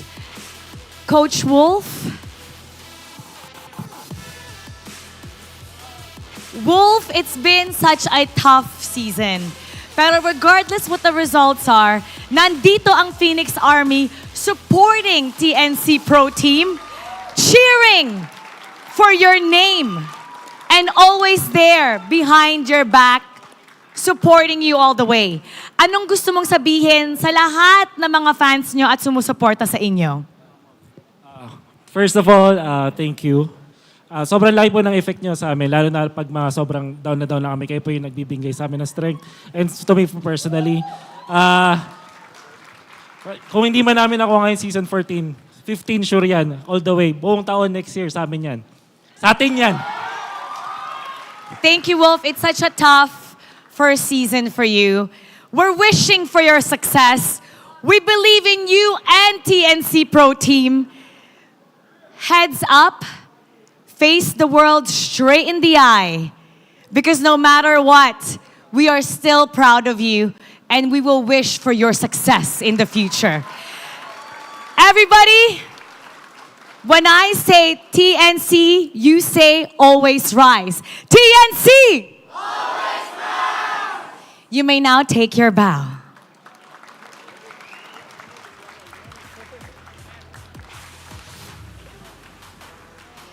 We will always support every single team here in the MPL Philippines. And now, the winning team, Aurora MLBB. Congratulations, Aurora MLBB. Ranijay, playoff secured na kayo. How does it feel na pasok ka sa playoffs with your brand new team doing well in your first season? Siyempre, una-una, sobrang saya namin kasi siyempre bago kaming team, tas bago kaming org. Tas yun, hindi kami agad nalaglag sa playoffs. So, pero hindi pa to yung namin goal namin. Kasi goal namin mag-M6 tsaka mag-champion. That's a very great goal. At sa pinapakita nyo, very possible yan. Si Yue naman. Yue! Dahil playoffs, actually, alam mo, nababaliw talaga pag there's something about your name. Ano ulit?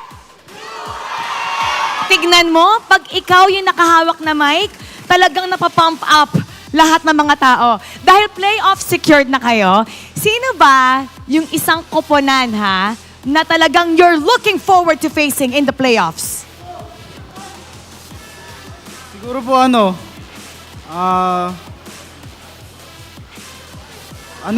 sa tingin ko dalawa kasi nasa Dalawa? Sige, dalawa! Feeling ko Bren tsaka F-Nop po. Bren, tsaka F-Not Y. Bakit silang dalawa? Kasi po kumbaga parang sila yung pinaka-top contenders dito sa TLPH. Who do you think will give you a harder time between the two? Parehas po. Just pick one. Yung talagang feeling mo mas mahihirapan kayo. Siguro Bren kasi lagi kami pinapahirapan pag kalaban namin sila. Oh, world champs eh. And now, i-announce natin ang ating MVP. Let me hear some names. Sino?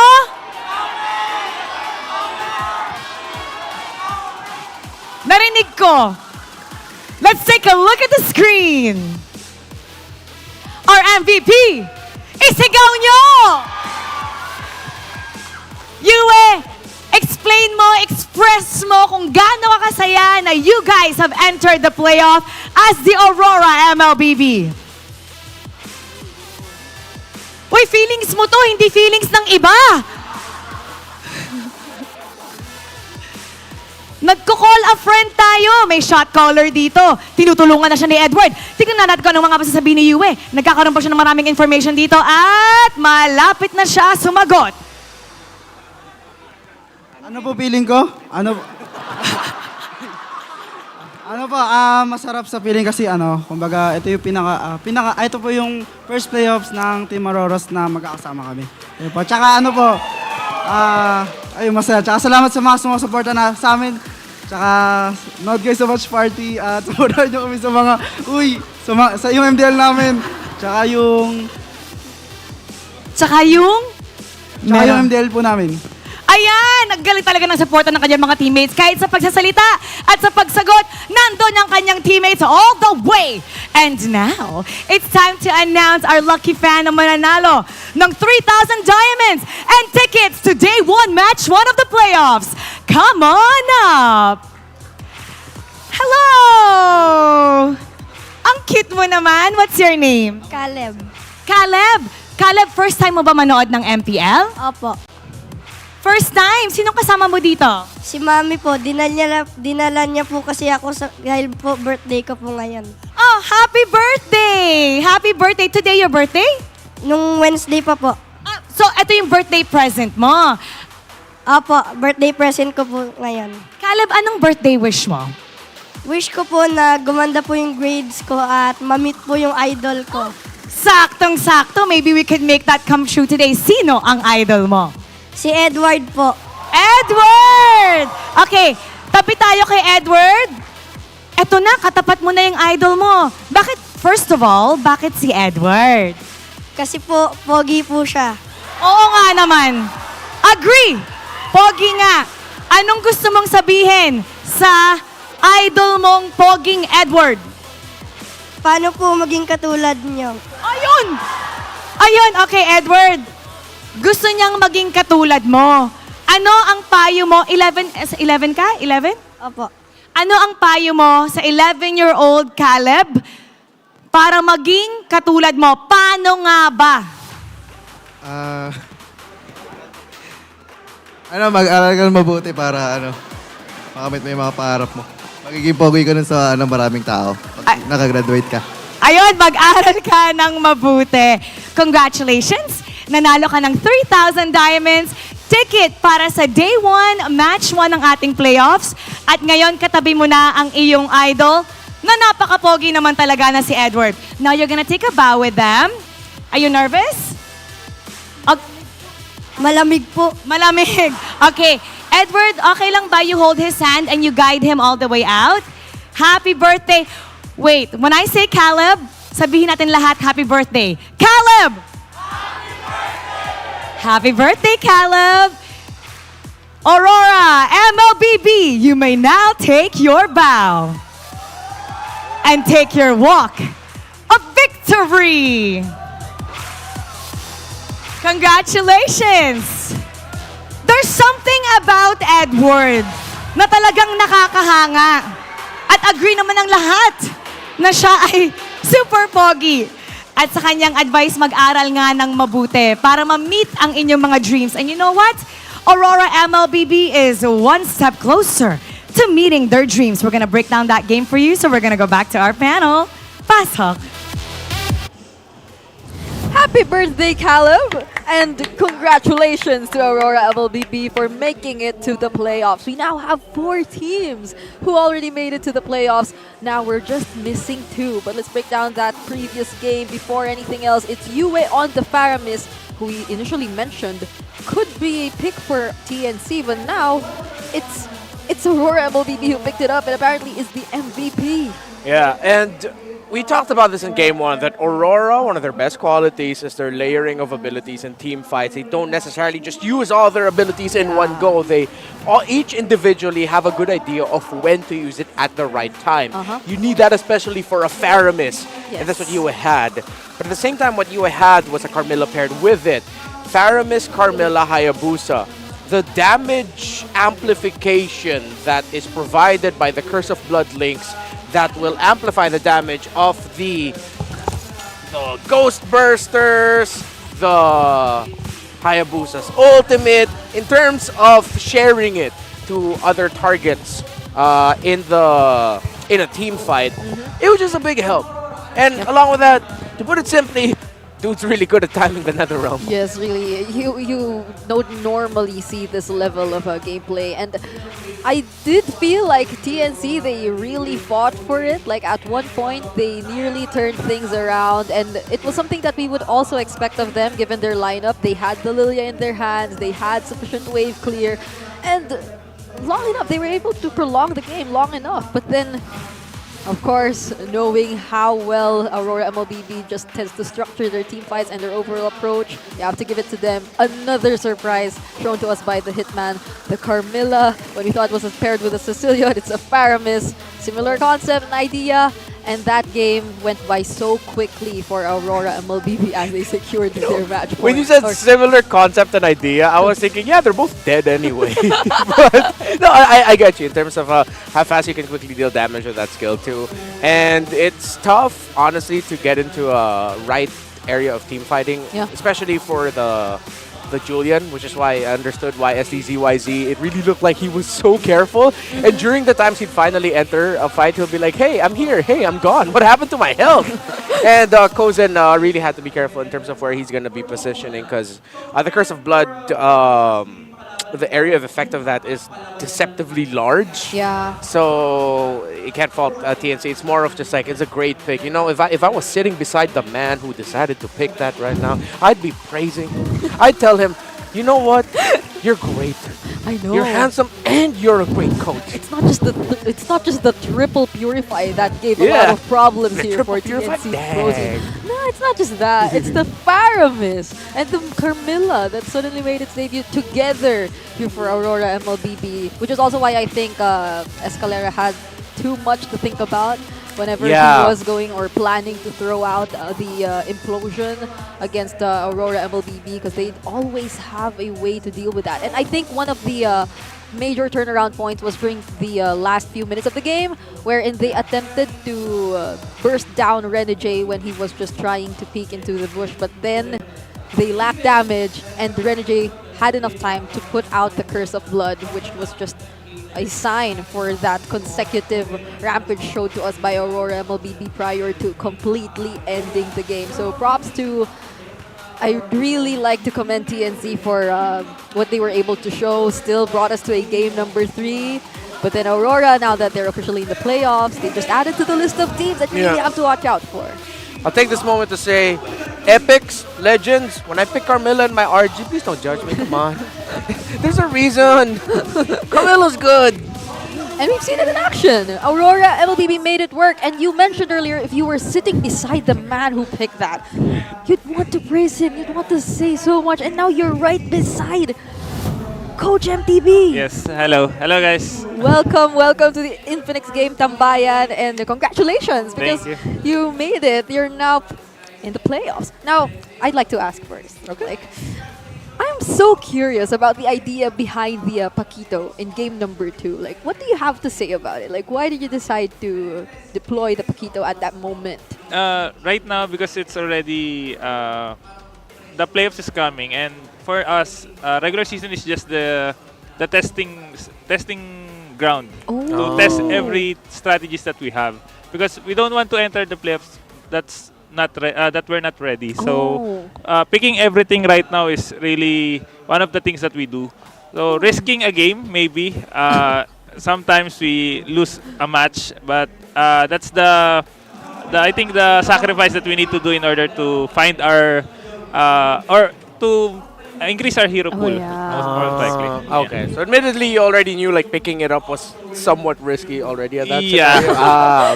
Even before the game or the match, even during our scrims, we already try to do those risky picks, and we try to, if it works, and then we'll try it in MPL. So we're not lucky that it didn't work here. So that's why it felt like they spent some time trying to lock in their final pick. So they were actually debating whether or not, but then the call was to risk, so that of course it's a chance to grow, it's a chance to explore. But let's listen in what were going on between the comments of Aurora MLBB during that game. Wala yung nabol. Hindi na makakawin. Kaya kalma lang pre. Tangking ko na to, re. Go. Nice one, boys. Nice one, Rod. Nice one. Nice. Ay, huwag na. Okay na. Salamat ko. Sige, pala na to. Ay, kalma. 5-1 freeze. Pa to, ulti eh. Nice one, Rod. Nice one, Jay. Nice one, Meg. I love like one of the most, or if not the most distinguishable voice there was Renegades. I know. So a lot of international viewers, because here in the Philippines we praise Renegade a lot, and our international viewers would wonder, who's the hitman? What is he? So many good things about him. So coming from you, coach, what's it like working with Renegade, seeing him evolve as a roamer and as one of the main voices in Aurora? I think Renegade as a roamer is really the thing that I think he's the one who really mastered the basics. From the time that I asked Renegade if he wanted to play as a roam, I think that was during MSC last year. I asked him if he wanted to play roam because I've seen him play. Yeah. Then from that time, I've been working with him to really understand how a roam works, or from the hero pools, from the shot calling, from everything. I think I already taught him the basics, and he was really the one who mastered it all. Oh, that sounds so reassuring for Aurora MLBB to be led by a person who mastered the basics himself, dubs as the one who mastered the basics. And I'm curious, I mean, you've had history of being able to work with Oh My Venus. Yeah. So was there a lot of Oh My Venus influence in terms of like how you taught Renegade? Did you try to somewhat tell Renegade, hey, I worked with Oh My Venus, this is what she does so well? So was there any like connection to that? I think there's a lot of influence, especially for the utility heroes, because master of the utility is really V. So everything that we need, even me myself, everything I needed to learn on how to use the utility heroes is because of V. So I really, that's one of the things that I put to Renegade, or I taught Renegade. So that's why he was able to master both roam types. Yeah. I think it's really few players who can really do those things that Renegade is doing. He can play tank, he can play support, he can play a lot of things. So yeah, I think hands down to Renegade. I see. And it's nice to see them actually working together. They're both under Aurora MLBB, but it seemed like Renegade mastered his own style and flavor, which is very flexible, very versatile. He can go either the heel man, he can be either the hitman. And props to Coach Master the Basics for helping him as well. And Aurora MLBB, surprisingly, with their debut season being this strong and formidable. So we can only like imagine how would they be performing now that they're in the playoffs. And of course, they'll be attempting to climb a little bit more in terms of getting the upper bracket and all that. But Thank you so much you. for Thank you, all Coach. that you've Thank you. shared for Thank today. I've learned so much. And I've heard how calm they. So before you leave, one last thing: are they really usually that calm when it comes to their comms? They're just so calm and collected. They're just Yeah, that's one of the things that I really want them to apply because sometimes if the players are really too hype or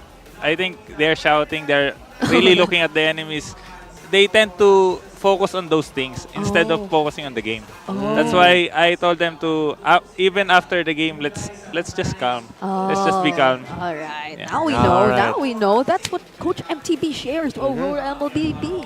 So thank you so much once again. Thank you, We're Coach. so Yeah, thank you. happy to have you here, and it's time you celebrate and enjoy with Aurora MLBB. Congratulations on making it to the playoffs. And now Thank let's you. check out the Infinix Pansiklaban standings. Updated Infinix Pansiklaban standings here. So far, the results of this day are very similar to the results that happened to the teams themselves. So the Cavaliers win 1-0 against the Raiders, and the Auroras win 1-0 against the Phoenix Army. Ooh, this sort of mirrors our It is. results It from does. last season. Like, look at that top three. Oh. The Bees, the Cavs. Actually, I like how you Raiders. pointed that out. So Yeah, somewhat. now you know how different Season 14 is, how competitive it is, and aside from the new point system, of course. And speaking of the new point system, now we're seeing a different blinking color in our standings, and that's red for TNC Pro Team because, again, they are officially out of playoffs contention. But we have another team making it to the playoffs, and that's Aurora MLBB. So we're just looking at Team Liquid Philippines, RSG Philippines, and Blacklist International. Yeah, the race is now really intense because if at the bottom half, it's who is gonna slip and miss their playoff slot. In the upper portion, in the greens, it's which one of them are gonna make it into the top two. No team right now is fully secured in the top two. True. So we'll see what happens. And it feels so intense because like Blacklist and RSG's points, they're just so close. I think they're just one game apart. And that doesn't even entirely matter. It's really the points. It's really the net games. But it is what it is. Such a Hype. competitive season. It's hyped. Hype. And I cannot wait to see what day number 2 and 3 will be showing us. That has been it for the Infinix Game Tambayan. Once again, I am Brigida, and this has been Renmar. We'll be updating our bias board in a bit. But for now, we'll be throwing it over to our host to officially close this day, Mara Aquino.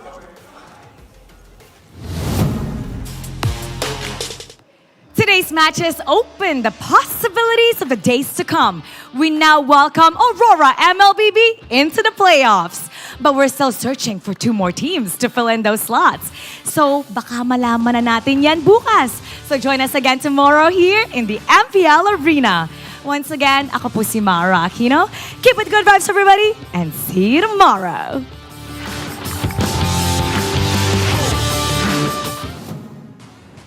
The 14th season of MPL Philippines is brought to you by the following sponsors.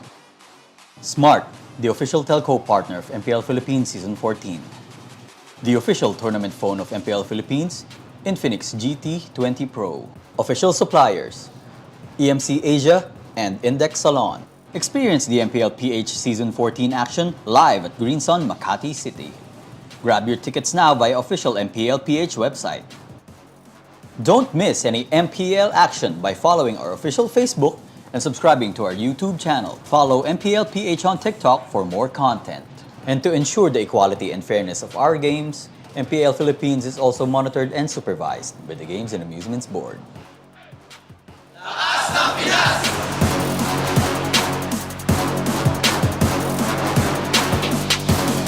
Lakas ng Pinas!